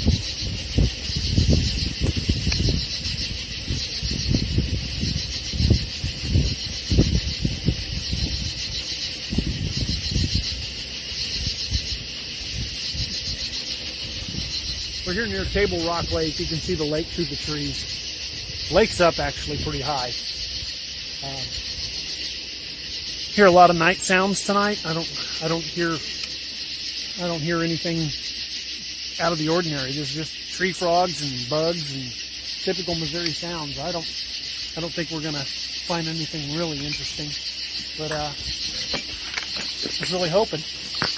But wanted to come down here for a while. I've been down here in the daylight, but never at night. And it's a pretty creepy place. If you've never been down to Kimberling City, Missouri, and you want to come down this way, just follow the signs to the Joe Bald Recreation Area. It's still open to the public, but you can't camp here anymore. The place is completely overgrown. And really kind of neat. So if you get a chance, check it out. Steve, it occurred to me that when that last section, when you saw the eye shine behind me, it would have been directly behind you. What was that white light on your left ear? That was eye shine from something. Okay. And it was pretty high off the ground. Yeah. Mine, Adam's consensus on the one directly behind him, because we were able to go into the video and scrub minutely just within fractions of a second. It moves in perfect tandem with DA, the one directly behind him. Might be a You think it reflection was on my some sort of glasses. reflection of off the camera, off his glasses, something. The one in the tree, however, there's one in the tree that can be anything. We couldn't really isolate much more, but that thing, I had a video where it showed that clip and then showed it slower, and I'm not sure what I did with that. When he sent me that image, I felt like somebody dumped ice water down my back. Because like I said, it was about 40 feet from us, and we never saw it. My God. Yeah. And so, like you said, it was directly behind me at one point. Mm-hmm. And we had no idea. I mean, you heard the night sounds. They didn't phase. You know, we didn't smell wet dog or any. You know. No, it didn't. We had no indication that it was there. It would be smelling more like a mixture of blood and urine smell. We didn't smell anything like that, but I think its sense of smell is probably the only thing that saved us, because they're smart and they know what a gun is. And I guarantee you it smelled gun oil on both of us because we were both packing pistols. That may have been the only thing that kept it away. It's my idea that there was more than just one there when you guys were there. I am just sensing that there was more than one. And the reason I say this is because the background sounds, the crickets, the animal sounds, were not going away. So it would seem to me that they belong in that area. If you can understand what I'm saying, if they belong there, the animals are used to them. Sounds will stay there. But I'm just sensing that you probably had more than one. They weren't just traveling through; they lived down there. No, that's where they live. Well, the other park that's not too far from there is called Combs Ferry, and the Army Corps of Engineers shut it down. It had an operating marina at it when they shut it down, and they went so far as to bulldoze piles of dirt over the entrance so you can't get in there. The same as in the book. DA, I did find the one that's clipped out just that portion with the slow-mo added at the end, so it's a little Go ahead and bring easier. it up. Quick question. It was 4 of you there? My wife and Steve's wife were in the van. They never got out of the van. But there was a total of 4 of you there. Yes. All 4 of us. Yeah, 2 women in the vehicle, and then DA and I were on foot. Yeah, Steve was filming me as I talked. And like I said, we just went down there to shoot a quick promo video for Lakeview Man. I didn't even have a working title then. That was still early. You realize that to them it was like bringing the 7-Eleven to the... we were dinner. Oh, my God. Actually, I can't upload it. Okay. Wow. We hit the cap. Okay, I will delete a couple pictures for you. Yeah, I can. That's fine. What was interesting, too, because like I said, Adam went back down there to just be sure that there was nothing visually at that height that the light could have caught on, regardless of it moving or not. The weird thing was is when he was down there, not only did he say it was super creepy, could have just been in his head, because he's been researching this video, but there was no critter noise. It was all completely dead quiet. They felt like they were being watched. And the weird thing was right before they left, 2 random deputies and an ambulance showed up. No code. Like they just rolled up silently and watched Adam and his wife leave. He said it was really creepy and strange. The whole area is weird. You should be able to upload those now, Josh. All right, Nick, like I said, we did not go down there with the intention of filming something like that, and we didn't even realize it was there for a year and a half. What do you think? What's your opinion of it? I really, honestly, and truly get the sense that you had 5 or 6 looking at you at that point. Ooh, I did not have the firepower for that. I mean, Steve, how do you feel about that, Steve? I'm honestly terrified. I can't believe it. When DA suggested it, he's like, yeah, I want to be writing this new series. I'm sorry, I'm writing this new book. I want to write a Bigfoot book. I'm like, oh, that's pretty cool because I grew up watching like the Patterson Gimli film and stuff like that. I'm like, all right. And I said, yeah, I'd like to help you research that. And so we made a joke that we were going to go hunt Bigfoot. Yeah, we were joking about it. Just being stupid. I mean, he had his Glock 17 on him. I had my Glock 27.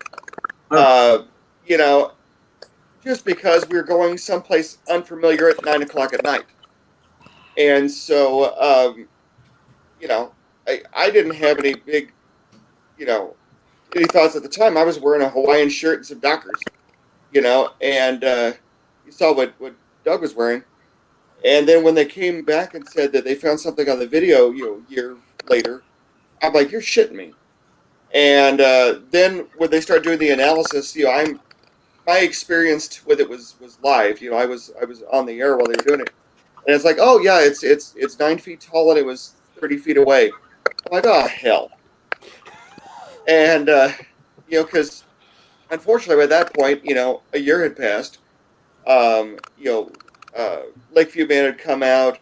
At least one of the Apex Predator books had come out, and I'm realizing that a Glock 17 and a Glock 27 isn't going to do shit to a dog. Especially if there was 5 or 6 of them. Ones.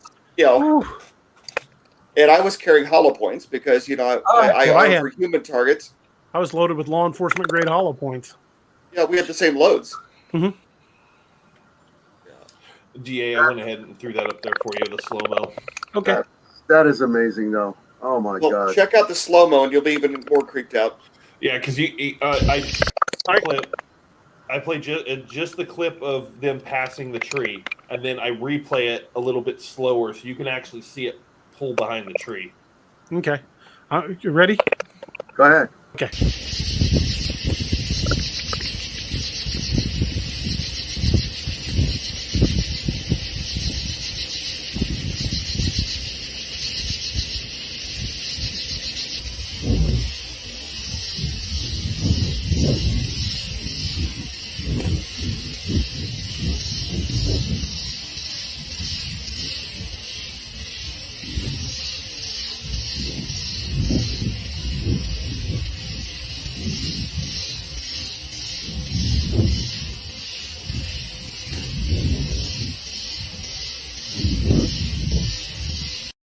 Wow. That gives me the chills. Yeah, they are ninjas. They're masters of stealth. They're pulled back just beyond your range of your flashlight. And I not much really throws me. I've been out in funny situations and intense situations, but that really almost chilled me right when I chilled me. Right now. I was there and didn't know it. Just to see its head and then have it just kind of drop back as the flashlight passes back, to have it drop back behind. Oof. Yeah, and like I said, I'm standing there, with a subcompact Glock with 10 rounds of critical duty hollow points, Hornady critical duty. If the real dogmen behave anything at all like the fictional dogmen in Doug's books, we were fucked. Oh yeah. I mean, there's no other way to put it. Just going on the basis of say a brown bear. I mean, first of all, you're going to have to get through about 6 inches of fat, and then you've got another 4 to 6 inches of muscle, plus the thicker bone. Yeah, plus the way thicker bones. I mean, we're talking a predator that's 7 foot plus tall. I mean, your hollow points, in all honesty, were made to pierce human flesh. Okay, well, we were armed for humans. That's the thought. Armed for human, and this is the reason why I tell people, if you're going to arm yourself for defensive purposes, you need penetrating ammo. I mean, tungsten tipped for your bullets in your rifle and 200 grain ball ammo in your pistol, and you better damn well take a pistol with you, because if the old one is none, two is one. Well, if your rifle runs out or it misfires, you drop that and you automatically draw. Yeah. Because you're going to have to do something to survive. That was chilling there, DA. I'm telling you right now. To me, you had 5, maybe 7 over there, and you guys wouldn't have lasted. You would have been a nice tasty treat if they would have decided that this is their day. And Oh I am 100% of the belief that's why they shut that park down. Unbelievable. Well, and then the women were sitting in the van with the sliding door open. Mm-hmm. Just watching with the two dumbasses. It wouldn't have mattered. They would have ripped that door. Listen, when I was on bear patrol, can open a car like a tin can. Those dogmen. Yes. It's like When I was on patrol in my early days, I was up in the top of a mountain in Bernardsville, New Jersey, and I saw a bear, and there was in front of that bear was a BMW, and the lady in the BMW was speaking to our headquarters on her. At the time, it was one of them phones that was attached to the dashboard of the car. Right. And she's saying there's a bear, and the dispatcher was saying you have a patrol looking right at you right now. And she was beeping that horn, aggravating the piss. It was a black bear. We're talking about a black bear, smaller than a brown bear.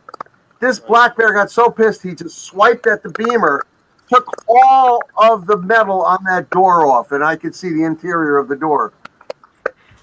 I mean, you're talking about a brown bear. You're talking about something that's an apex predator, 7 feet 6 inches tall, 500-600 pounds.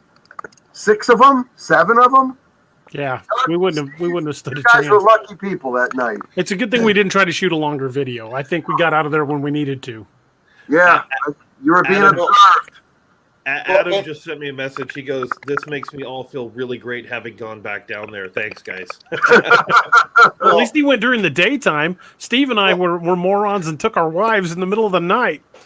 Well, and we were being dumbasses about it too. We were being so flippant, even if being the Bigfoot. I mean, we went so far as we stopped at a convenience store because I had to go to the bathroom, and I picked up a packet of Jack Links and a can of Bang. So literally, I went down there with Jack Links and Bang, trying to fuck with Bigfoot, and this was watching us. And we got the attention of something we weren't expecting. So, Nick, when you get when NADP does that video, you guys are more than welcome to use our story. Oh man, that is some scary stuff there, Doc. I'm telling you, man. Yeah, it gives me chills thinking about it. But at the time, we just laughed, got back in the van, and left. We didn't know anything. I mean, it was right on your left hand side, not over your shoulder, but on your left hand side when you were talking. And it was 40, maybe 50 feet away. It's not that far. No, it was probably a stride and a half for it away. It would have been on us quick. Mm-hmm. Oh my God! I got a quick one for you, and I'm going to tell you something. We're not afraid of anything really when we're out there in force. I'm talking seven guys, fully loaded, fully jocked up. Right? We were in Arkansas, undisclosed area in Arkansas, and we were approximately half a mile into the area, off the first, off the beaten path, off the road highway. We pulled out because we can all feel the hairs on the back of our heads coming up, and we said, we're outclassed at this point. We're out of here. I don't know what it was, but it wasn't good. You could actually feel it. Now, whether this is mind speak that was hitting us, if it was infrasound, I don't know. I was there. We pulled out. I didn't see a damn thing, but we felt something. You know when you can actually feel it hitting, slamming you? Yep. We pulled out. That natural instinct that we've developed to survive as long as we have kicked in and told you to get the hell out of there. I had a sergeant in the Army referred to that as ass-saving fear. And I'm going to tell you something. Not one of my guys would back down. If I would have said we're going to stay, but we all felt it. Everybody felt it. We have a code word for it, and everybody said the same code word at the same time, and we got out. And I don't know why they let us out, and I don't know why they let you guys alone. I mean, they would have tore your van apart just to get at those ladies. Well, go ahead, Steve. I was going to say, you and me were talking earlier about how, you're 5'10", 200 pounds. Yeah, I'm not much bigger. I'm 6 feet tall, about 235. There's nothing I could have brought to that fight, and at my prime, I couldn't have slowed him down. 40 caliber, little rounds that you could be spitting at them. Oh, man. 40 short and weak. I thoroughly believe that over the tens of thousands of years of evolution, however long, millions of years, our bodies have developed that preternatural sixth sense to know when we are now prey. We gotta go. Oh yeah.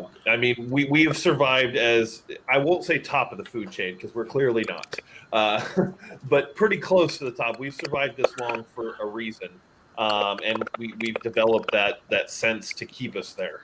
I went back down there about a week ago with my wife to the Joe Bald area during the day because I wanted to get some shots for publicity shots, and we were only there maybe 15 minutes, and there were people there. A couple guys there walking their dogs, so I felt pretty at ease. I filmed some very short videos and some actual still images just of the area. But we stopped at the little Joe Bald Market up the road. It's 2-3 miles from the actual campground, but it's a little convenience store where you can buy bait and all kinds of stuff. Well, I went in to get my wife and I a couple of drinks before we went into the park. And I jokingly asked the lady at the counter, I said, "You guys get any Bigfoot sightings or cryptid sightings down here?" And this is what she did. She looked at me like this. She went, and walked off. Wouldn't say a word. She just gave me this weird look. And Nick, I assume that when you go out and do these, you do interviews and stuff like that, and talk to locals. Is that pretty common for locals not to want to share because they're afraid of being ridiculed, or just they're not sure themselves what they saw? Well, let me speak on two different things: regular locals and Native Americans. Native Americans will not talk to this guinea white skin over here. All right, they will not talk. The only Native American that would ever talk to me was my cousin's husband, who's a Canadian Algonquin Indian. And I've had many, because I brought Black Rifle coffee up to the table, we've spent many an hour speaking about things. And he's actually let me know. My Uncle Buddy, his name was James Pepper. He passed away about 1.5 years ago. He was the inspiration for Jay Matoska. I based the character on him. That was him. That's him in a nutshell. When I was a kid, he told me stories of the Olonga Doglala, and that's where I started getting my first lore on them. Man, I'm telling you. Well, I consider myself a kind of an agnostic when it comes to the world of cryptids. I really want to believe there's stuff out there, but as a scientist, I haven't seen quite enough evidence that I'm hook, line, and sinker sold. I respect you and your experience very, very much. The fact that you reacted like that convinces me. It scares the absolute shit out of me. So, well, I gotta tell you one thing that I tell a lot of people who tell me, "Oh, you're full of it." Well, first of all, I did see it, and I'm going to tell all you gentlemen right now to your face. I know what I saw. I know what a black bear is, and I know a black bear doesn't go up 7.5 feet tall. But I want to tell you something else. Have you ever heard of the string theory? Yes. Okay. Have you ever heard of atoms and neutrons? You've never seen one, have you? Oh. But we do know they exist. Yeah. Okay. And years ago, the Komodo dragon, the panda bear, 65 years to find a little baby panda bear. They finally found one. Okay. They are out there for real. Now, I am trying to think outside the box. I'm trying to, give people the benefit of my knowledge and my research. And I'm telling you guys, I research a hell of a lot. I mean, a hell of a lot. And I'm putting a connection between let's call a spade a spade. Aliens and Dogman and Sasquatch, and possibly Mothman, because for some odd reason, we're seeing UFO reports 20 minutes to 2 hours after an encounter or somebody sees something. Okay, I took a very large number and I with Sasquatch and Dogman of cases of people, and 92% of them I found out, and I told Doug this before, 92% of them either before, after, or before and after was seen and was reported a UFO sighting. Was seen that light, that orb of light in the air. Weird. 92% of the time. Yeah. Roger? Okay. Gentlemen, did you hear within the last year of the U.S. Navy finally confirming the gun camera footage of the stuff that happened off the coast of California? Yeah. You guys have seen the video, right? Yeah. It amazes me that people still have not seen the video. It is just unreal. These are F-18s on Afterburner trying to chase these little bastards down, and they still can't catch up with them. And they're just screwing with them. I mean, you're talking about Falcons, and they can move like crazy, right? And they can't catch up with them at all. These F-18s can hit, it's confidential, but I believe at least 1,044 knots on Afterburner. And they still couldn't catch it. They were cat and mouse with them. Amazing. I don't know if you gentlemen have seen them. I know a lot of you have, but to the audience, look them up. Navy gun camera off California. They finally not only released, I don't know if they released them, but they acknowledged and said, these are real. This shit really happened. It brings more legitimacy to Project Blue Book. I mean, we always kind of assumed that it was a thing, but it keeps adding more and more legitimacy to the stuff that they let released, and the stuff that's redacted that we can't see just proves that there's more that they're just not telling us. Absolutely. I have half jokingly and half seriously said, could possibly Dogman and Sasquatch be alien pets that they're just saying, all right, go down there? Could they be genetically modified forward soldiers checking out our defenses and our offense? Oh, shit. Who knows? Some of the reports of Dogman in Afghanistan, they were wearing armor. Yes, exactly. When you have wearing armor and carrying weapons.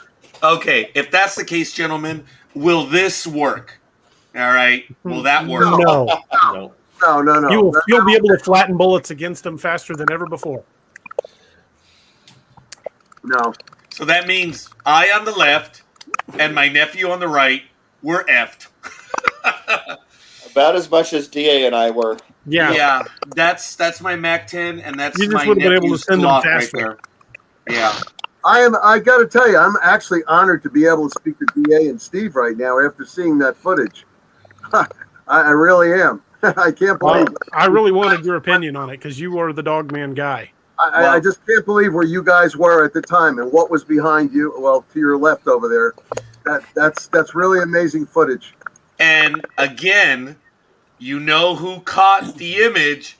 It was Dream. We never saw it. Steve and I had watched the video several times after I shot it, and then I uploaded it to YouTube, and we never saw a thing.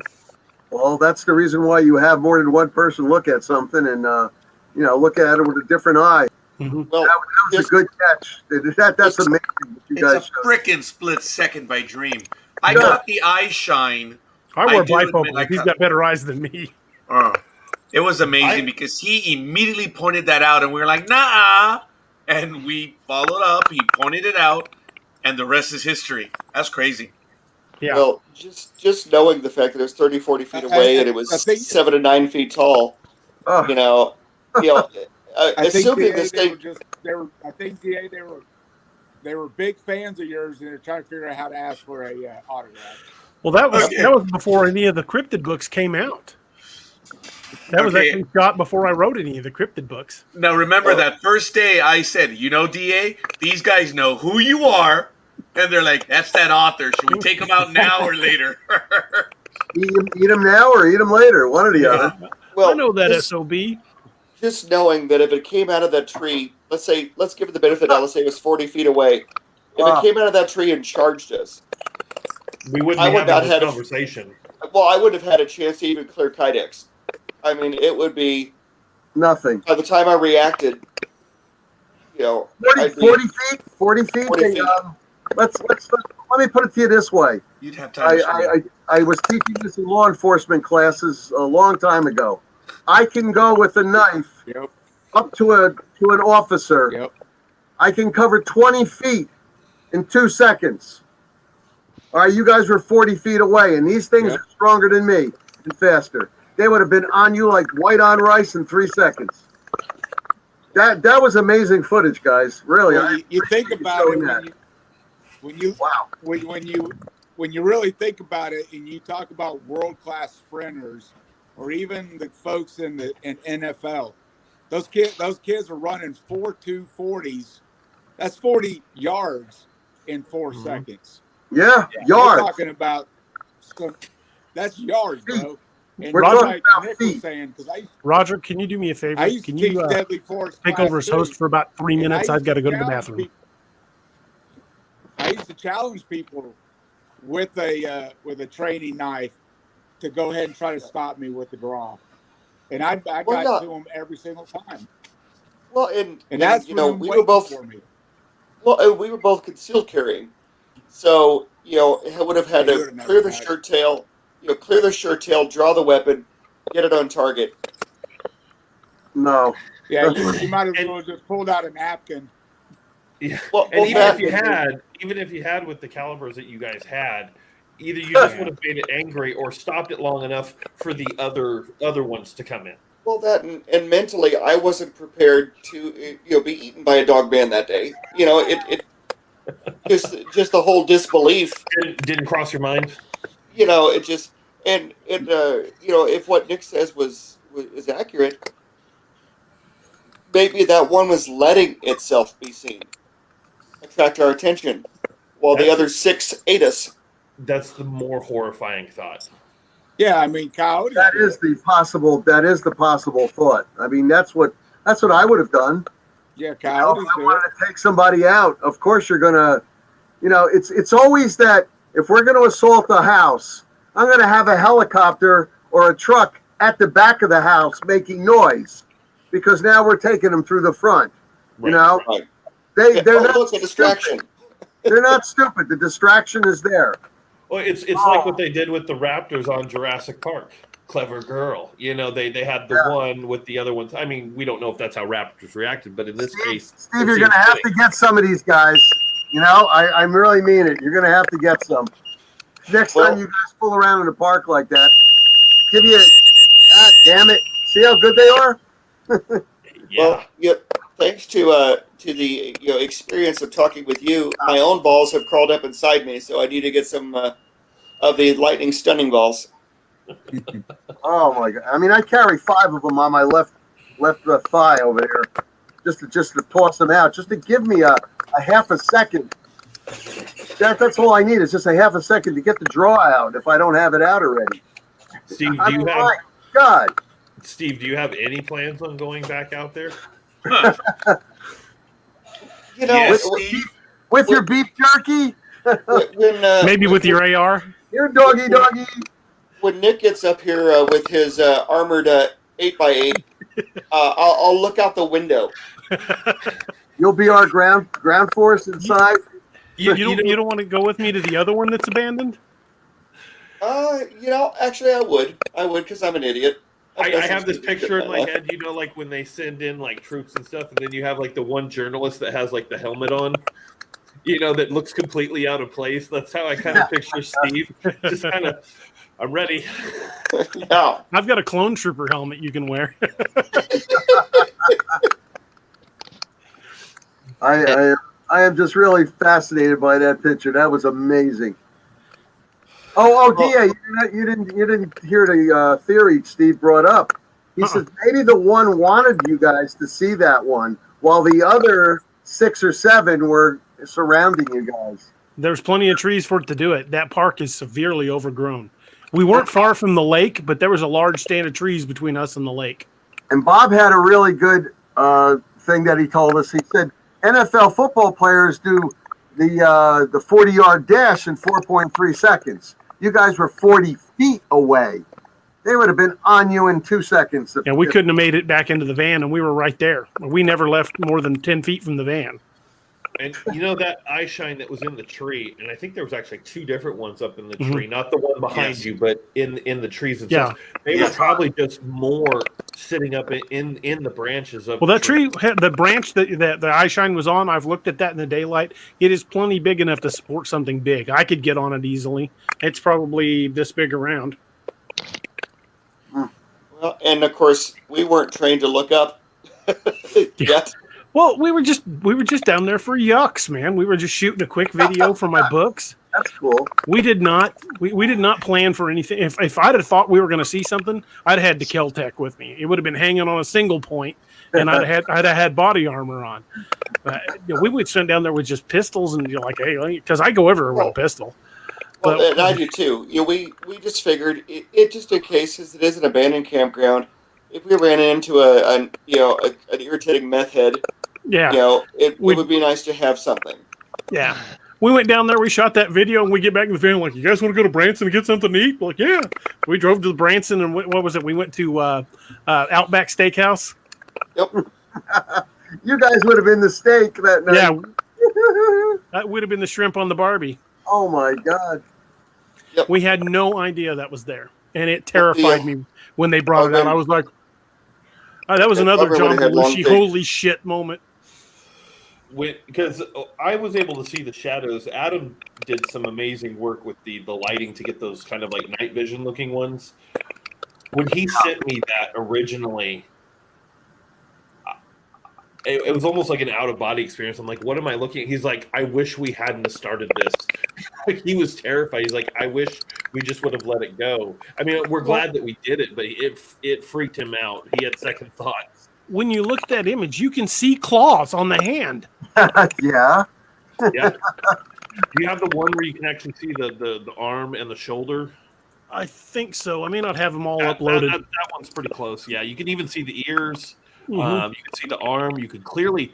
What I love about this one is you can clearly see the claws at the end of the figure because they catch more light, like the foreground trees do, because of the material of the nails. And here's something else, guys. I went back to that tree and looked at it, and Adam did too. It was leaning out from the tree, so it wasn't standing fully erect. And even leaning out, it was between 8 and 9 feet off the ground. It was a big boy. Hey, here's something for you guys to think about. In Pennsylvania, I was up there visiting a friend of mine, and he took me over to his neighbor's house. And it was one of them brand new houses, maybe just built 6 months before I went there to visit. They had a black bear come up and swat at the door. It was one of those metal doors with metal frames, and he had the deadbolt on, and he had the lock on. The bear just swatted at the door, and the door went right in. Went right the frig in. He had an alarm system, woo, woo, woo, really loud one. That's the only reason why the bear didn't come in and shit all over his house. Because of that alarm system, it scared the bear away. I'll tell you, the bear smacked the door and knocked the deadbolt, which was over an inch in. I mean, I'm serious. We're talking Sasquatch or even smaller, a dog man against a door. No. I'm sorry. Can you imagine a dog man tweaking? Yeah. If the dog man would have ate a meth head, would he be a methed up dog man? Tweaking dog man. Yeah. Ever since these pictures, I've been going down this rabbit hole of just learning more and more about Bigfoot and Dogman, and it takes some constitution to keep going down that rabbit hole. If that's as big as Nick, it looked. Nick, I give you all the props of the world to continue down this, because to have the mental fortitude to keep after this, I worked with Adam to uncover this one photo, and it shakes me enough to, I don't know if I want to know more. So, all the respect to you for doing what you do to figure this stuff out, man. In fact, you know the stuff is there and do it anyway. Yeah, exactly. Because if we'd have known it was there, we probably wouldn't have done it, or we certainly wouldn't have been as lightly armed. Oh my God, that's just amazing, though. At least I'm out there with a team of 7 guys that are not going to back down no matter what. They're not going to run, and everybody's trained to look up, left, right, down, even down, guys, even down on the ground. Because remember, these things get on all fours just to sneak around. Well, the Bigfoot do that too as well. They'll crawl across the ground as well, won't exactly, yes. And from what I've understood from my research, Bigfoot have 3 different, they show you 3 different versions of themselves. Okay, what you can see sometimes that opaque type of, when you see them, where they would flicker in and out. And then in their totally almost invisible, forms. Now, Dogman is not the same, but I mean, when you're out there, you don't know what you're coming up against. But look at that. I mean, you guys definitely are lucky. You should have played the lottery that day. And look seeing that face comes out, that is clearly canine. Yeah, clearly. And then people say, "Oh, well, you don't got a clear picture." Well, you know what? There is a clear picture here as far as I can see. Yeah. And, and that was a lot of light processing just to pull that out. Because if you notice in the video, it's just like you said earlier, at the edge of literally at the edge. Any further back, you wouldn't have seen it. No. It's right on the edge of their flashlight range. Almost as if it was intelligent enough to say, here I am if you can see me. I mean, that was far away, 40 feet away or so. You had to bring it in. You had to clear up the image, but the image was there. It's not like you're adding something to it. No, right. Yeah. And you are going to get pixelation. You are going to get an unclear image, but the image is there. Right. You two guys, over here. You two, that way. You two guys are lucky. You're lucky.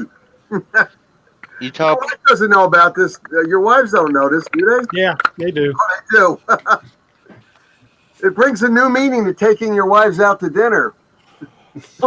Taking your wives out to be dinner. Yeah, for dinner. Yeah. Oh my God, guys! I'd have just told her to tell it, and she had a headache.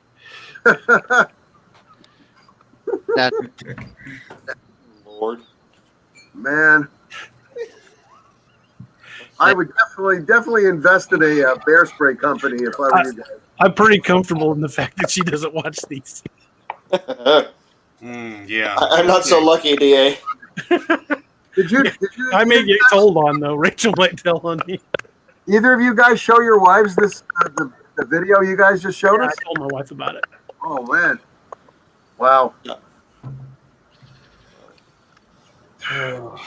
Amazing, guys! Amazing. You've been there.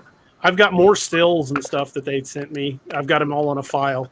So at some point I can send all of it to you, Nick, if you guys need it. That would be appreciated, much appreciated. Scary and much appreciated for people. Scary, much appreciated. DA, you need to look into maybe getting one of those FLIR attachments for your phone too. Yeah, I need to get one. Out. How much are they? Or well, it's a couple $100, but or you could simply get a 4X infrared monoscope, to take out there, and maybe you don't want to take one out there because what you're going to see. I don't know though, but if I got one that attached to the phone, I can record it. Yeah. Because but like you said though, had you have had that FLIR that day, that whole night could have went completely different. Had it known that you guys had seen it. I think if we knew it was there, that all bets would have been off. I don't think would have made it back to the van. I think if you attach it to the phone, the FLIR attached to the phone, you're going to see the thermal image. And I mean, can you imagine you're doing this with your phone and you're looking at it and you see 7 thermal images? Yeah, that would have been a no shit moment. Hey, Steve, bud, you hungry? We're gonna go to Outback, back into the van, back up. Get in the van now. Get the fuck out of here. We gotta go. Yeah. And Steve will be, oh no, I like it out here. It's nice tonight. Yeah, okay. I gotta go take a leak. Oh, go over there, Steve. Steve did.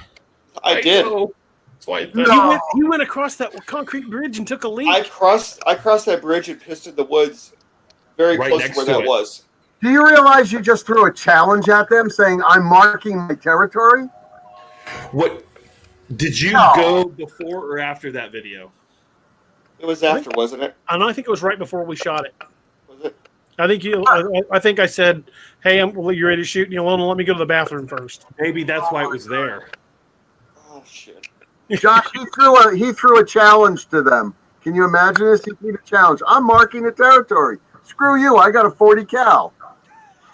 My God, Steve, you got balls of. It's a good thing I'm an insomniac because I don't think I would have slept tonight anyway. I got Slim Dim, Bang Energy, and a 40 cal. Let's do this. What now, bitch? I'm gonna say, yeah, Jack Links, Bang, and this right here. Yeah. Okay. I want him on my team. You can't, Well, he is a trained nurse. you can't be upset at yourself, though, because you had no idea. You had no clue. I'm beginning to feel like the Margolin of Little Hut. Drop down. Give us 20. Come on. Get him, Dalton. No, he owns the restaurant. Love it. You know, I can just see that. Yeah, hey, Dogman, you out there? You know what you're gonna get? These nuts. Right. Yeah, and that was the last thing Steve said before The DA last ripped thing out of Steve- there in his minivan. You ever see a minivan slide sideways?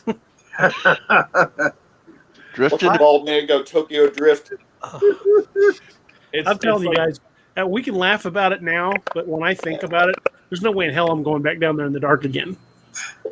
I thought when I was in Arkansas and we pulled out that was hair raising. What you guys did, you got me by 50 times over. We didn't know. No friggin' way. We didn't know. I would never have stopped and got out of the car had we known. No freaking way. And then he goes in Mark's territory? Come on. I'll show you. Oh my God. If you look at this image, Steve went up and peed right about where that tree, just to the right side of the bridge. The one that He went over that bridge? Yeah, he went over the bridge and up by that tree. DA, I sent you another photo that Adam just referenced up for you to give a point of reference. Okay, let me download that. I could see what Robert's thinking right now. There's Steve with his weenie out, and you're going, nah, it's not worth it. It's not big enough. That's not a challenge. That's a Vienna sausage.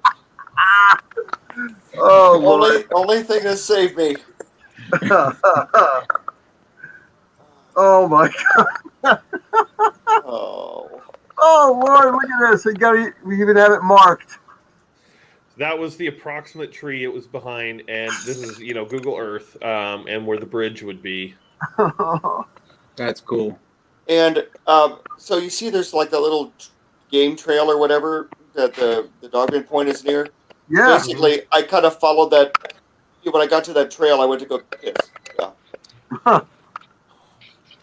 So after you pissed, it came up basically right in the area where you peed to be like, what do we got here? Nice. Kind of a recreation. We were parked on the other side. You see where that car's at? We were parked over closer to the bridge. We were probably parked 6-7 feet from the bridge. Said, looks like humans back on the menu tonight, boys. Looks like meat back on the menu, boys. In all seriousness, in all seriousness, in all seriousness, Nick, I'm a type 1 diabetic.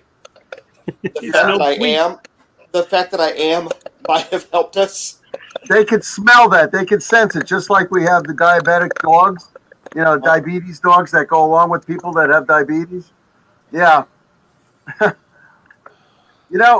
we're out there, we don't generally have to go pee because we're humping body armor and some other crap, and at least 7. Well, I've got the rule of 7. 7 clips for the pistol, 7 clips for the rifle. So, we got quite a bit of weight that we're carrying. But if we do have to go, we have collapsible gallon jugs. We're not going to mark our territory out there. We're going to carry that out. Right. I mean, you guys just like, wow. You guys have ruined me now. You've ruined me. If anybody ever asked me about a story, I said, well, these guys from DA's boys, they just beat me easily. Holy shit. In all seriousness, had I seen the Dogman, I would have pissed anyway. So, it's probably just in your really pants. doesn't matter. Let me tell you this story about a writer and a nurse who just threw the biggest challenge down to Dogman. Somebody ought to write about this one. I'm going to tell you. Marking the territory. I just can't get over it. Steve, I can't get over it, man. So we now have a scene for the prologue. Steve. We have a scene for the prologue to Apex Predator 5. Shortly after that, the fat diabetic died. I got another one for you guys, another picture. And the author never got to write another book. Yeah. This is the one I haven't got to explore yet. This is Combs Ferry. It's on a peninsula. Oh, wow. Right about where that red dot is, it says Combs Ferry. They have bulldozed up piles of dirt so you can't get down on the peninsula.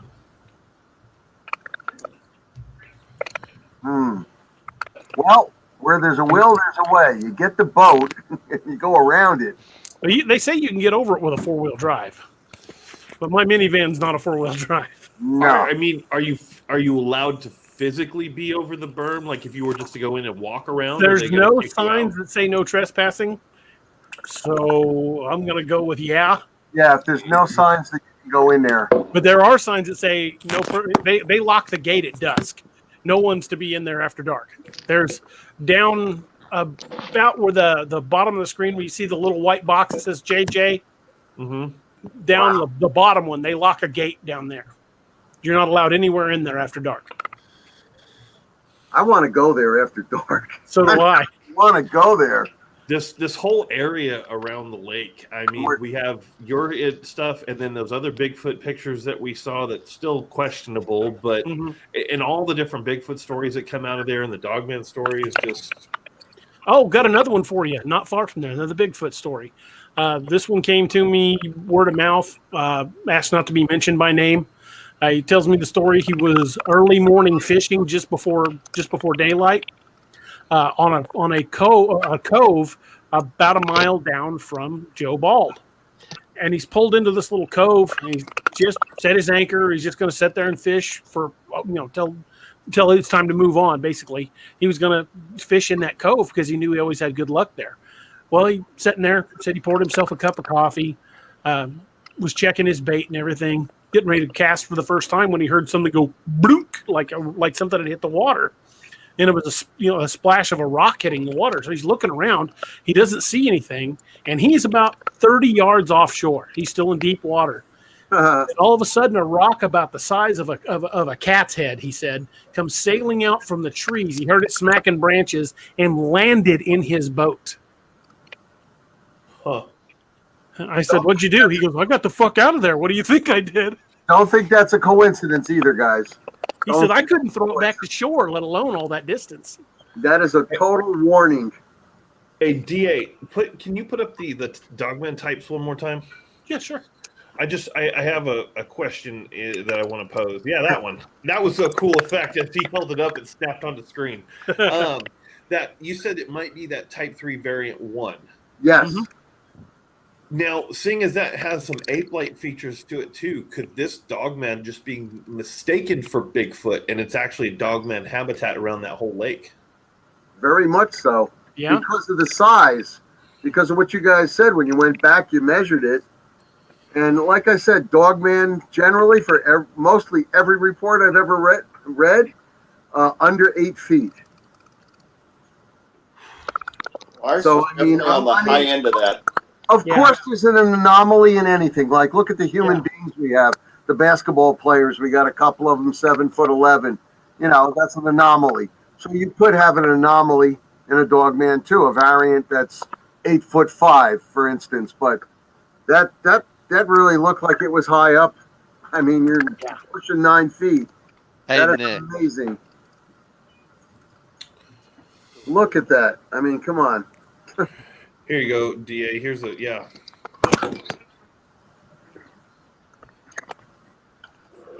maybe. Roger, yes. Yeah. That's kind of terrifying because then that's almost coming true. As I wrote about the Gugway killing people down there. Yep, the face eaters. That's what the American Indians. That's what the First Nation people call them, the face eaters. Mm-hmm. Well, this is it's the very area where Lakeview Man took place. Exactly. Same body of water. That's the place where they found the deputy's abandoned car where he'd been attacked. DA, are you one of those writers that as you write, it just comes into existence? Is that what's going on? You know what we call it? Maybe I should try, and then he won the lottery. Have you heard? Did you read my my article that I put in my Dogman forum there of the Tulpa, T-U-L-P-A? Tulpa, yeah. Tulpa. Okay, well, maybe, just maybe, you are bringing this into reality. By believing in it? Yeah, because if you think about it enough, I mean, that's beyond my. I've got goosebumps. My range of expertise. Think. I do have one of my members, Shira 7. She's a tupologist, and she firmly believes that it can happen. I mean, if you're bringing things over there, it's not beyond anything's possible. Probable, okay, but possible, you never know. You guys are just two lucky guys. I'm going to tell you from what we saw about that. Yeah, there was clearly something there, and it looks canine. Some things there, things, guys. One's bad enough. I'm still goosebumps about one, but I think about his buddies being in the area. Oh my God. Well, the fact that we saw that other eye shine that was too high off the ground, to think that it was another one of those damn things sitting in the freaking tree. Mm-hmm. And that tree was pretty high off the ground because the ground on the other side of the driveway. Let me bring that picture up again. If you look right about where that car is at, in the middle, toward the corner, just on the other side of that rock, the ground slopes down.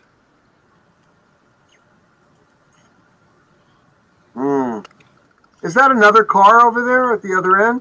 Yeah, there's a car up toward the top, and then a car kind of toward the corner there. But just past that car, where it starts being grass again, it slopes down pretty steep.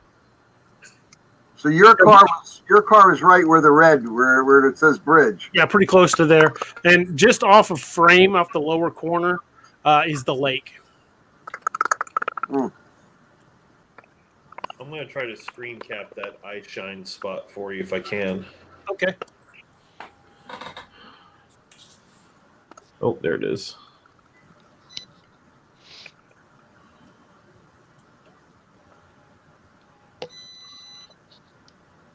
They may very well be. That may very well have been really Dogmen and not Sasquatch.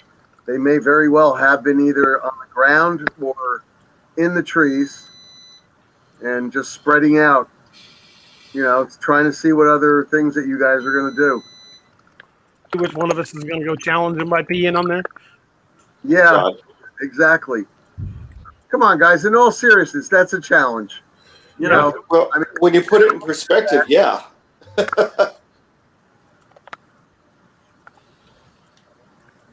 Guys, I'm telling you, that is as creepy as hell. Mm-hmm. Yeah, tell me about it. Here I thought I was going to come on tonight and give you guys some info, and you guys gave me some info about some crazy-ass shit you did. Wow. Mm-hmm.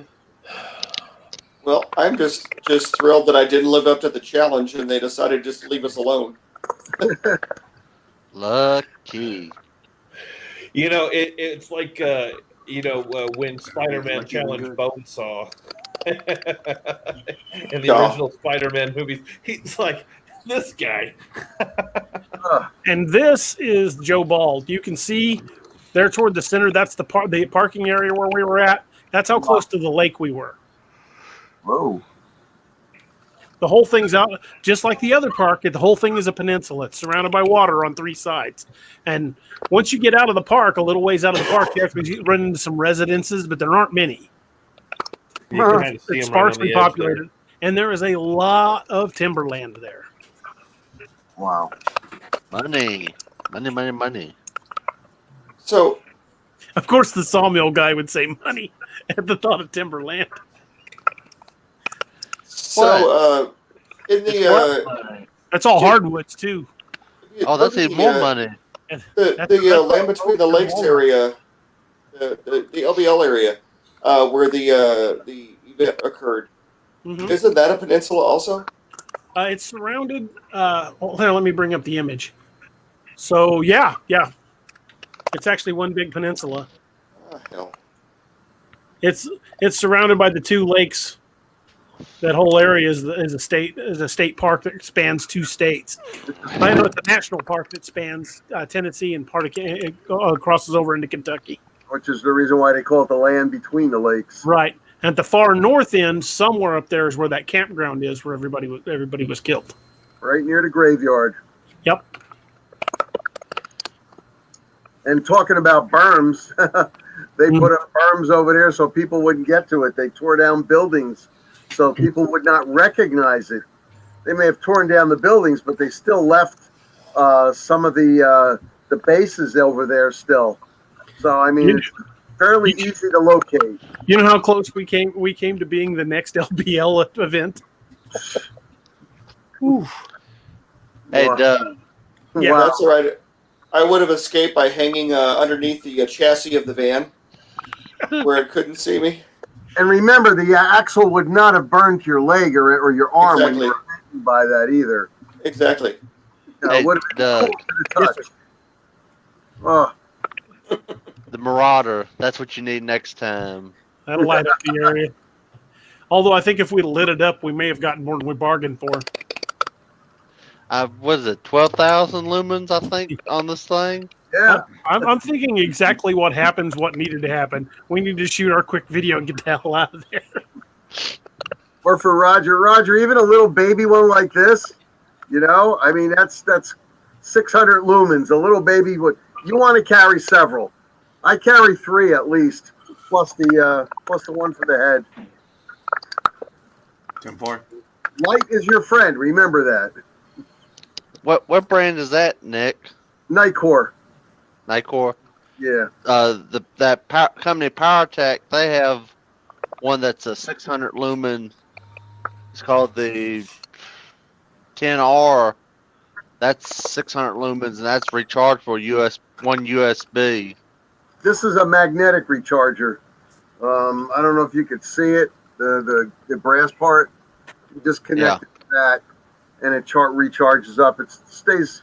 It keeps it charged for a long, long time. So this one does. This one does too. It's a CR12. It's one CR123, and it's a USB rechargeable. What this does, though, it comes down this way, so that you can also have it. Nebo's got one like that. Yeah. Roger had to go. He has early appointments in the morning. Let me tell everybody good night. Okay. And Roger Peacock is correct. I'm glad we didn't stick around very long either. Yeah. Nobody's happier about that than me, believe me. Man, imagine what you find out about guys, I tell you. Okay. Roger's crazy going underneath there without any lights, though. I mean, my God. I would have thought he went out and went under there with a lantern or something else to light everything up, at least to look where he's walking. Lord. Or just use the light on his phone. That was it. God. You guys definitely go where angels fear to tread. I'll tell you that much. My mother used to say that about me when I was a kid. They don't get that I too would much blunder in where angels feared to tread.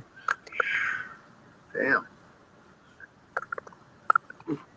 DA's and Steve's fantastic adventures. The Magical Mystery Tour. Man. Two morons, no waiting. Yeah. Ruth. I'll tell you, I'm stuck now. Here it's what, 2:14 in the morning, and I am starving. You guys are talking about food before? Oh God! There we go. Right there in the center of that photo, in the middle of that tree, you can kind of see that little light. That's an eye shine there. Yep. That's a good sized tree. I mean, you can tell the ground is well below it too. Well, look at the trees in front of it. Well, that all slopes down toward the lake because the lake is just beyond those trees. Yeah, I mean, look at the tree in front of it to the left of where the light is hitting it, and then look, and the one in the back, because it's further back, it's higher, it's way taller. I would estimate that tree in the front's maybe 6.5 feet tall, and then you're looking at the one in the back there. You're talking over 7 feet, where that eye shine is. I mean, it's probably even farther than that because, like I said, it slopes down significantly right about the grass. I'll bet you if you went back there during the daytime and went maybe 200-300 feet in, I'll bet you'd find some clue. Well, when Adam went out there, he found what looked to be a spinal bone, a vertebrae. But when he went back to look at it again, he couldn't find it. Went back to the same spot. What I would be interested to do if I was there is to, because I think they were probably in the trees, to see if there's any claw marks in the trees. There is, actually. Near the tree, it wasn't the same exact tree that it was hiding behind, but near that tree, about 8 feet high, there is going further up. Very, very wide, I think he said 4 or 5 drag marks that were clearly some sort of claw impression in the tree. That's a little more zoomed in there. I mean, DA and Steve. I mean, seriously, we're not joking around here. I mean, how do you guys actually feel? You must have had about 6 or 7 of them out there. Pretty shook up, to be honest. This is crazy, guys. Wow. And there was another eye shine in the video before this one, but it's the camera's moving, but the light is also moving a tiny bit. Which I believe means the head was moving as well in the opposite direction, so you get kind of like almost like a scatter effect of the light. It's not as clear. This one's standing still. The other one was moving. So there's at least 3 caught on camera, if not more. Right. I wish I had some very expensive photo edit or video editing and photo editing tools. This is just basic $40 software that we could pull this stuff out with. Now, if you had that stuff like the NSA deals with, you'd be able to clear this right up. Yeah. And then we'd have some shocking footage over here for these guys to see that they're lucky guys. I believe I'm shocked enough. No more shocks.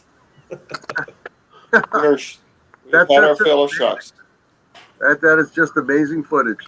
And you didn't even mean it. You know, like the one, I don't know if you saw the one Greg Yost posted on my site where he was just taking pictures of the forest area. And bam, there is a picture, no doubt, of a dog man right over his shoulder, for real, back there. And it's like he didn't even, try to take the picture. Nick, if you can send me that picture, I'll put it up. It's on my other computer upstairs. Okay. So is it on the Region 3 site? It would be. It's deep into the Region 3 site, yeah. It's pretty deep into it. But, I mean, Greg didn't even know anything was there. And he's not a Dogman guy. He's all Sasquatch. But I guess they decided to go check him out.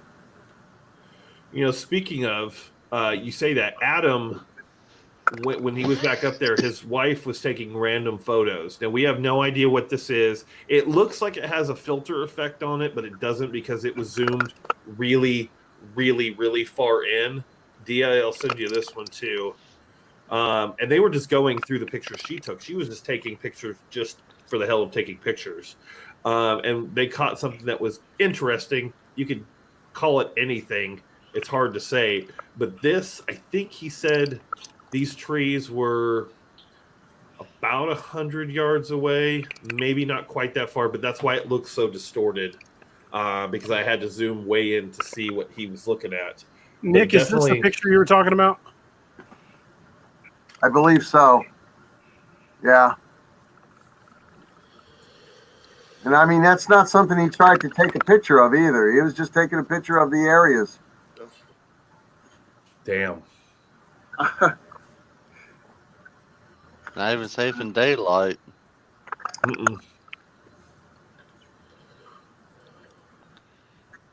Nope. Well, time to invest some money in a 4570 government. That's almost similar to the one they took out in the lake. Now, see, this is the one that Adam's wife took when they were. This is zoomed way in. You have to zoom in to see this. It's pretty pixelated at this point. Very pixelated, but you can see like a camping table kind of in the foreground. To the left.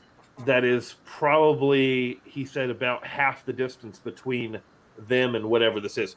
And with the lighting and it being brown, trees, and it's hard to say what that is, but it did have a very distinct shape that kind of caught their eye a little bit. It's hard to say what that is. Yeah. But it's so far back. I can see if I can find the original picture. You can see how far we had to zoom in to see that, but it's a ways in. But it's kind of funny because his wife was looking from him. She goes, "Why are these people looking at us?" Was her comment. She didn't even know what she was looking at. That's wild. Here. No, not that one.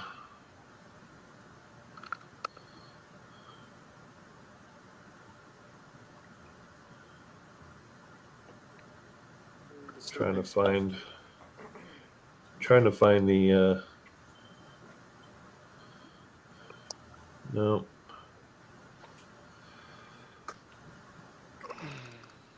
Here it is. DA, I'll send you the full size image now. Okay.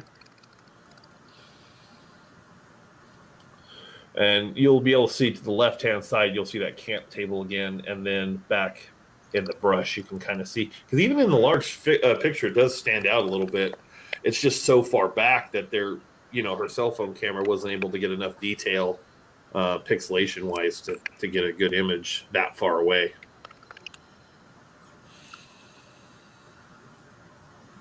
It's uploading. There we go. So you see to the left there the camp table, and then just off to the right of that camp table you can kind of see that brown whatever it is kind of peeking out from behind the tree. Could be another tree, could be brush. It just kind of had a weird shape to it that caught our eye.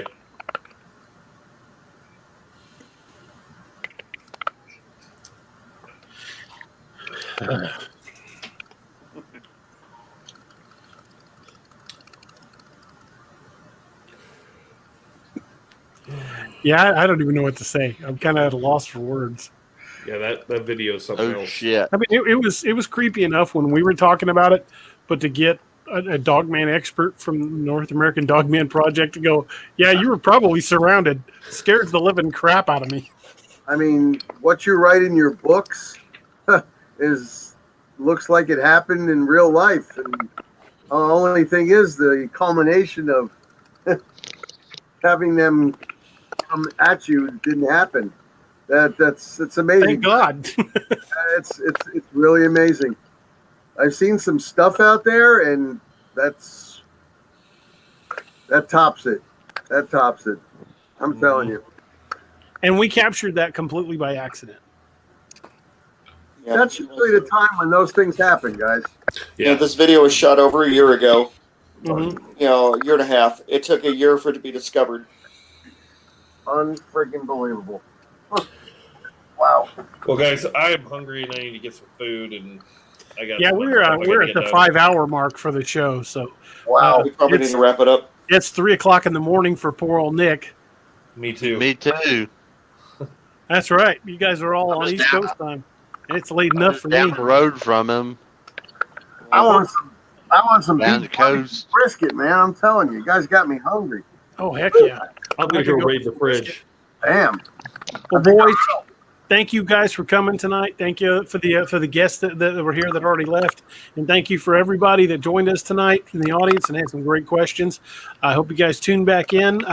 Won't be the fall of this coming week, but very soon I will have Jody Cook from the North American Dogman Project on, and he'll talk about it more. We'll probably discuss this incident again with him and get his take on it too. But appreciate you guys for being here. Thank you guys for sticking with us for 5 hours, and I hope you guys have a great night. Don't forget the release of Codename Wild Hunt Operation Blood Eagle. Watch my author page and my Facebook page for details, and they'll be coming very soon. And I hope you guys have a great night. Thank you. Thank you.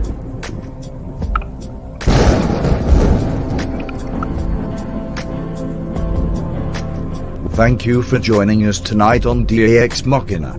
Follow DA on social media and check out all his work at www.daroberts.net. Good night, and don't forget to lock your doors.